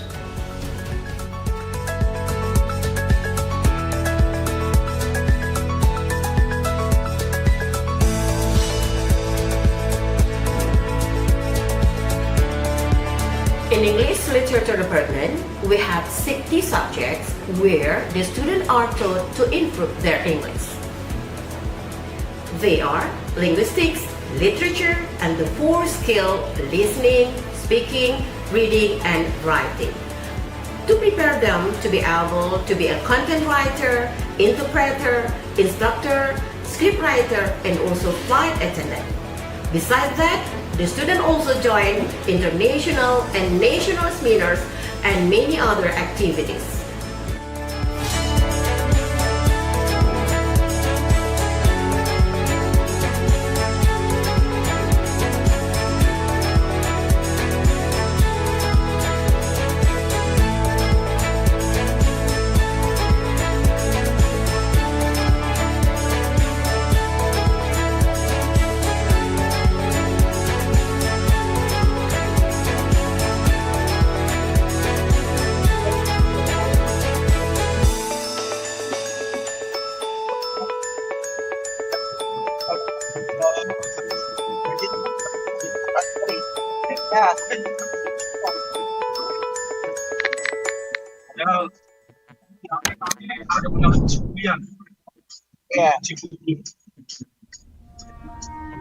Article 31, Paragraph 1 of the 1945 Constitution states that every citizen has the right to obtain education. Pamulang University is here to answer the mandate of the law through decent and qualified education that is affordable to all levels of society. Located in the westernmost province of Java Island, Pamulang University, more specifically in South Tangerang, becomes the largest private university in Banten province. Pamulang University was established in 2004 by Sasmita Jaya Foundation, led by Dr. Honoris Causa Dr. Andes Haji Darsono. Kan aku bilang 3M. Kirain sama dengan yang bukan saya. Tanya siapa? Ada terus oh yang sebelumnya. Having a vision as a university that is the center of development of a Victorian civilization in providing access to higher education for wider community embedded in religiosity and humanism, Pamulang University carries the mission of organizing qualified and affordable higher education governance so that it can be accessed by wider community embedded in religiosity and humanism, organizing higher education that develops the civilian. Pamulang University has three campuses with strategic locations in the center of South Tangerang City.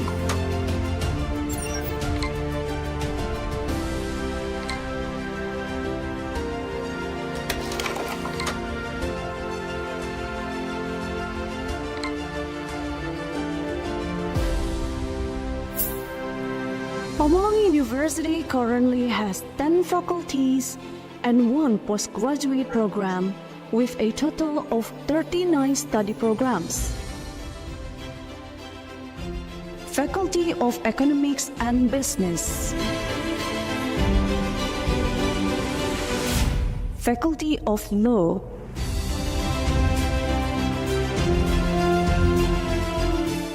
Faculty of Literature, Faculty of Engineering, Faculty of Computer Science, Faculty of Teacher Training and Education, Faculty of Mathematics and Natural Sciences, Faculty of Islamic Religion, Faculty of Communication Sciences, Postgraduate Program.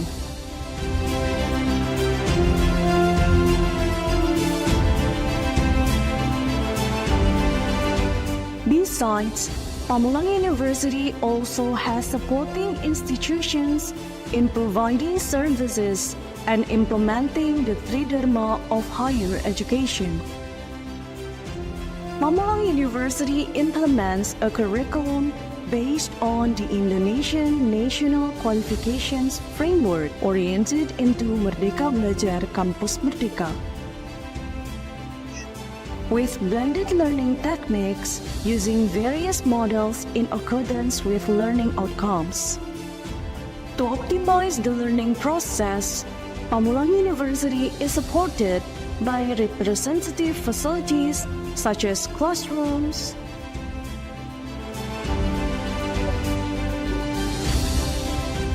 library,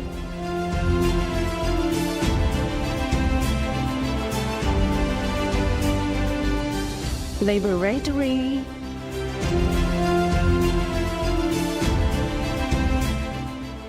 studio,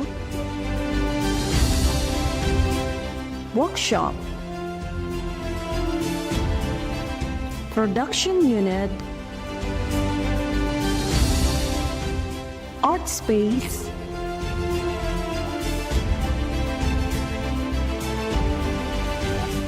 student activity unit, lab school,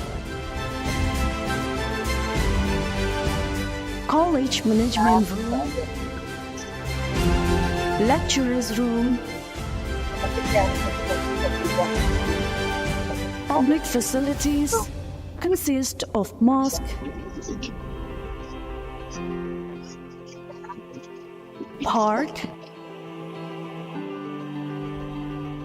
auditorium, meeting room, health clinic. All facilities are integrated with information technology and disability friendly.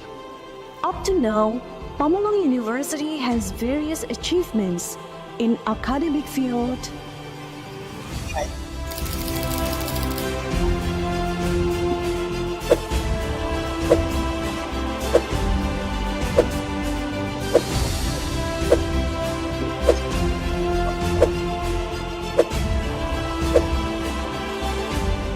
and non-academic fields. These achievements are inseparable from commitment of all stakeholders in order to make the vision and mission of Pamulang University come true. Supported by professional and competent educators and education personnel, Pamulang University is able to produce qualified, competent graduates who has competitiveness in the industrial world. Kami senantiasa berinovasi dan terus berkarya melayani anak-anak bangsa untuk menggapai cita-cita. Universitas Pamulang berbagi untuk negeri.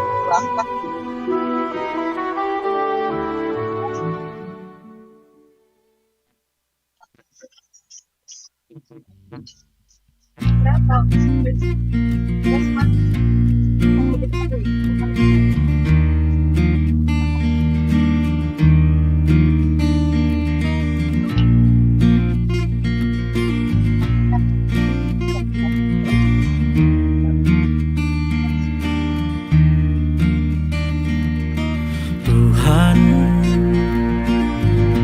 maafkan aku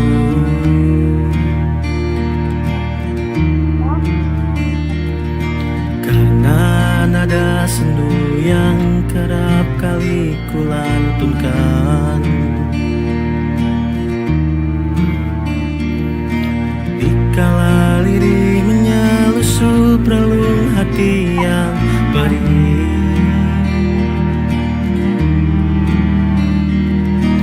Bukan tak ku percayai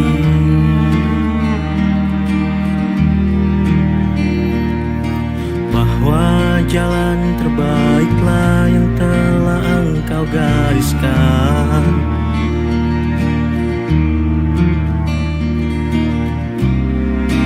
Namun rona kehidupan yang seringkali membiru aku,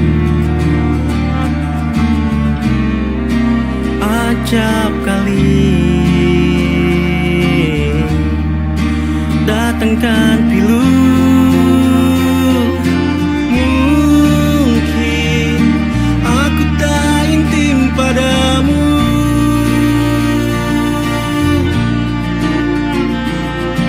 aku menyesal karena itu.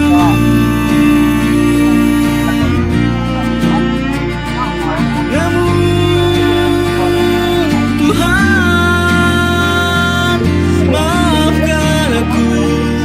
Penyesalan itu justru mendatangkan jabak yang sebabkan badai ini tak juga berlalu.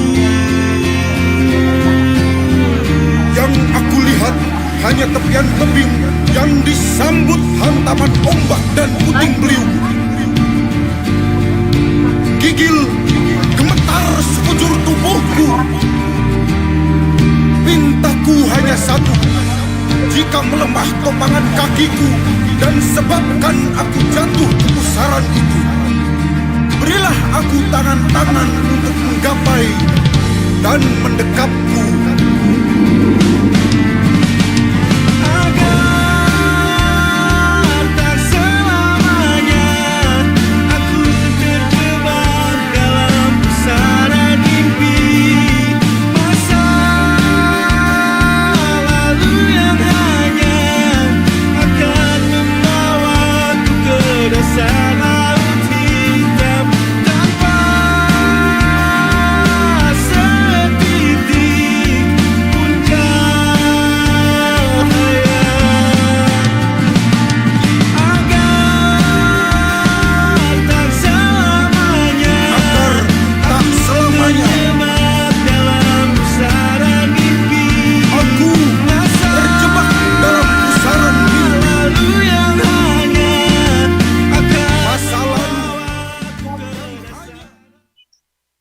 Ya dekat lah, jadi gini, bapaknya dia, adiknya Opung, ininya Aman Boru Ojak, bapaknya Aman Boru Ojak.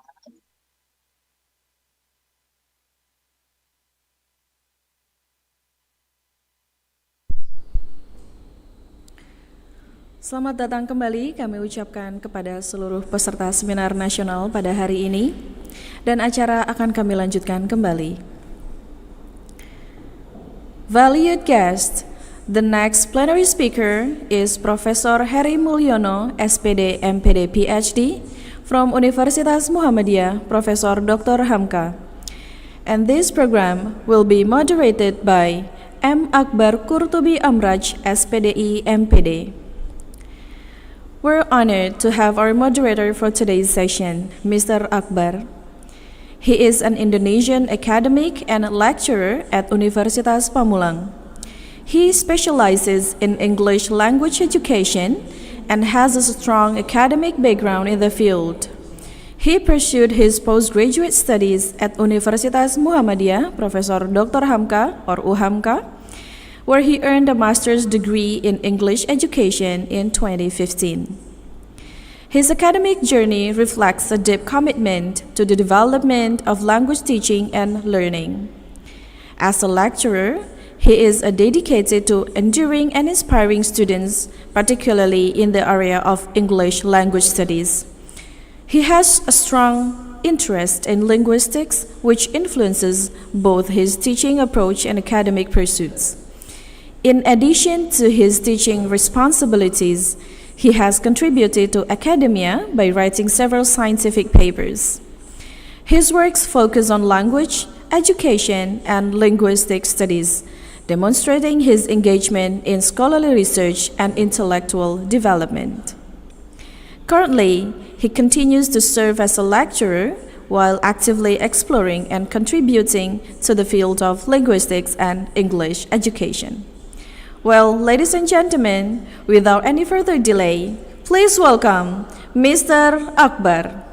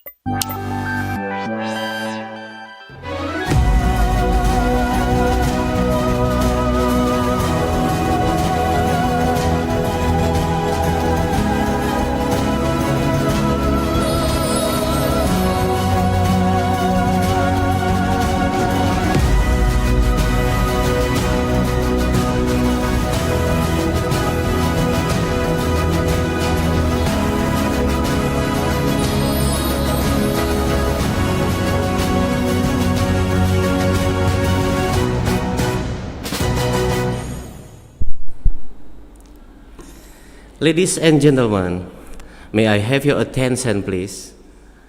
Our panel session of this seminar is about to begin. Thank you very much for preparing yourself to join our virtual seminar. Assalamualaikum warahmatullahi wabarakatuh. Good afternoon. Om Swastiastu. Namo Buddhaya. Distinguished guests, respected lecturer, and dear participants joining us by Zoom, welcome to National Seminar on Literature, Linguistics, and Language Teaching. Ladies and gentlemen, I'm Muhammad Akbar Kurtubi Abraj, and I will be your moderator for this session. Let us begin by expressing our gratitude to Allah Subhanahu wa Ta'ala for giving us the opportunity to gather virtually today. I would like to introduce our speaker, Prof. Heri Mulyono, SPD, MPD, PhD. Prof. Heri Mulyono, SPD, MPD, PhD, a lecturer at Universitas Muhammadiyah, Professor Dr. Hamka, Jakarta, Indonesia, where he has been serving since 2009. He has also held international academic appointments as research fellow at Ton Duc Thang University, Vietnam, adjunct professor level 6 at Central Luzon State University, Philippines, visiting professor at University Technology MARA in Malaysia, and national grant evaluator of Qatar Research, Development and Innovation, QRDI.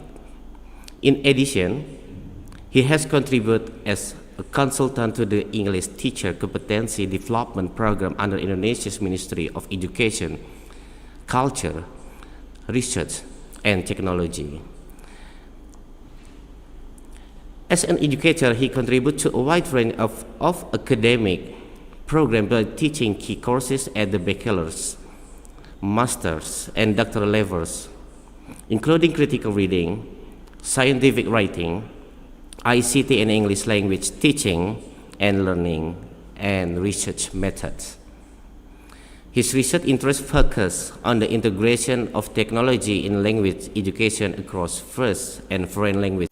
2012, till 2012 till 2015, University of York UK PhD student at Department of Education. And for the publication 2025, Meliyawati Hikmat and Mulyono 2025 in Changing Language Creativity Through Gen AI Assist Fiction Reading, a guide, discovery, inquiry approach for the Journal of Educational and Social Research.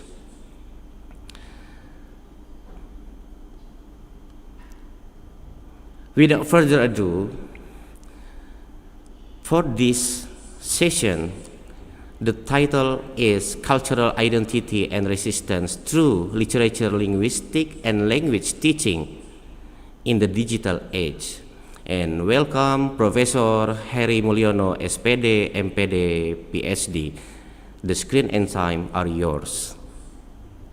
All right, thank you, Dr. Kurtubi, for the introductions. You're Ladies and welcome. gentlemen, distinguished scholars, college and participants, students from Pamulang University. It's really a good honor for me to join this very prestigious academic gathering, because it's been 13 years, I think. And today we are going to talk a bit about culture, identity, and resistance in digital age. First of all, I would like to share the idea in my PowerPoint slide. Okay, as you has as you see on the screen, we are talking about this culture, identity, and resistance, and we are going to interconnect the issue through literature, linguistics, and language teaching, because again, we are talking in my presentation. I prefer to contextualize the discussion within the context of language education, particularly English language education or English as a foreign language. Okay, and again, now we are living in a digital age where we can access social media, websites, any digital platform, and we connect not only within our community, but we are connected. We are connected with broader communities around the world, and again, in many literature, it is suggested that the digital age can create a space of democrations, because everybody can everybody can connect, everybody can interpret the situation, everybody can express their ideas.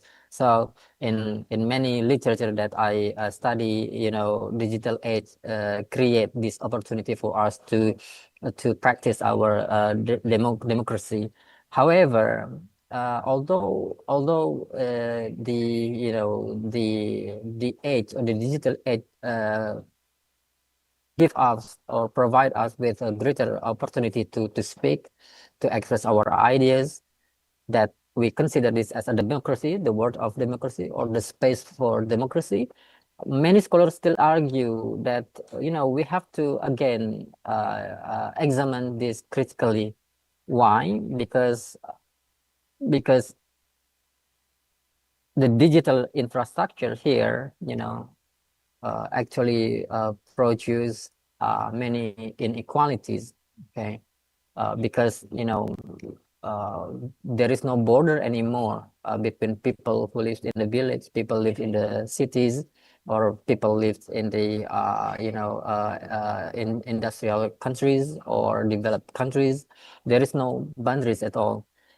Okay, and again, when we access, like today, we access Google Documents, we access Google's, we access websites, social media. Okay, there is a concern about dominant languages. As you already are familiar with, the result from UNESCO, if I'm not mistaken, that we are living with 7,000 more languages on Earth. Okay, so people speak more than 7,000 languages. However, among these 7,000 languages or 7,000 more languages on the earth that people are speaking, the use of this language is not more than 4%. Okay, so can you imagine from 7,000, if it is 5% is 350 languages, and they are not used in our digital communication. Again, this concern qualities.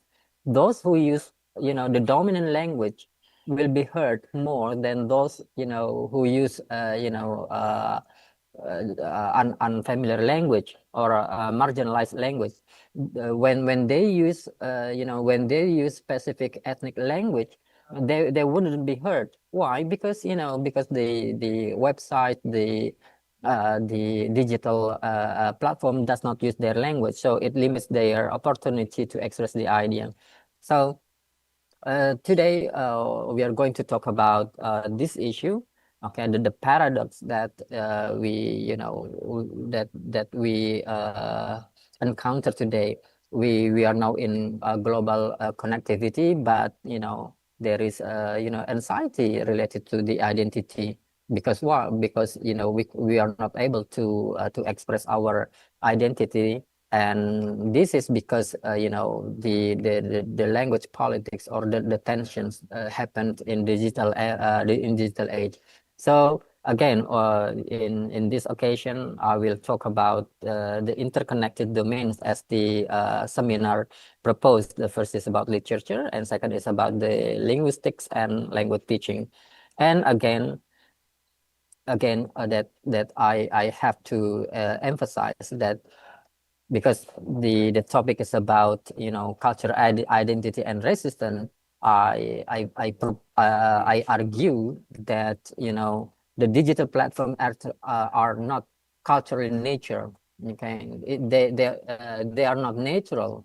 Why? Because there is a power there, language power there, power in language, power in ideology. And today we are going to talk this a bit in our limited discussions in a keynote address.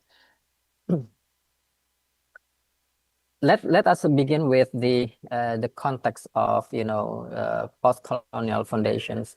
In literature, we are talking about platform capitalism. Why? Because this is not the platform is not this the platform provided in our community.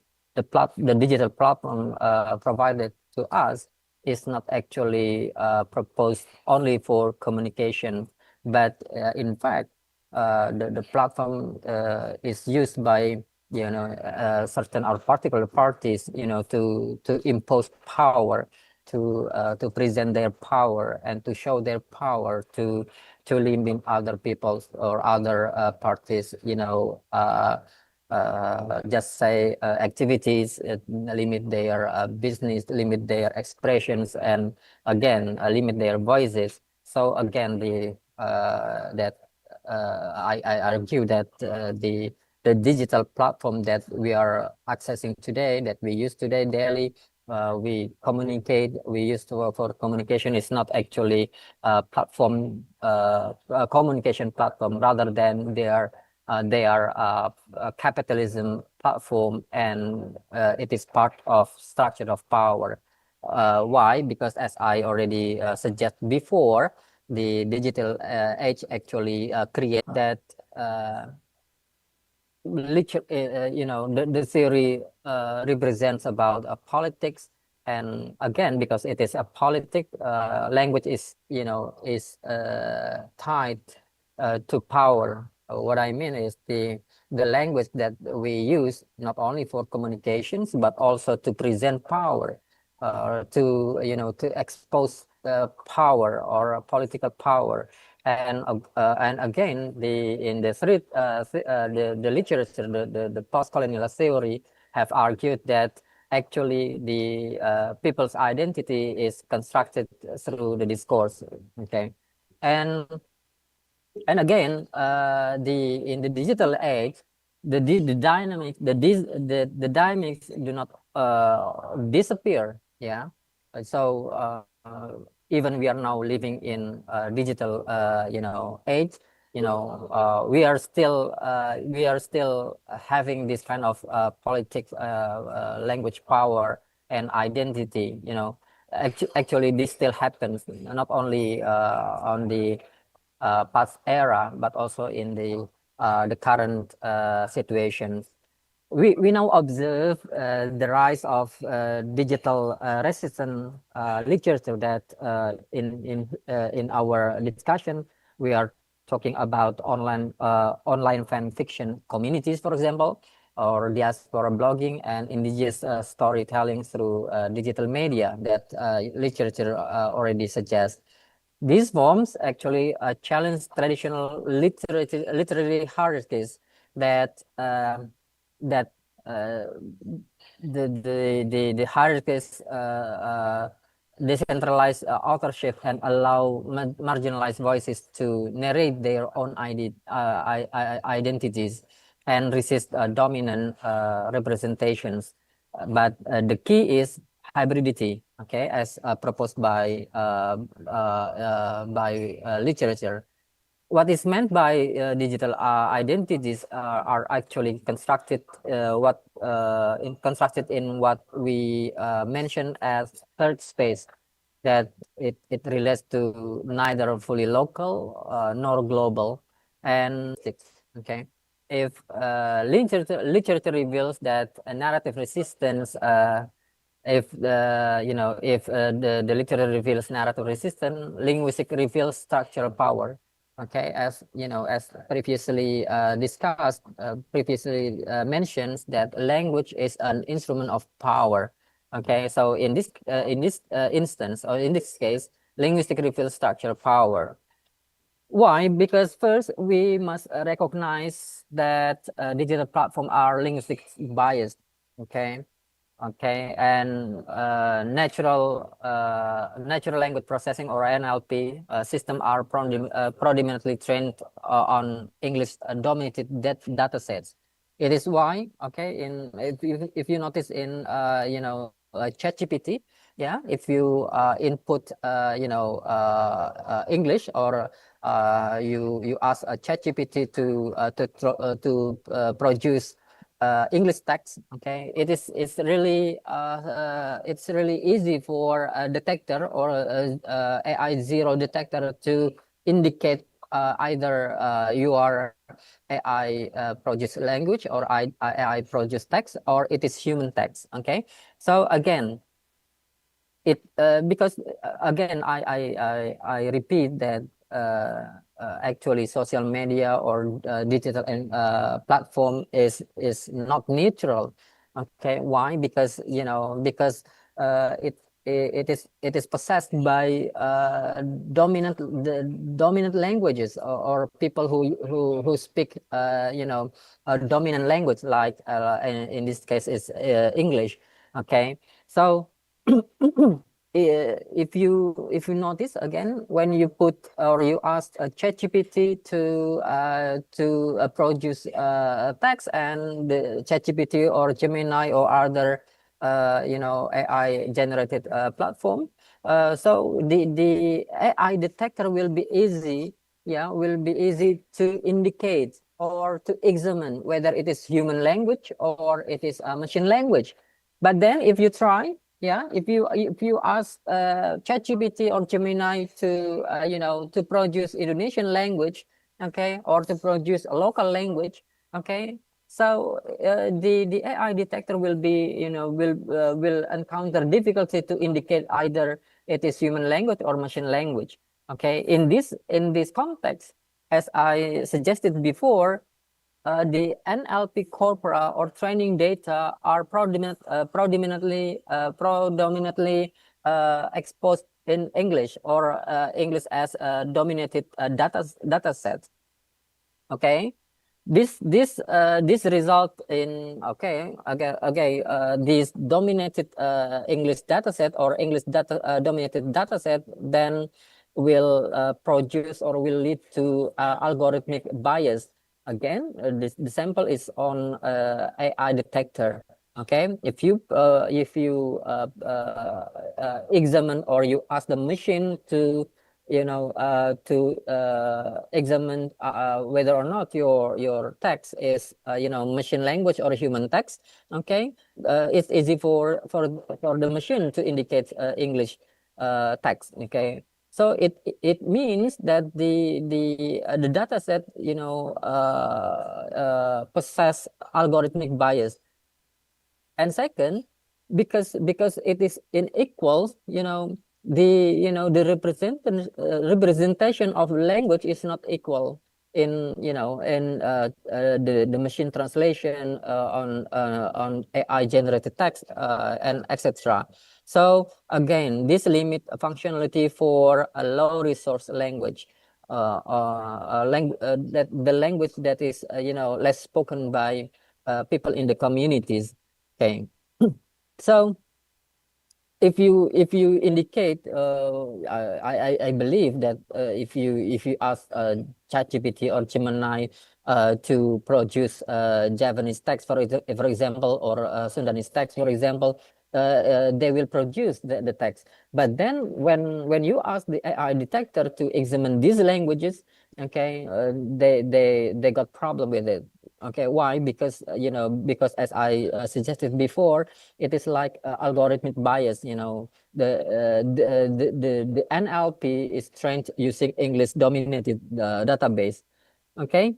The second that we concern relates to translanguaging.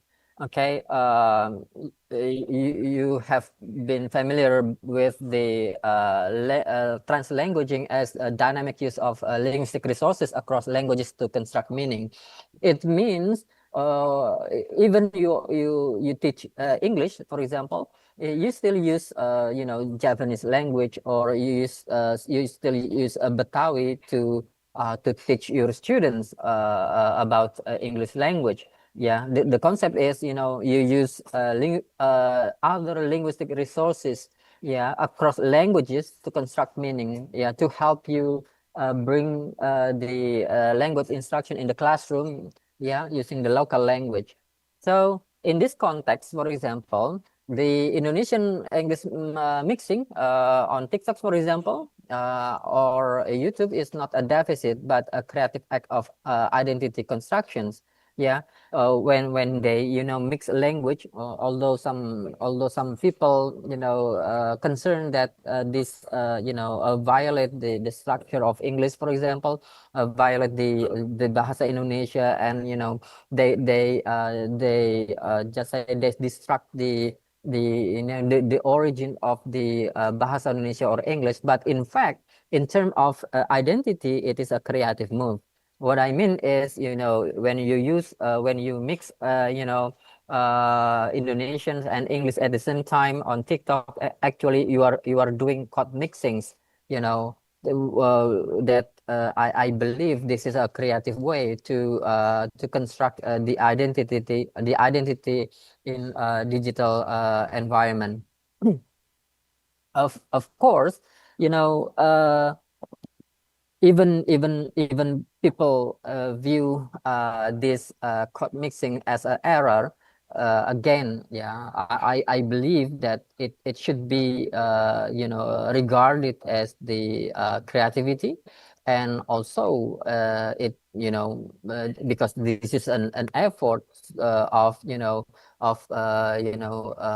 creating and maintaining identity. So you could also perceive this as agency and resistance, yeah, using language resources.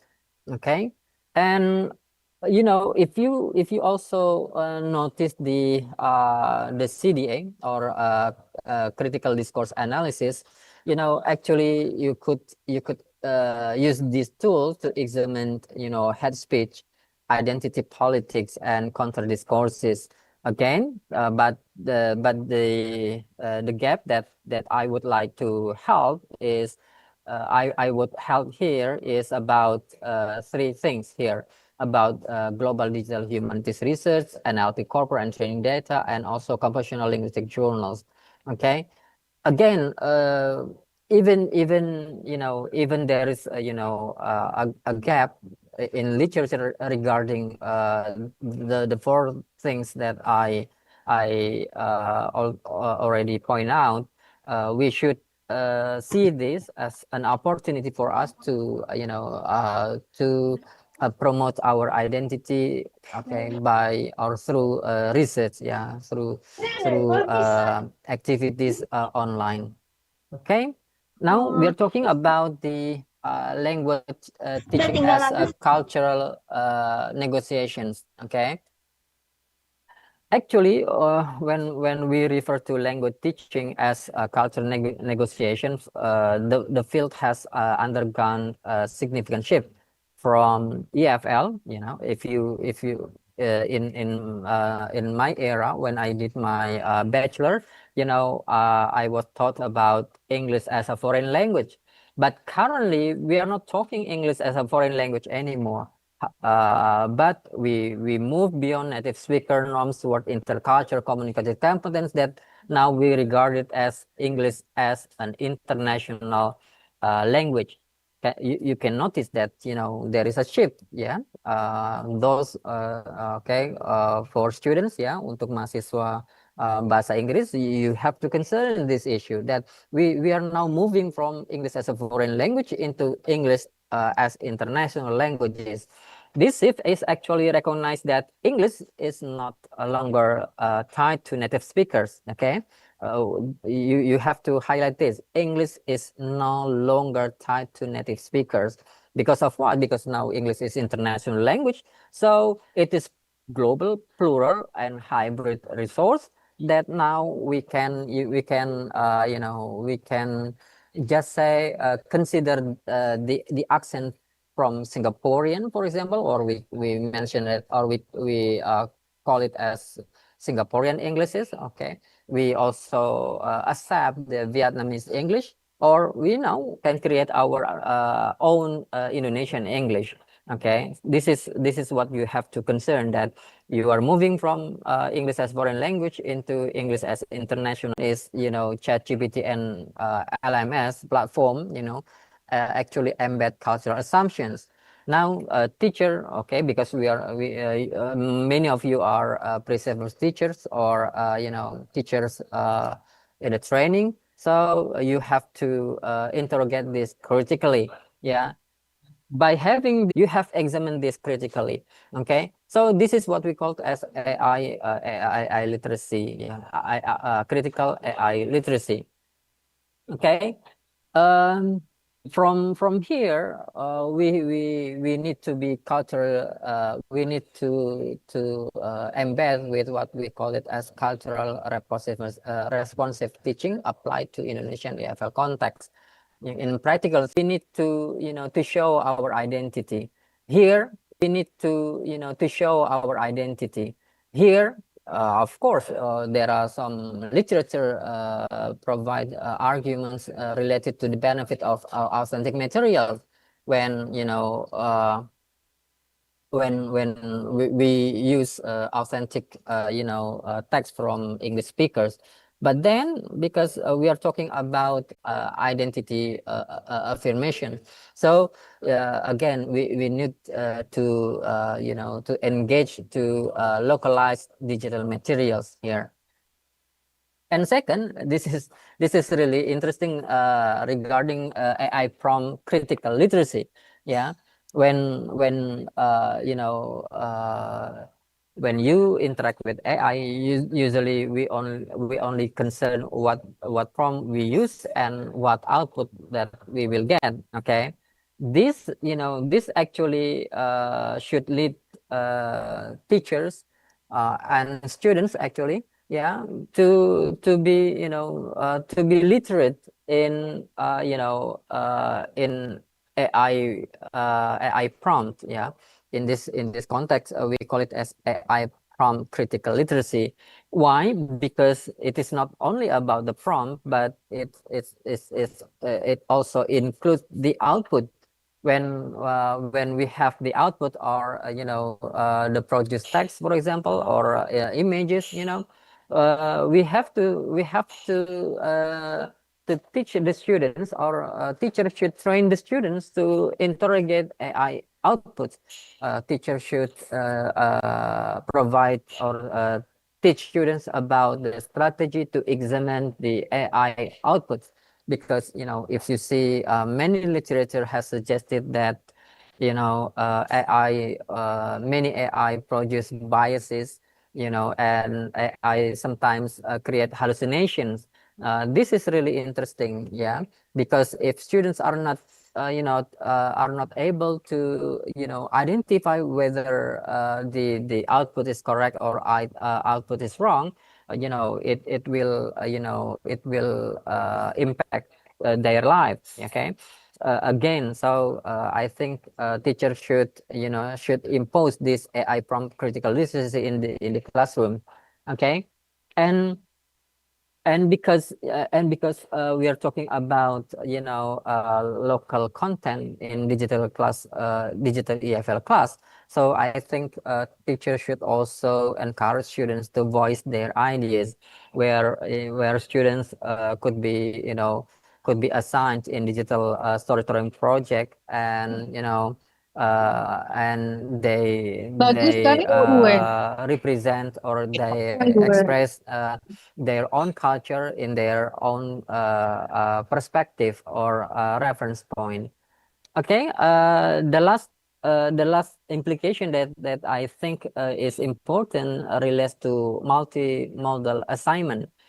Here, multimodal assignment actually aligns with contemporary communication practices.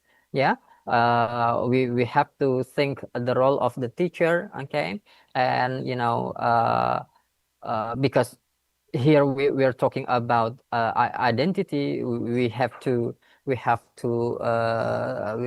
include the multimodal identity project here. Okay, through TikTok, Instagram Reels, podcasts, as a valid academic output for English language learners. Okay, again, even non-native English speaker NEST, or non-native English speaking teachers is just say culturally marginalized. Yeah, we need to to propose that the NNEST possess strong intercultural competence than the native speakers. Yeah, again, it is not it is in this context, we don't see language as as only communication tool, or we only regard English as a dominant language. Again, the shift from EFL into IEL, or English as international language, we have to impose that non-native language teachers possess strong intercultural competence. And again, because they have intercultural competence than the English language teachers, or English native speaker. Yeah, I think the NNSST, or non-native English speaking teacher, serve as effective cultural mediators. Yeah, as suggested in the literature. Okay. I think the synthesis that I can create. I propose an integrated framework for cultural resistance. This, yeah, we can see on the slide. I propose three things. The first is literary resistance. It concerned with the narrative that challenge the dominations. Yeah, we have argued before that English is a dominant language, so we have to create a narrative to challenge these dominations. And second, I proposed a linguistic agency. Yeah, that language practices should assert identity, and finally, I propose critical pedagogy. Yeah, that indicate classroom for or to place a classroom as transformations environment. Okay, together, yeah, these three aspects, can be imposed as integrated framework. Okay, so again, I have to argue here, as I already emphasized before, that digital space are not nature environments. Yeah, there is a dominant language, dominant power, dominant culture. Yeah, and they are contested through the power, identity, and resistance. Yeah, again, because because we see this as inequalities. Yeah, we need to reclaim this. Yeah, we need to impose this to make everybody equals. Yeah, language equality, culture equalities, and power equalities. Okay. I think this is the ideas that I can propose in this seminar. Yeah. For the conclusions, I could say that cultural identity is in digital age is not disappearing actually. Yeah, but it is being reconstructed. Yeah, negotiated, and sometimes contested. Yeah, so again, even in 1990s, in 1920s, there is a cultural identity issues, but then in this in this digital age, it does not mean they are gone. Yeah, but they are reconstructed. Yeah, and again, we need to impose our identity through the language. Yeah, the language identity, and also the agency. And finally, yeah, I think we need to to develop plans, or we need to propose research, or we can say as a research agenda. Yeah, concerning about interdisciplinary studies linking literature, linguistic, and pedagogy in Indonesian context. Yeah, again, in many scriptsy, in many theses, we see so many research on the use of media, the use of TikTok, blah blah blah blah. But we don't we are limited to studying the literature, linguistic, and pedagogy related to identity. And again, I think because many of the participants here are students, you need to impose research in translanguaging. Yeah, because this is the current issue. And the last that I would like to emphasize is regarding to local content that I mentioned before. Finally, yeah, I think it is a good idea for you, Excuse for me, the Prof. students to The time, research about AI tools. Yeah, almost 2 I think minutes. that's all. Yeah, Excuse me, I think sir. that's Almost all. 2 Yeah. minutes. Yeah. Yeah, I think that's all that I can present. I welcome question and answer. Thank you. Assalamualaikum warahmatullahi wabarakatuh.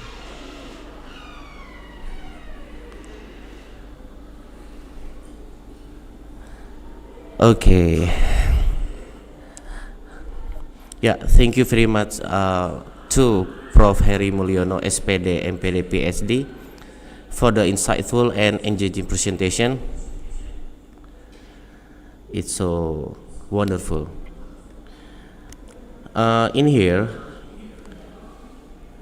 I want to give the best quote from Prof. Heri. The first is, Digital space are not culturally neutral, but they can be repurposed as arenas for identity assertion, cultural survival, and resistance. That's the first. And the second is cultural identity is not a relic of the pre-digital era. It's being made and remade every day in the languages we use, the stories we write, and the classrooms we build. Okay. So, this time, we're going to move on to the question and answer session, or Q&A. The first questioner is Delviana. Okay, the time is yours.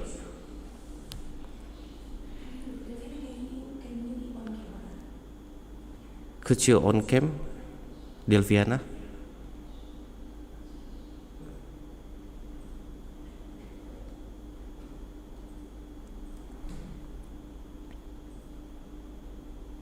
Can you? Okay, you're welcome. Actually, I'm using laptop and also my cell phone because I couldn't make. Hello.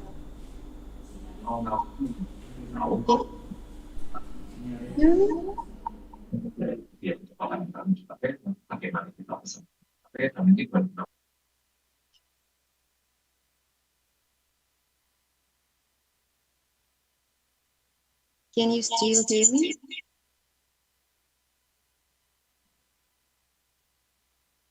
Okay.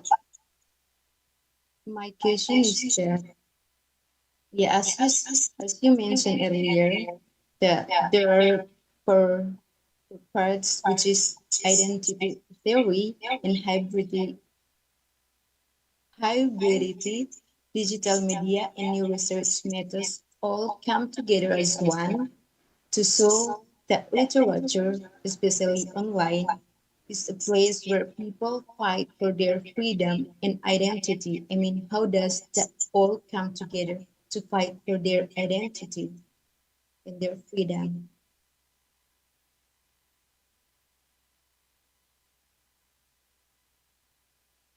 Can you repeat the question, please? Because your sound is, echoing. Okay, my question is,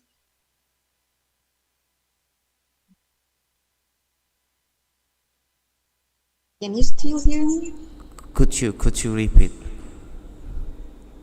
Yeah. Okay, my question is that, as you mentioned earlier, especially in your presentation, there are four parts, which is identity theory and also hybridity, digital media, and new research methods all come together as one to show that literature, especially online, that can fight for their freedom and identity.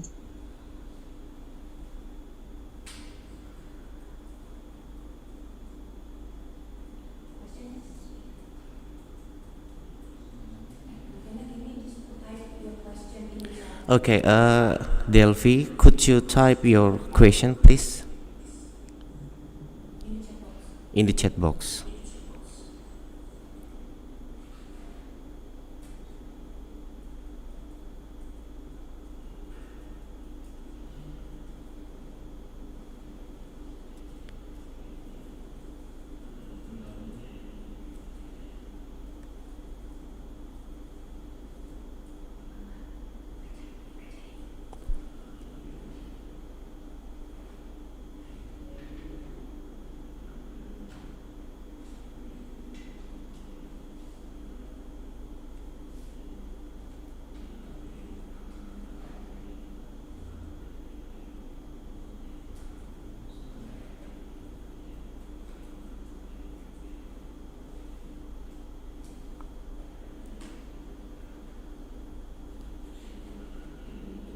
Hello, Delphi.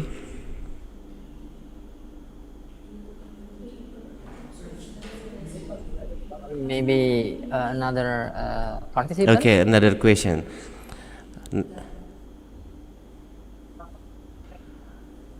Okay, now we are going to Tegar Laga. The time is sure. Yes, good afternoon, sir. So I have a question regarding the use of digital media and how it affects identity. So, would you say, for example, if there are people who are still not confident with their expression abilities, their expression skills. This is not like just speaking and like getting involved in learning, but also like expression. So, how far do you think the digital platform can help like students ease, when it comes to language expression? So they know the skills, but they still have trouble expressing it, maybe because of confidence level or maybe the platform. They're not used to the platform. So how far do you think that can help boost like confidence in language learning?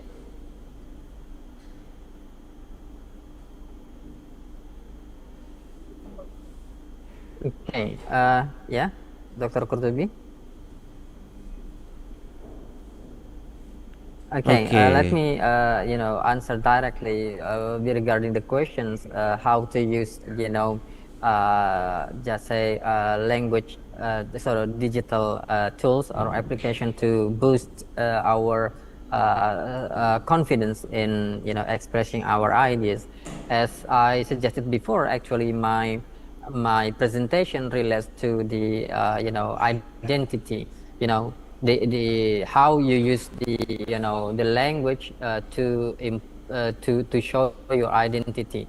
But the problem is the digital environment or digital application, digital tools, and any other digital applications promote English as a dominant language. So it imposes power, it imposes ideology, and it imposes cultures. And again, because of this dominant language, it makes us reluctant to express our ideas. That in my presentation, I refer this as anxiety. Yeah. Related to your question is first how to use the language the digital platform to help us boost our confidence. First we have to think of our English. We cannot, because we are talking about this language equalities, yeah, and also translanguaging perspective. So I'm talking this in the context is language equalities and translanguaging perspective. In this context, you should see that your English is actually good. Okay, you cannot compare your English with the native speakers. Because of what? Because when you compare your English and their English, it's not it's not comparable. Because of what? Because there is a there is different cultures, there is different accent, and there is a different just say ideologies there. What I mean is, first you should regard yourself equal with the native speaker.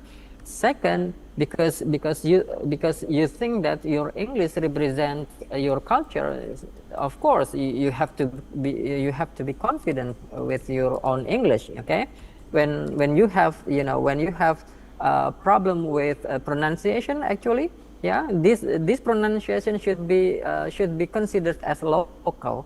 Yeah, in my presentation, I several times mentioned about localizations of English, localization of language, and localization of of context. So in here, I think you have to put yourself equal with native speakers.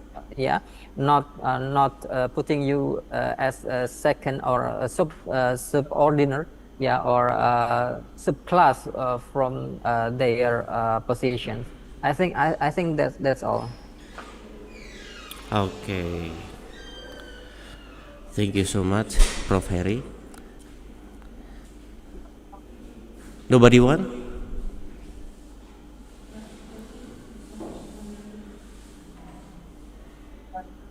The others?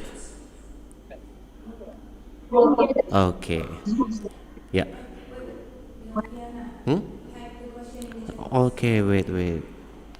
How does identity theory, hybridity, digital media, and a new research method can come together as one to show the literature, especially online, is a place where they fight for identity and freedom?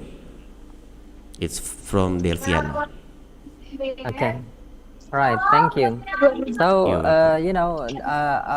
as before, I propose actually the three things in my presentation. First is about, first about this literary resistance. Yeah, we need to challenge the dominations of, dominant language, or in this case, we consider as English as a dominant language. Yeah, we have to think this. And second, linguistic agency. Yeah, we need to use our language resources. Yeah, you mentioned as a fight for identity and freedom. So you need to use your language resources to promote your ideas, to express your ideas. Yeah, don't be afraid of using just say your terminology when you are discussing certain things in Closing. English, for example. Yeah, so I Closing think this is the way that remarks. you need to be a linguistic agent, yeah, for the Bahasa Indonesia. This is, again, Okay. this is what we discussed Beliau kan earlier yang closing. about translanguaging theory. Iya, beliau Yeah, kan. I think Prof. Heri. it's better for Nggak usah. bachelor students and also master students to learn about this Okay. translanguaging theory or perspective. Yeah, to impose our identity and cultures in the language education. Yeah, so I think yeah, you can have have three things here. The first is literacy resistance. Yeah, you need to create the narrative to challenge the dominations. Yeah, what I mean is when you post on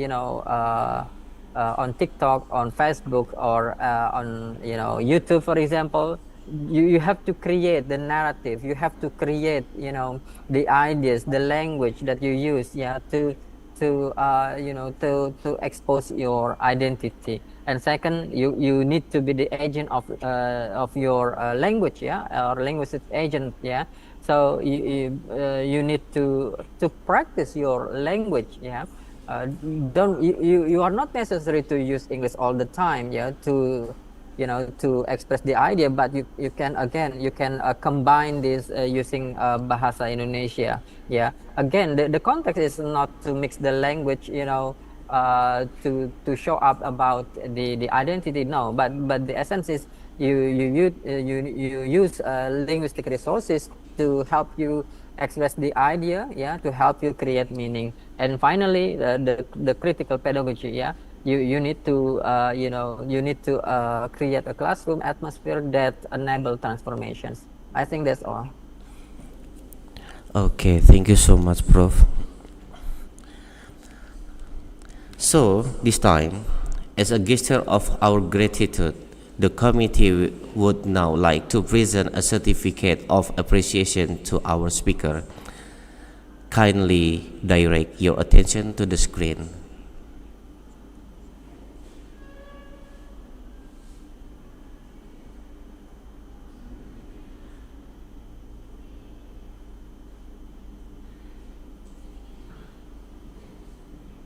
Okay, I have a question here. What does the difference between TOEFL and EFL in the what do you mean by TOEFL and EFL in the language? What do you mean by this? Okay, wait a minute, sir. We have the give the present of a certificate. Okay, thank you.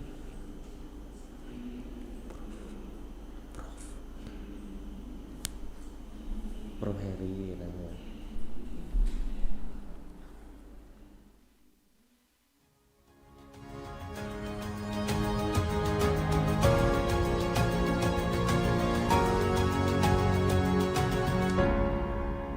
so much, Prof. And give applause to Prof. Harry.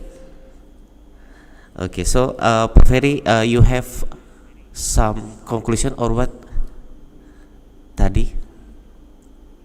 Okay, thank you. For a concluding remark that I want to again, emphasize that our digital platform is not neutral. Yeah, there is a power there, there is ideology there, and again, we are talking about the dominant. The dominant means who is who is the king, who can be heard more. Okay, then in this context, I need you to play your role as the linguistic agent, yeah, to promote our local language or our national language, to contest the dominant power in the digital classroom. Of course, we can use just say English to help us, show our identity, but at the same time we have to maintain the identity and cultures of ourselves. I think that's all, Pak Kotobi, Dr. Kobi. Prof. We have now come to the end of today's session. On behalf of the committee, I would like to thank you, our speaker, for the sharing, and all participants for joining us today. Thank you and see you in future events. Wassalamualaikum warahmatullahi wabarakatuh. Waalaikumsalam.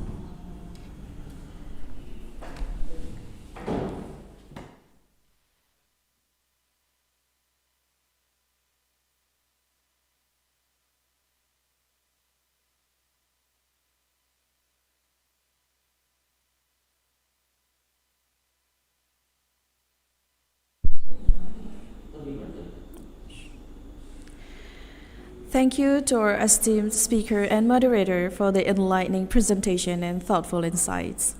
Please give another round of applause using the clap button, everybody. Thank you. Well, ladies and gentlemen, we'll now proceed to the parallel sessions. The participants will be divided into 4 different Zoom breakout rooms. Please check the room assigned to you and join accordingly. And I'd like to remind you that after we finish with the parallel sessions, we invite all participants to return to the main room here as we proceed with the next session. Hadirin yang kami hormati, selanjutnya kita akan memasuki sesi paralel. Para peserta akan dibagi ke dalam 4 ruang breakout room yang berbeda. Mohon untuk mengecek pembagian ruangan masing-masing dan bergabung sesuai dengan ketentuan yang telah ditentukan oleh panitia. Setelah sesi paralel selesai, kami mengundang seluruh peserta untuk kembali ke ruang utama guna melanjutkan ke agenda yang berikutnya. Terima kasih.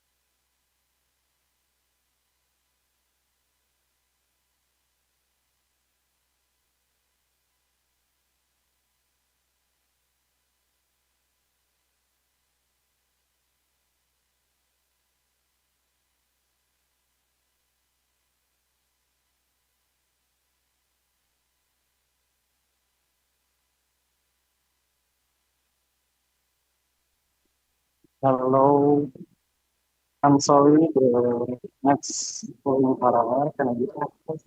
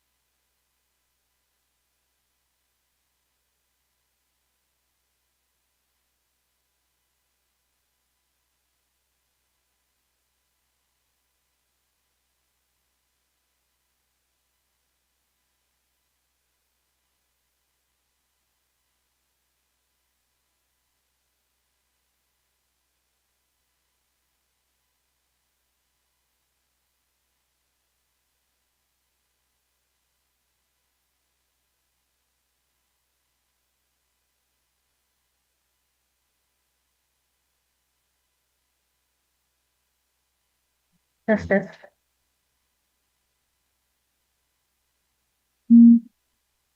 Good afternoon, ladies and gentlemen. Welcome to the panelization of the 13th Regional Seminar on Literature, Linguistics, and Language Teaching. My name is Astaria Malia Putri, and I will be your moderator for this session.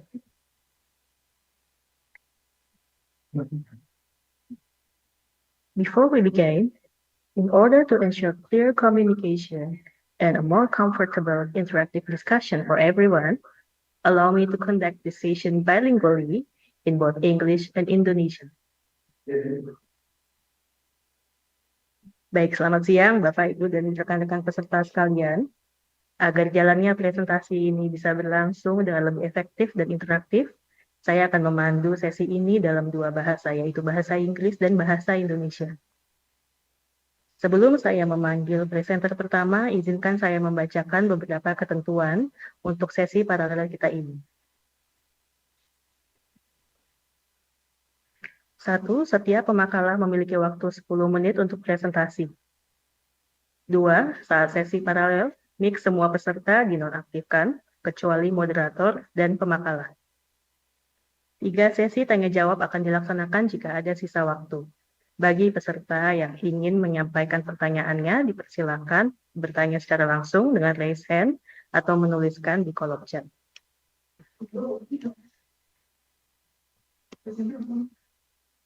Without further ado, mari kita mulai sesi presentasi hari ini. I would like to invite our first presenter, Sri Saraswati SSMA dari Sekolah Tinggi Bahasa Asing LIA Yogyakarta dengan judul Refugee Identity and Cultural Survival in Khalid Hosseini Sea Prayer. Kepada Sri Saraswati, dipersilakan. Thank you so much, Ibu. Allow me to share my slide.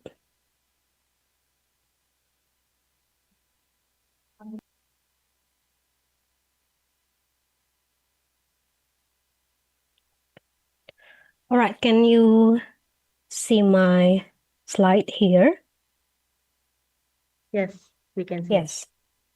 All right, so thanks for the opportunity given to me. First of all, I'd like to introduce myself. My name is Sri Saraswati. I'm a lecturer from Sekolah Tinggi Bahasa Asing LIA Yogyakarta. It is a private institution located at Yogyakarta, and I wrote the study along with my friend. Her name is Yudanita Pertiwi. She is from Sekolah Tinggi Maritim Yogyakarta. Then, in this occasion, I would like to present my research entitled Refugee Identity and Cultural Survival in Khalid Hosseini Sea Prayer.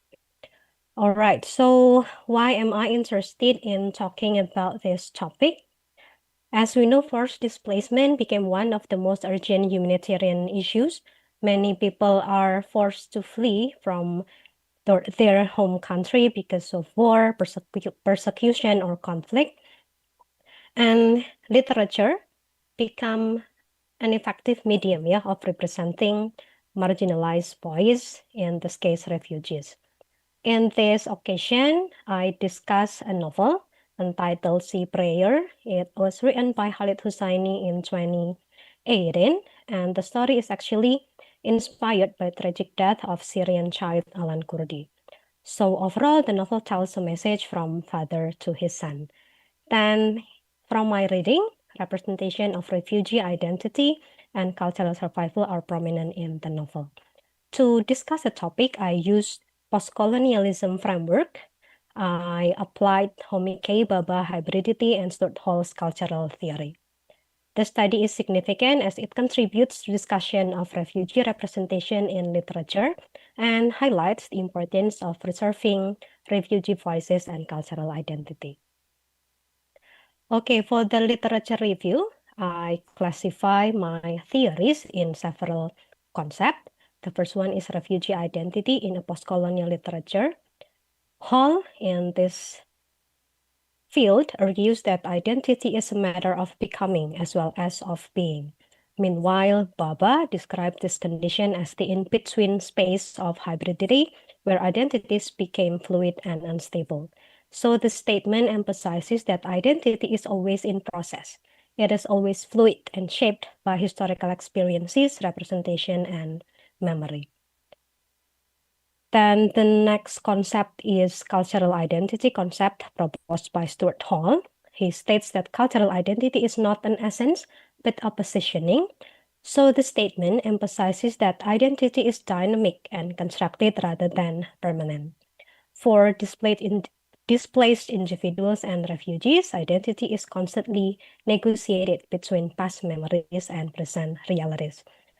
In post-colonial context, migration and displacement create identities that are fluid, hybrid, and continually evolving. So it also happened to refugees because they often negotiate between preserving traditional cultural values and adapting to new social environment. Then I also apply Homike Baba's theory of hybridity and displacement. According to Alam, Baba's hybridity theory reveals that unstable and negotiated nature of diasporic identity in condition of displacement. Hybridity here reflects the complex experience of refugees who must navigate multiple cultural realities simultaneously. Then another important and significant concept proposed by Baba is the third space. It refers to a liminal cultural space where new identities and meanings are produced through interaction between different cultural systems. For the methodology, I employed a qualitative descriptive method to analyze the topic. Data consists of narrative passages, quotations, symbols, and descriptive language related to displacement, exile, memory, belonging, and cultural survival. I collected the data through close reading, then the analysis, applied post-colonialism framework using Stuart Hall's concept of cultural identity and Baba's theory of hybridity and displacement. Okay, moving on to the finding and discussion. In my study, I found several findings. The first one is fragmented refugee identity. So here in C prayer, refugee identity is portrayed as deeply fragmented because of war, violence, and forced displacement. You can see it from the quote, I wish you remember homes as I do, Marwan in its bustling old city, a mosque for us Muslims, a church for our Christian neighbors, and so on, yeah. In the quote, the father's memories emphasize that identity is closely connected to place and social environment. Syria, as the homeland, is represented not merely as geographical territory, but a cultural and emotional space where people share tradition, relationship, and everyday experiences. However, war destroys the sense of belonging, forcing refugees to abandon homes and communities that once shaped their identity. As a result, refugees experience fragmentation because the stable environment that once defined their lives no longer exists. Then the next finding, the fragmentation of refugee identity is intensified by the violence and destruction caused by war. You can see it from the quote. It is very short, but violent sentence symbolizes the dehumanizing effect of war.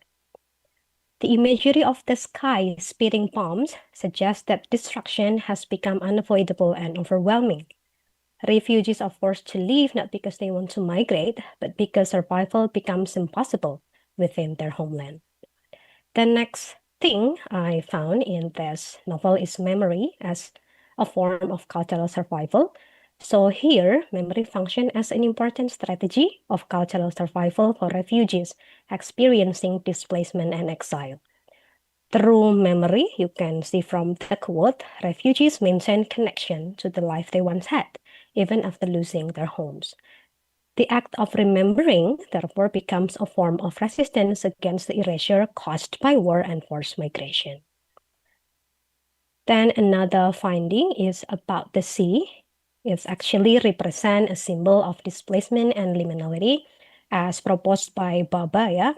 In sea prayer, the sea functions as a central symbol representing displacement, uncertainty, fear, and liminality within the refugee experience.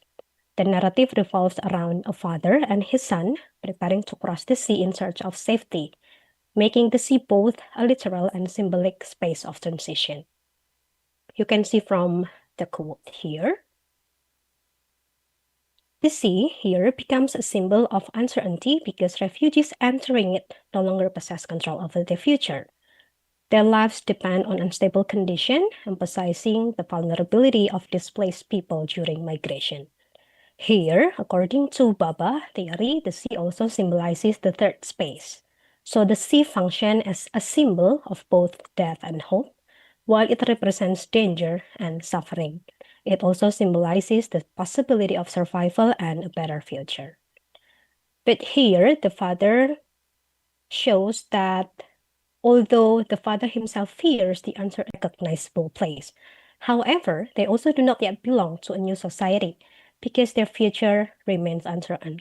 So this is what we call as in-between condition, and it reflects Baba's theory of the third space. The quote can be seen in this slide. I wish you hadn't been so young. You wouldn't have forgotten the farmhouse, blah, blah, blah. So this quotation reflects the father's emotional attachment to homeland and cultural memory. Although physically displaced, he continues carrying Syria within his memories and narratives. Refugees in the novel, therefore, preserve elements of the cultural identity even while facing displacement and adaptation. So, in the end, finally, the study reveals that refugee identity in sea prayer is portrayed as fragmented, yet resilient due to the traumatic effects of war, displacement, and exile. Then the second finding, cultural survival becomes an important form of resistance against displacement and cultural erasure. Then the last one, sea prayer, presents refugees not merely as victims of war, but as resilient individuals who carry memory, culture, and hope despite forced migration. Hussaini, in this case, humanizes refugee experiences by emphasizing emotional depth, parental love, and the struggle to maintain dignity amidst crisis. These are some references I used, and I think that would be all from me. Thank you so much. Thank you, Ibu Sri Saraswati, for the presentation. Is there anyone who want to ask presentation? I can have one question.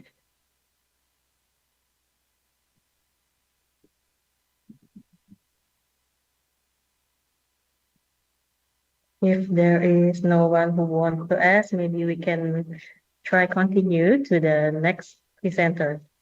The next presenter is Bambang Irawan, SSMPD from Universitas Pamulang, with title Nature in the Poetry of Romantic Poets Wordsworth and Shelley, a Comparative Study.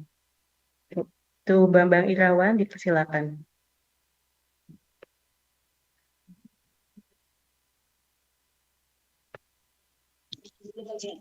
Cek Bu Astri, apakah ada suara saya ada? Cek. Iya, iya ada Pak, silakan. Pak, mohon presentasi sebentar ya. Bentar, 10 menit. Mohon izin. sorry. Oke.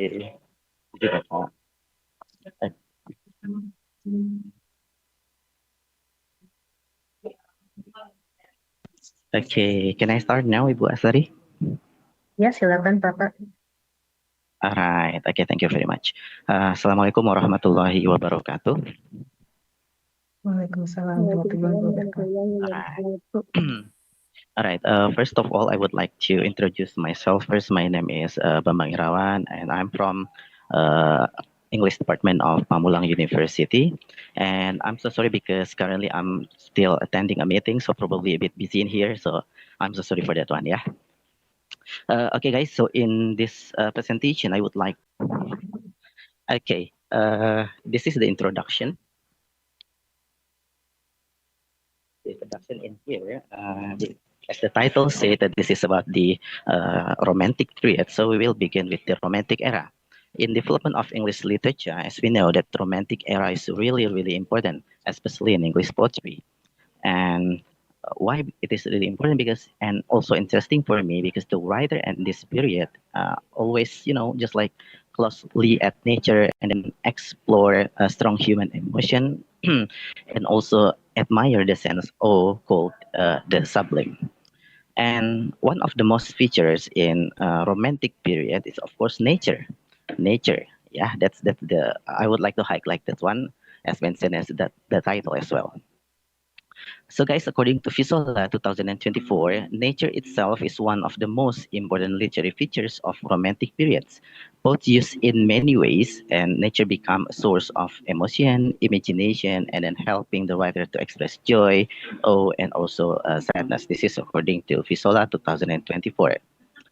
And we also know that there are so many interesting poets in this period, in the romantic period. But in this study, we focus only two. The first one is William Wordsworth, and the second one is Percy Bysshe Shelley. They are the two key poets of English romantic period. But this is interesting, although they are in the same period, I mean, in the same romantic period, they saw very different ways of writing, especially about nature, because we will focus on nature. So that's why this study compares how Wordsworth and also Shelley describe nature in their poetry. This is just like, a simple curiosity come out from my mind whether they live in the same period. The question is just like, did they interpret the word nature in the same way or not. So I think this is quite interesting because we know nature is just like nature, right? But I, I I was questioning whether those two poets, William Wordsworth or Percy or Shelley, I mean, they interpret the word nature in the same way or not. So that's why we compare one of their works. Yeah. Why is it interesting to compare the works? Comparing Woodward's and Shelley is especially valuable because they belong to different generation of romanticism. So yes, they are in the same romantic period, but Wordsworth represent the older, or we call it just like early romantic generation. So this is just like old generation of romantic period, while Sally belongs to the younger one. So this is just like the later, what we call is the late of romantic period. Yeah. So this is they are in two different generation, although in the same period. Okay. Uh, could you please next, Ibu?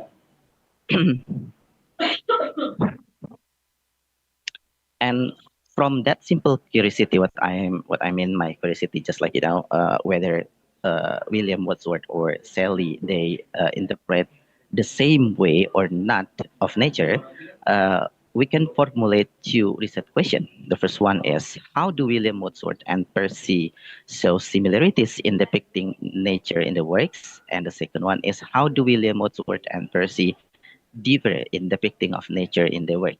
And then, of course, the objective of the study, just the first one is to describe how William Wordsworth and Percy show similarities, and the second one is how they show differences in their work, especially in depicting nature, of course. Please, Ibu, next. And this is the literature review because the object of the this research is poetry. So according to Anindita, Satoto, and Sumalam 2017, poetry is often seen as the oldest form of literature with roots that go back to time before writing began. The word poetry comes from the Greek poesis, which means making, showing that the poet is someone who create first. This is according to Anindita, Satoto, and Sumarlam. And probably you already know, guys, that poetry is usually divided into two main types. The first one is narrative, and the second one is lyric. Can you please next, Ibu? Hmm. And this is the element of poetry. We know that there are a lot of elements of poetry, but in this study or in this research, we focus on some of them. The first one is the theme, imagery, symbolism, figure of speech, and of course, the last one is diction. Next, Ibu. Uh, I think we can skip this one because just the same one. And this study, guys, because a comparative study, no, I mean the previous one, Ibu. Yes, thank you very much. The literature review. Uh, as the title say, this is a comparative study. So we have to know first the grand theory that we use in this study. We use a comparative study according to Well and Wern. Comparative literature study how different literature connects to each other across countries and culture. This is according to Welleck and Warren.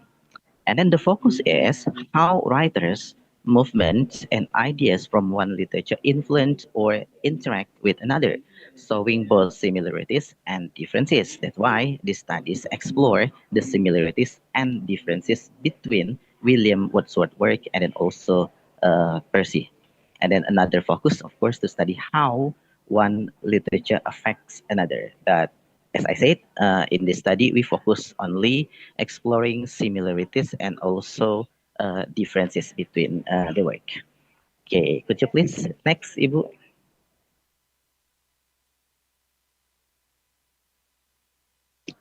And this is the method.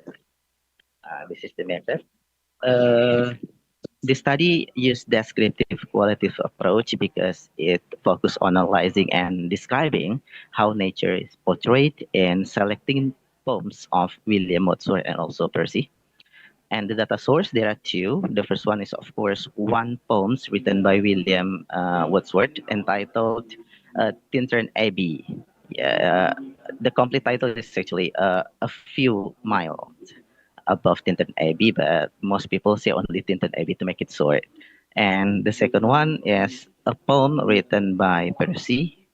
The title is I saw the Ode to the West Wind. Yeah, the Ode to the West Wind. So we have two uh, poems as the data source. One was written by William Wordsworth, and one was written by Percy. And the data analysis, of course, this data were analyzed using Rand Wellak method, comparative literature. Okay, please next, Ibu. Okay, this is the finding, guys. As I said previously, that there are two objectives, discussing the similarities, and the second one, discussing the differences between those two poems. Now, let's focus on similarities first. Similarities in the depiction of nature in Wordsworth, Tintern Abbey, and also Sally's Ode to the West Wind. The similarities is first, both poems describe nature as powerful present that goes beyond physical beauty. So, which mean both Wordsworth and Percy, they explore nature not only to satisfy the visual, or we call it visual pleasure, but there are meanings beyond that. Look at the example, this one, what in Tintern Abbey, in hour of earnest sensation, blah blah blah, until with tranquil restoration, as you can see on the screen. You know that the lines that nature affects not only his senses, not only visual, but also his heart and also mind, heart and mind. So in these lines, Wordsworth to try to explain not only the physical beauty of nature, but nature can impact also to his heart and also mind beyond that physical beauty. And Sally also did the same. Look at the lines there. Wild spirit, which art moving everywhere. Destroyer, preserver, here or here. Okay, so here, the wind is part of nature, of course, right? The wind is not simply air moving in the sky. But it is like wild spirit, both destructive or preserver. So the wind in this context not only explore, as the just in the part of nature, no, but just like the meaning beyond that one. So that's what I mean by they describe nature as powerful present that goes beyond physical beauty, not only explore the when William Wordsworth come to this place after a long time. I think because the time is so limited, let's go to the differences, Ibu. I have two differences to highlight. Next one. Next one. Okay, this one. And the difference is, guys, also although they explore nature, both explore nature, but in fact they have different interpretation of nature.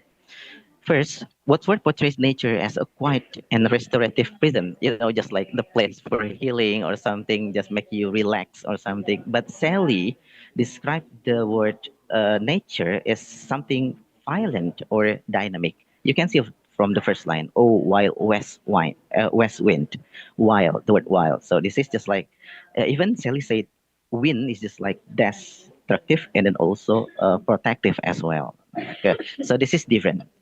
Wordsworth believe that this is restorative present, but Sally believed that nature is, described as a violence and also dynamic. Next, Ibu.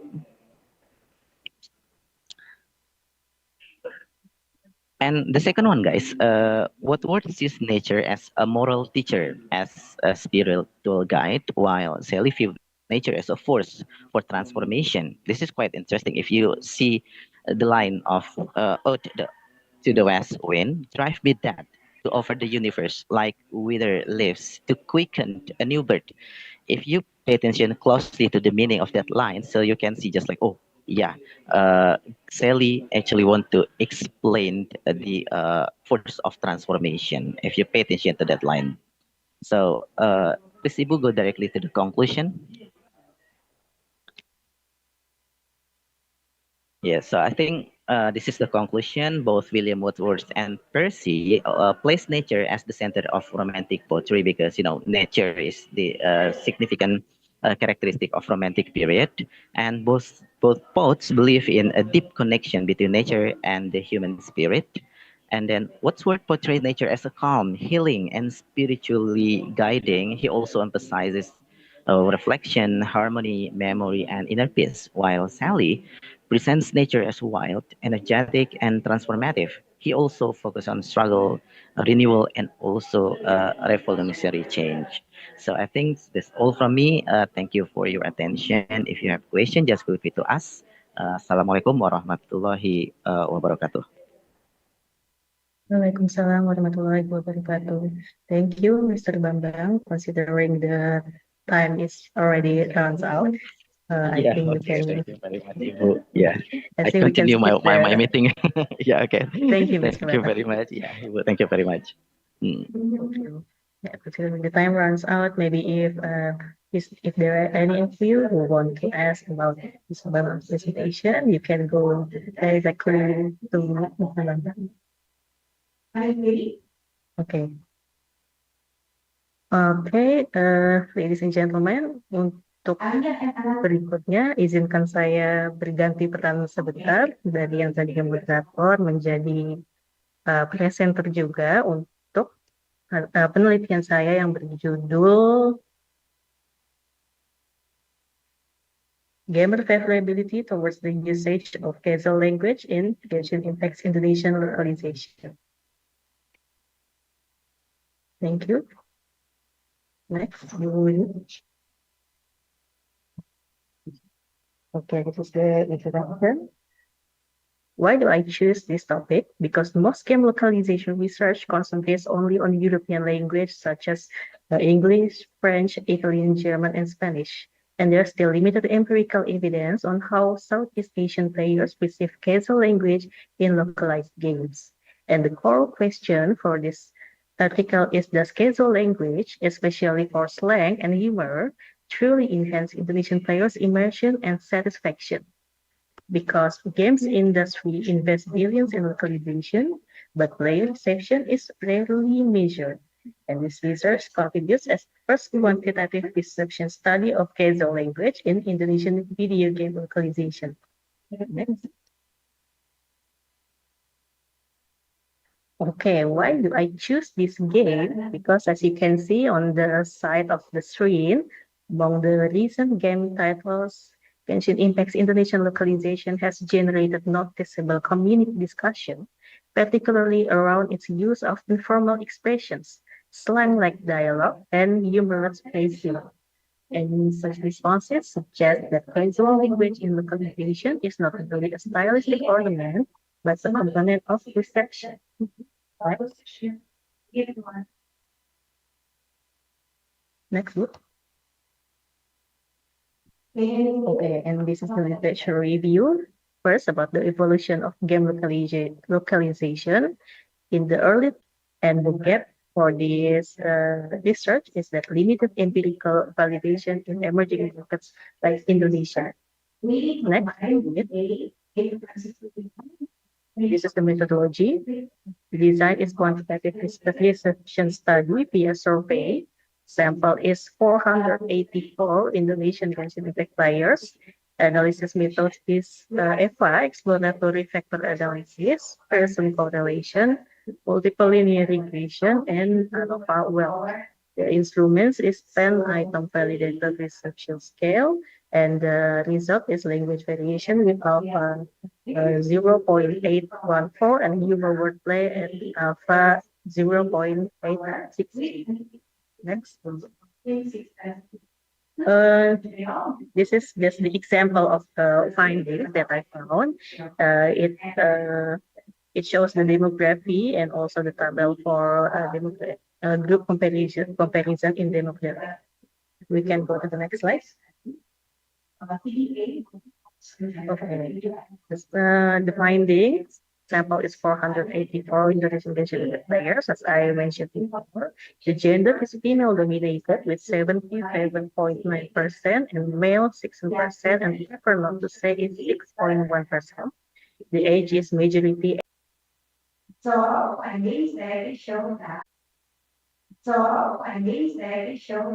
Okay, with this finding, we can see the impact on user experience that language variation strongly linked to comprehension, immersion, and stress reduction. Humor wordplay linked to comprehension, immersion, and stress reduction, and integration, both language variation significantly predict overall satisfaction. While the demographic moderation, apparently female players report higher reception, and English proficiency, native language users show highest reception, while there is no significant difference in age, play frequency, and play time. Next. This is the analysis. Based on the results, it's evident that respondents prefer translation that use everyday Indonesian slang rather than formal Indonesian. There is also the example of the translation in the next. I think I can make this shorter. There is a cognitive comprehension versus affective stress reduction. Then language variation and humor is linked strongly with comprehension, but weak with stress reduction. The implication is that casual language mainly support cognitive fluency because it helps players process lore or game story naturally. But the casual language may break immersion and sometimes inconsistency, and the localizer must apply contextual awareness. And about the gender difference, casual language make characters feel more human and emotionally accessible, and native like English speakers show higher appreciation as they recognize the creativity and cultural adaptation.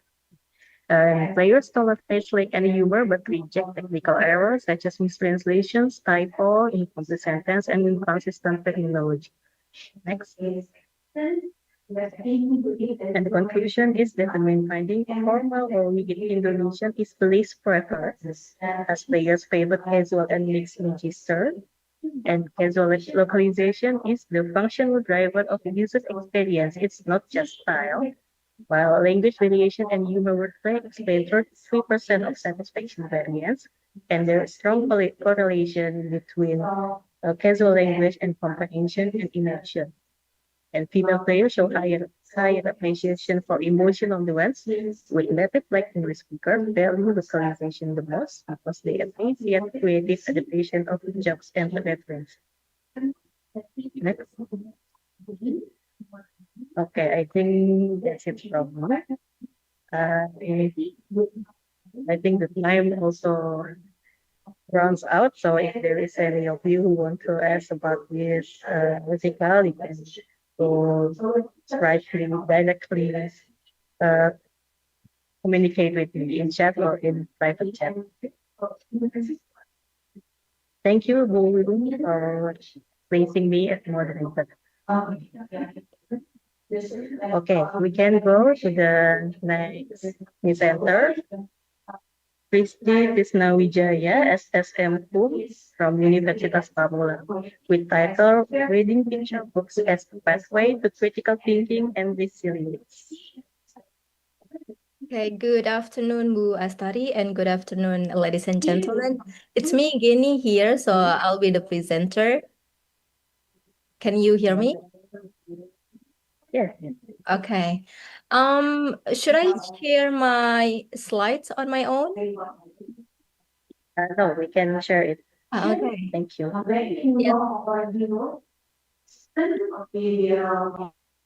Okay, right. Good afternoon, everyone. I am Geni. I'm pleased to present our research, Kristi Tisnawijaya, and myself, Geni Kurniati. Our research entitled Reading Picture Books as a Pathway to Critical Thinking and Resilience. In this presentation, we will explore how children's literature serves as more than just entertainment. It is a vital tool for mental health and character development. Right, next. Next slide, please. To begin with, let us look at the gravity of the situation. In Indonesia, we are facing an alarming rise in student suicides, with bullying identified as primary contributor. While many anti-bullying programs exist, they often focus strictly on managing external behavior. The gap we identified is that we rarely focus on building internal resilience from a very young age. This gap leads to our central research questions. How can picture books help children build psychological resilience? Moreover, more specifically, how do these narratives encourage the kind of critical thinking needed to navigate social conflicts? And next, please. Our study adopts a qualitative literary analysis approach. We analyze both narrative structures and visual elements to see how resilience is communicated to young readers. For our corpus, we select multimodal text, meaning they use both words and images. They require children to bridge gaps and make inferences. Okay, still sharing. We found that these stories help readers learn to identify multiple perspectives. By analyzing why a character is acting in a certain way, children improve their emotional literacy. This critical thinking allows them to move beyond fear and start thinking about boundaries and problem-solving strategies. I know it's a bit late for the slide, but since I have explained, yes, next. Let us look at a specific example from the American corpus in Tyrant the Horrible. The protagonist, Poland, is a small dinosaur bullied by much larger tyrant. But here, Beyond does not win by being physically stronger. Instead, he uses an intellectual strategy. He analyzes Tyrant's weaknesses, and in this case, it's greed to disarm the aggression. This act teaches children that resilience is often about creative, autonomous problem solving rather than just physical retaliation. And next, please. Seek help from the trusted adults. This action further reflects that a cultural emphasis on community and protection, right? And I guess, yeah, we are jumping to the last slide. To conclude, our research highlights that picture books are a powerful pathway to resilience. They provide a roadmap for handling difficult emotions and also equip children with the psychological tools to withstand bullying. And we believe that parents, teachers, and librarians should intentionally use these stories not just for literacy, but for character development as well. And by fostering critical thinking today, we hope that we can help reduce the mental health crisis for tomorrow. Thank you for your attention, and I'm open to any questions you may have. Thank you, Jenny, for the presentation. Yeah, we still have about four more minutes. So if there is anyone who want to ask about Miss Christie and Miss Jenny's presentation, you are free to do so. Please raise your hand or you can open your mic to ask your question.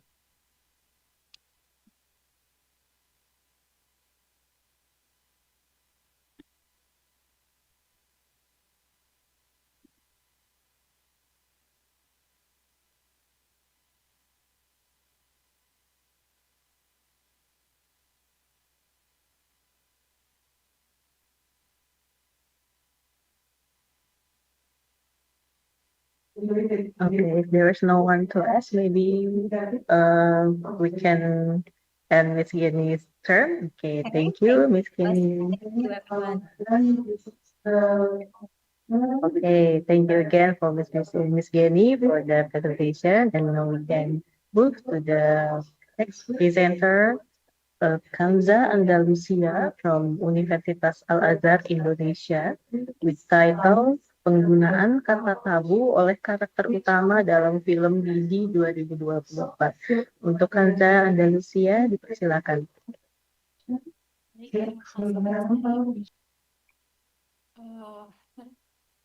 Perkenalkan, selamat siang. Selamat siang para hadirin dan para peserta. Terima kasih atas kesempatan yang sudah diberikan. Hari ini saya Kanza Andalusia dari mahasiswa dari Universitas Al-Azhar Indonesia akan mempresentasikan makalah saya yang berjudul Penggunaan Kata Tabu oleh Karakter Utama dalam Film Didi. Masuk ke bagian pendahuluan.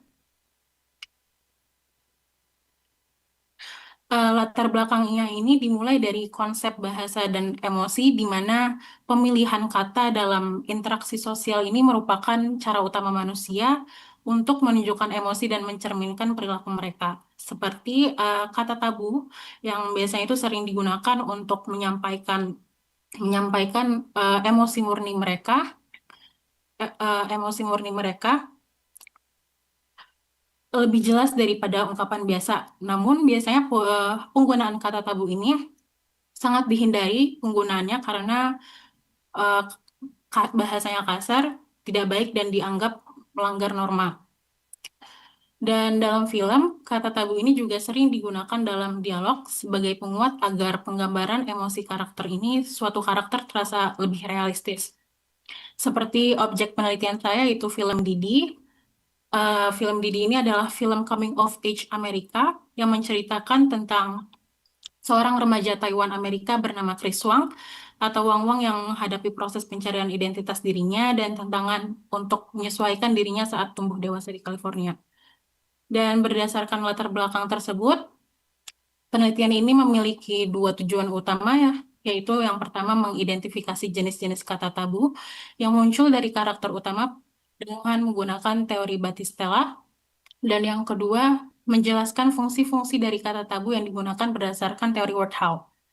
Dan manfaatnya penelitian ini diharapkan membantu pembaca dalam memahami penggunaan kata tabu di dalam sebuah percakapan dan dapat memberikan kontribusi dalam bidang sosiolinguistik serta menjadi referensi bagi penelitian selanjutnya yang serupa.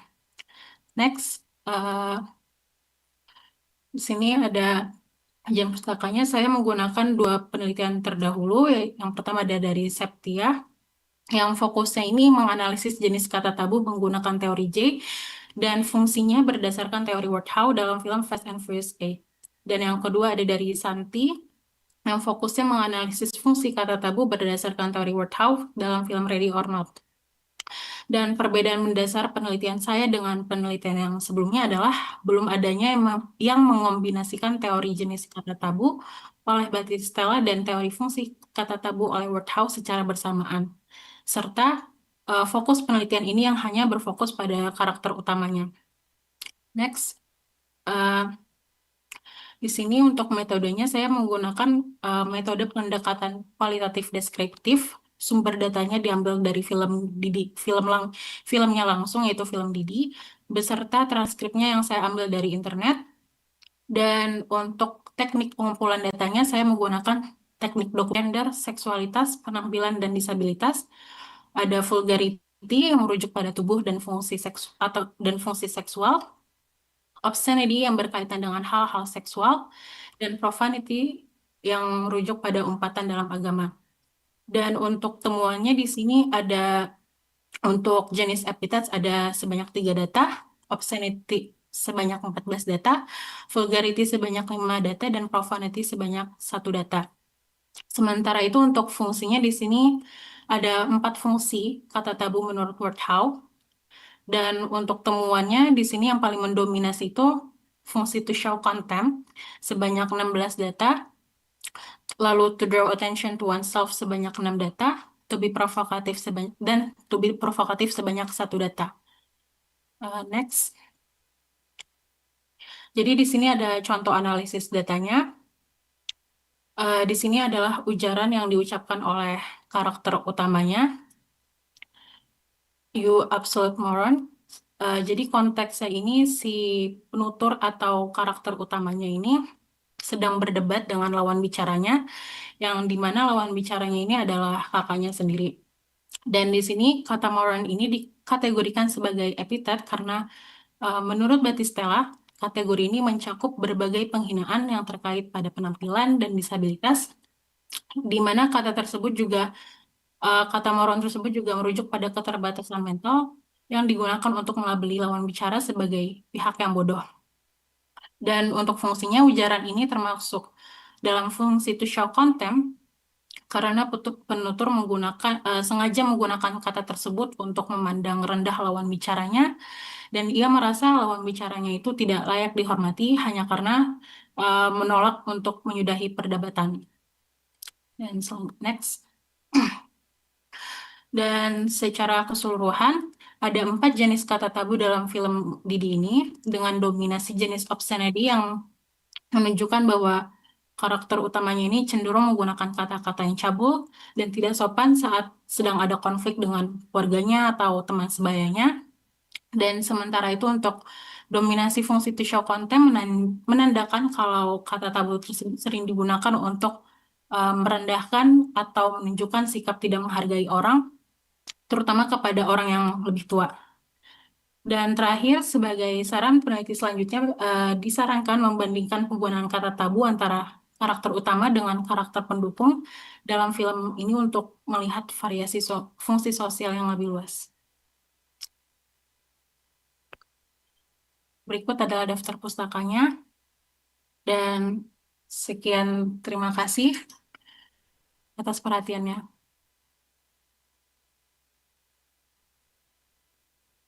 Baik, thank you, Ms. Kanza Andalusia. We still have time, about 3 until 4 minutes. Is there anyone who want to ask Ms. Kanza? Please raise your hand or you can open your mic.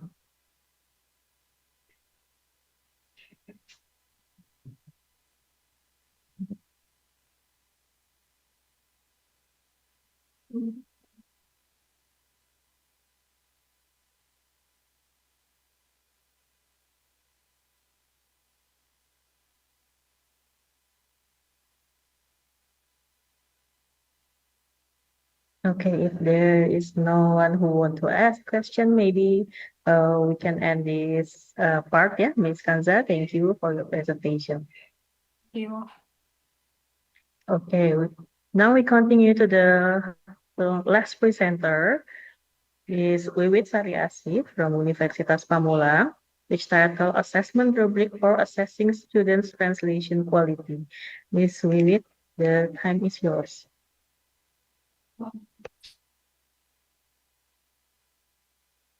Okay. Thank you. I'm starting for the times. Can you hear my voice? Yes? Yes, I can. Okay. Okay, thank you. Audience, my students, and the other distinguished guests that in these rooms, thank you very much for the times. And then I would present my research. Okay, actually, this research is not a single research. This is a serial research, which is to provide my dissertation. So one of them is about assessment rubric for assessing students' translation quality. Okay. Now, why I make these kinds of research, especially to discuss about the translation rubric, because the first one, the decision of choosing the assessment rubric for assessing translation quality should be based on what criteria of assessment is the rubric offered. So it means that as the lecturer and instructors of the translations, we need to really carefully set the assessment rubric to measure the quality of the students.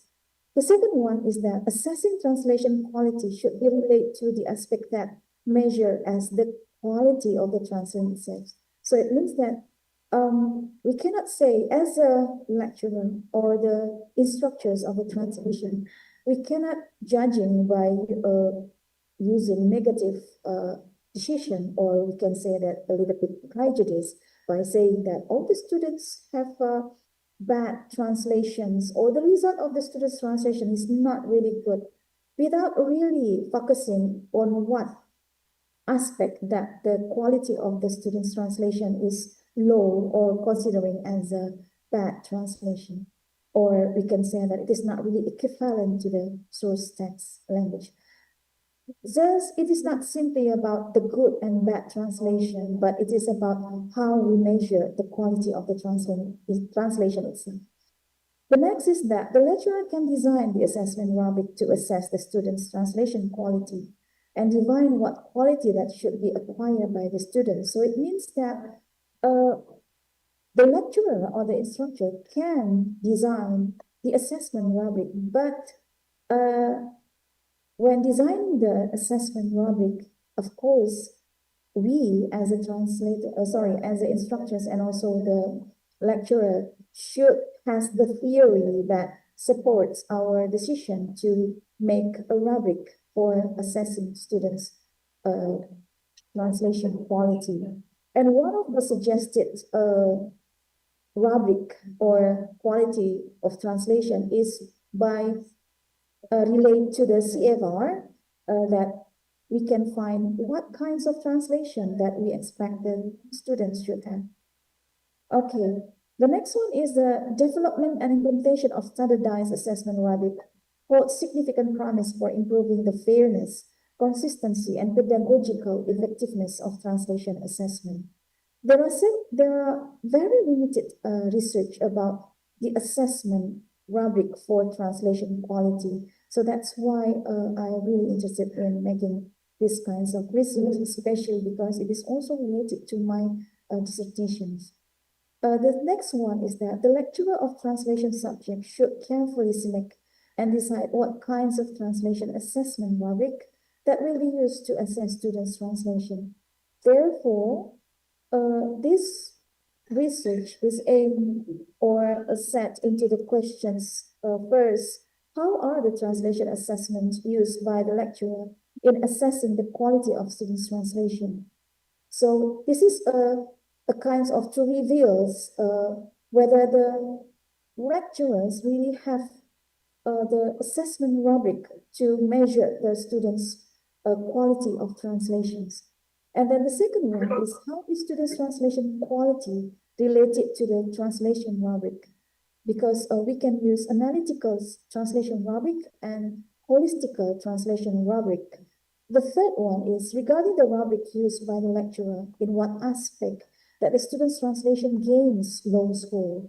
So why we need to find out the students' low score in what aspect? Because we can improve, or we can help students to improve their quality by minimizing the mistakes itself or the error. The literature review that I'm using here is actually lots, but I will gonna focus on the few of them. The first one is NIDA, that pioneered the functionalist approach, advocating for this research also used factor notes that assessment in translation is not narrowly about assigning grades, but involves measuring a complex set of skills and competency that encompass linguistic, cultural, pragmatic, and stylistic aspect. Because commonly, many people, especially the students, thinks that they don't have a good grammars or they have very lack of vocabulary and thinks that they cannot produce a good translation, which is actually grammars and vocabulary is not the main aspect that make the translation good or not, but actually the reading. And this is based on the research of the Taliban says that if you have a good reading comprehension, it means that you can know what is the source that message talk about, and you can translate that quite easily. But it is not, of course, very easy. This next one is Hatim and Massens pointed out that rubrics are essential in establishing transparent criteria. And the last one is that the translation quality assessment should be based on CFR and the theory of the translation. It is what factor focus on. We're talking about the methodology. First, this research is designed into descriptive qualitative research. And the data collections, there are two kinds of data collection. The first one is document observation. It means that I collect a lot of informations and the documents of translation assessment rubric used by the lecturer. And then the second one is open-ended questionnaire. It is why we call that open-ended because we need the lecturers to explain clearly why they use the certain translation assessment rubric and why they made a translation assessment rubric or why they don't use any translation assessment rubric. The instruments, there are two kinds of instrument and it is to the data collection. The first one is observation checklist and the second one is question. The data analysis is first document analysis. The document analysis is to analyze the document collected from several lecturers from several universities. And the second one is the thematic analysis. Thematic analysis is to classify and make a group of the information taken from the questionnaire, the open, and it was found that lecturers did not have any problem in using. Was found that lecturers did not have any problem in using the assessment rubric that they had constructed. First, because they really know what to do and what to measure. Since it is constructed in the analytic scoring rubric, and the indicators of good translation is clearly described by indicators of it. The three lecturers had no problem in using the assessment rubric made by Nababan and admitted that although it does not specify, it is intended to examine the word at the sentence or textual level, but they can use it without any difficulties. 4 lecturers used the assessment rubric developed by Sofyan and Tarigan, admitted that at first they had to be familiar with it and had to comprehend the use of it in assessing student translation quality. But at the end, they say that Sofyan and Tarigan's rubric is quite good in and valuable in assessing students' translation quality.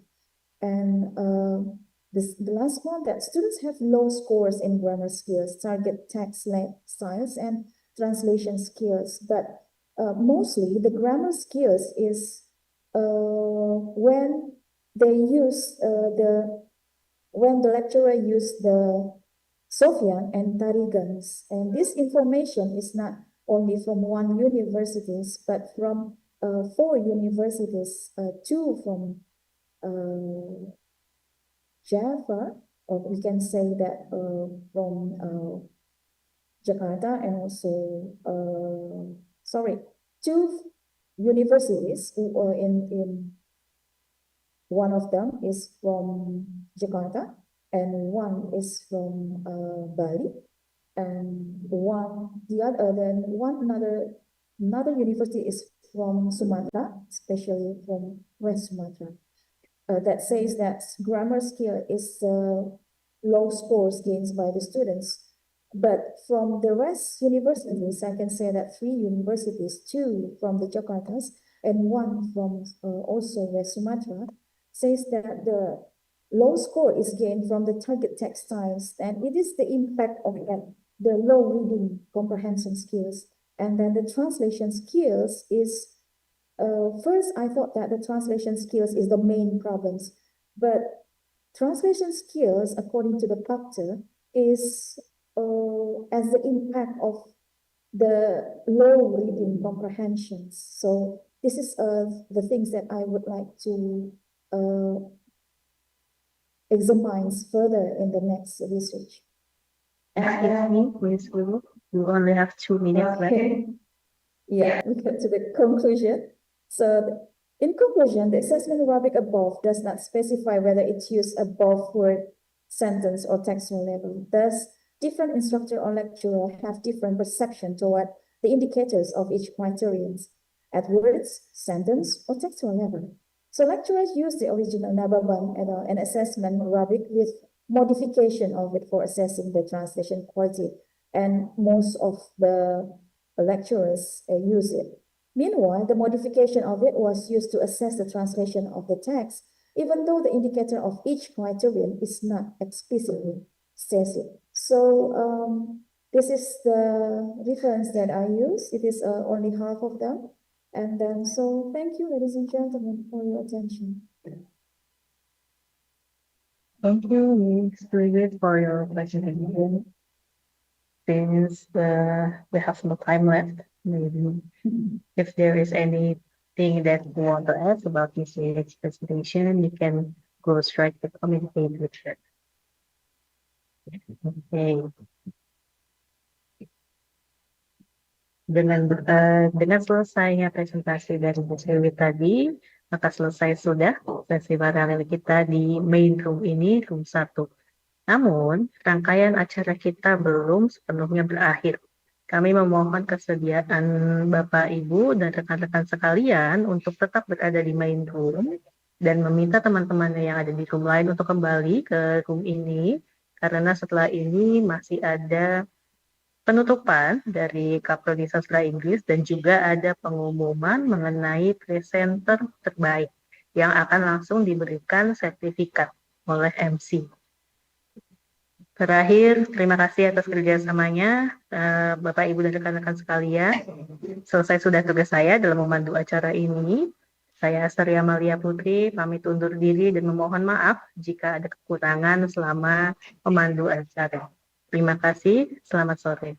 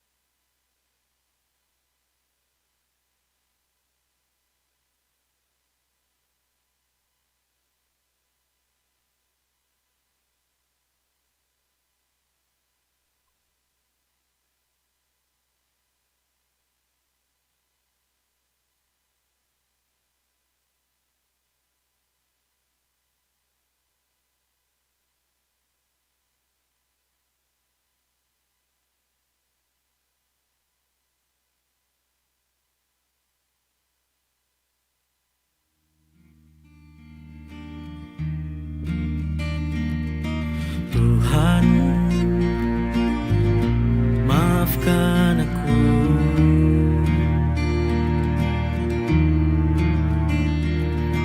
Karena nada sendu yang kerap kali ku lantunkan, dikala lirih menyelusup relung hati yang acap kali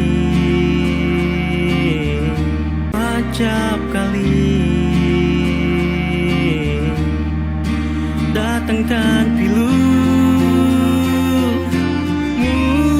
Mungkin aku tak intim padamu,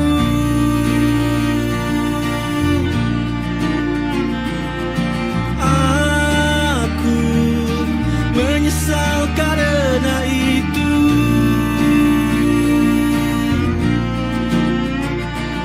Namun Tuhan, maafkan aku. Penyesalan itu justru mendatangkan jabak yang sebabkan badai ini tak juga berlalu.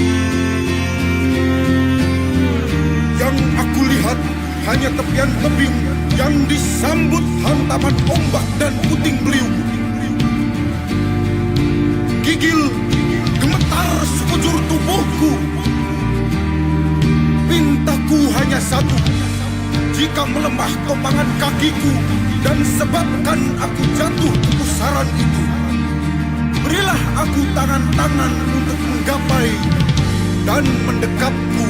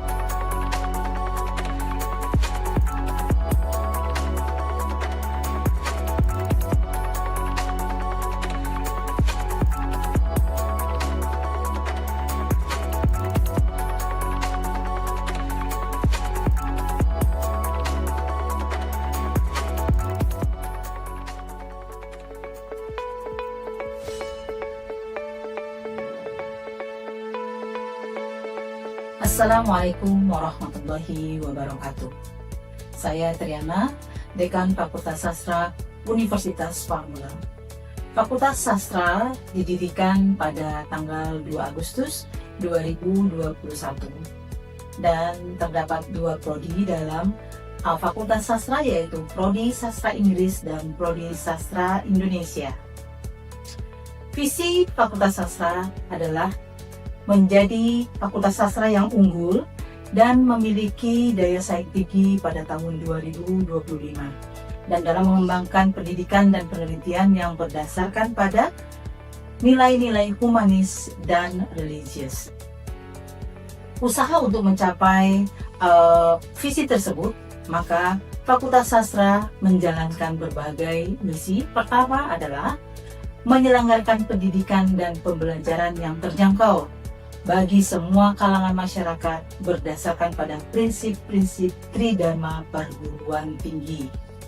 Kedua, menyelenggarakan penelitian dan dengan ciri khas pengembangan ilmu, khususnya sastra Inggris dan sastra Indonesia bagi semua lapisan masyarakat. Ketiga, menyelenggarakan pengabdian kepada masyarakat untuk mengembangkan ilmu bahasa khususnya sastra Inggris dan sastra Indonesia. Keempat, menyelenggarakan pengelolaan Fakultas Sastra sebagai pendukung bagi pencapaian visi universitas tahun 2025. Dan yang terakhir adalah menyelenggarakan kerjasama dalam bidang bahasa dan dengan berbagai institusi baik dalam maupun luar negeri yang berbasis saling menguntungkan. Struktur organisasi Fakultas Sastra.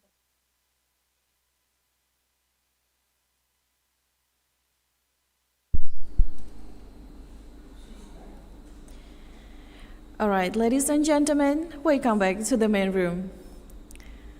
Distinguished guests, we're approaching the closing session of this event.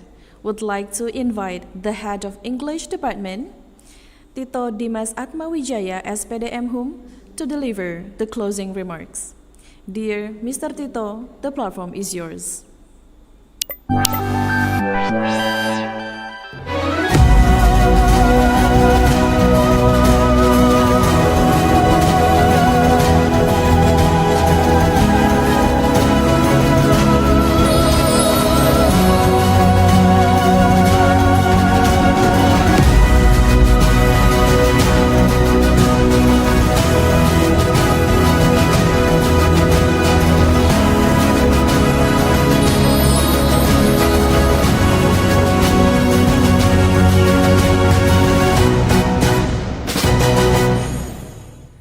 Assalamualaikum warahmatullahi wabarakatuh. Good afternoon.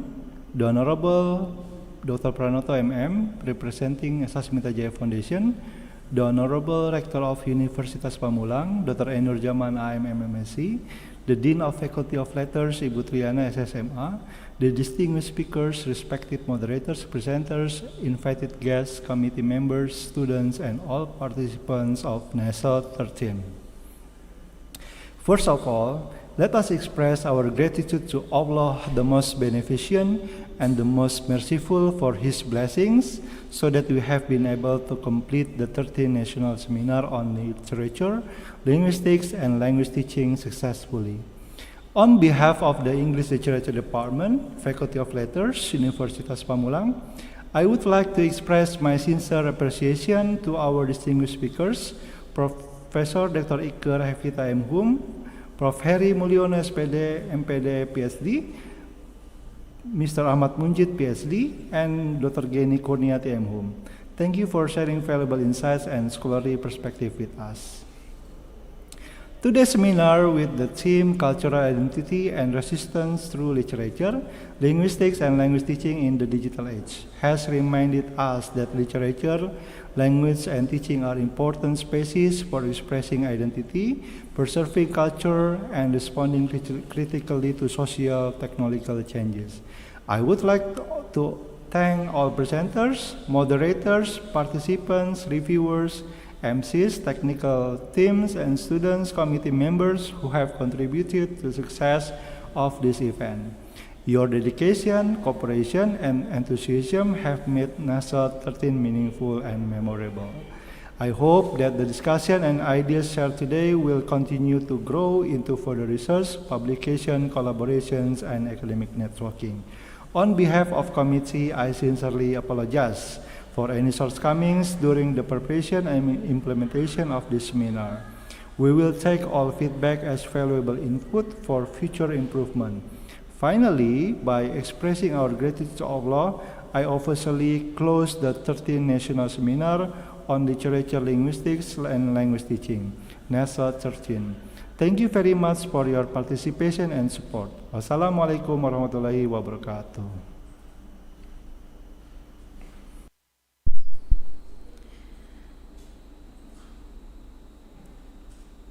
Alright. Thank you so much Pak Tito for the inspiring closing remarks. Hadirin yang berbahagia, tiba saatnya kita memberikan apresiasi berupa sertifikat penghargaan kepada pemakalah yang telah menyajikan hasil penelitian terbaiknya di sesi paralel seminar kita hari ini. Berikut para presenter terbaik di room 1 hingga room 4 sesi paralel session di seminar nasional hari ini. Dari room 1 ditemukan bahwa Sri Saraswati SSMA dari Sekolah Tinggi Bahasa Asing LIA, Yogyakarta. Kemudian dari room 2 ada Dr. Zulia Karini M. Hum dari Universitas Amikom Purwokerto. Yang berikutnya di room 3 ada Rosmania Rima dari Universitas Sultan Ageng Tirtayasa. Lalu di room 4 ada Ulil Amri dari Universitas Jambi. Selamat kepada para presenter terbaik atas capaian dan kontribusi yang luar biasa pada hari ini. Semoga prestasi ini menjadi motivasi untuk terus berkarya dan mengembangkan penelitian yang bermanfaat bagi dunia akademik maupun masyarakat luas. Ladies and gentlemen, as we come to the end of our national seminar, I'd like to take a moment to express our sincere gratitude to our speakers for the valuable insights and to all of you for your kind participation. We hope you found the discussions informative and inspiring. Your engagement has made this event truly special. Kami informasikan juga bahwa seluruh peserta harus melakukan scan barcode kembali untuk presensi keluar di IMS. Barcode akan ditayangkan di layar saat ini. Baiklah, hadirin yang kami hormati, demikian acara seminar nasional ini telah kita lalui bersama. Mudah-mudahan apa yang kita peroleh dari kegiatan ini senantiasa bermanfaat.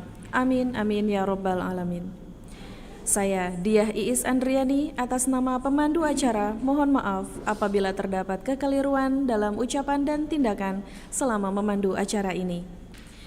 Thank you once again for being here with us today. Wish you all the best and look forward to seeing you at our next future events. Terima kasih atas segala perhatiannya.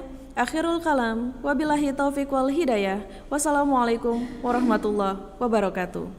Sampai jumpa pada kegiatan yang akan datang. Thank you so much. Have a good day.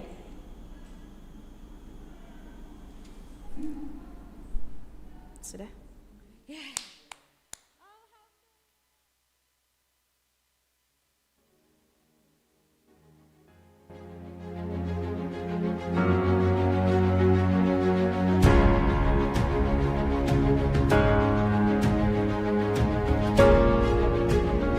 Recording stopped.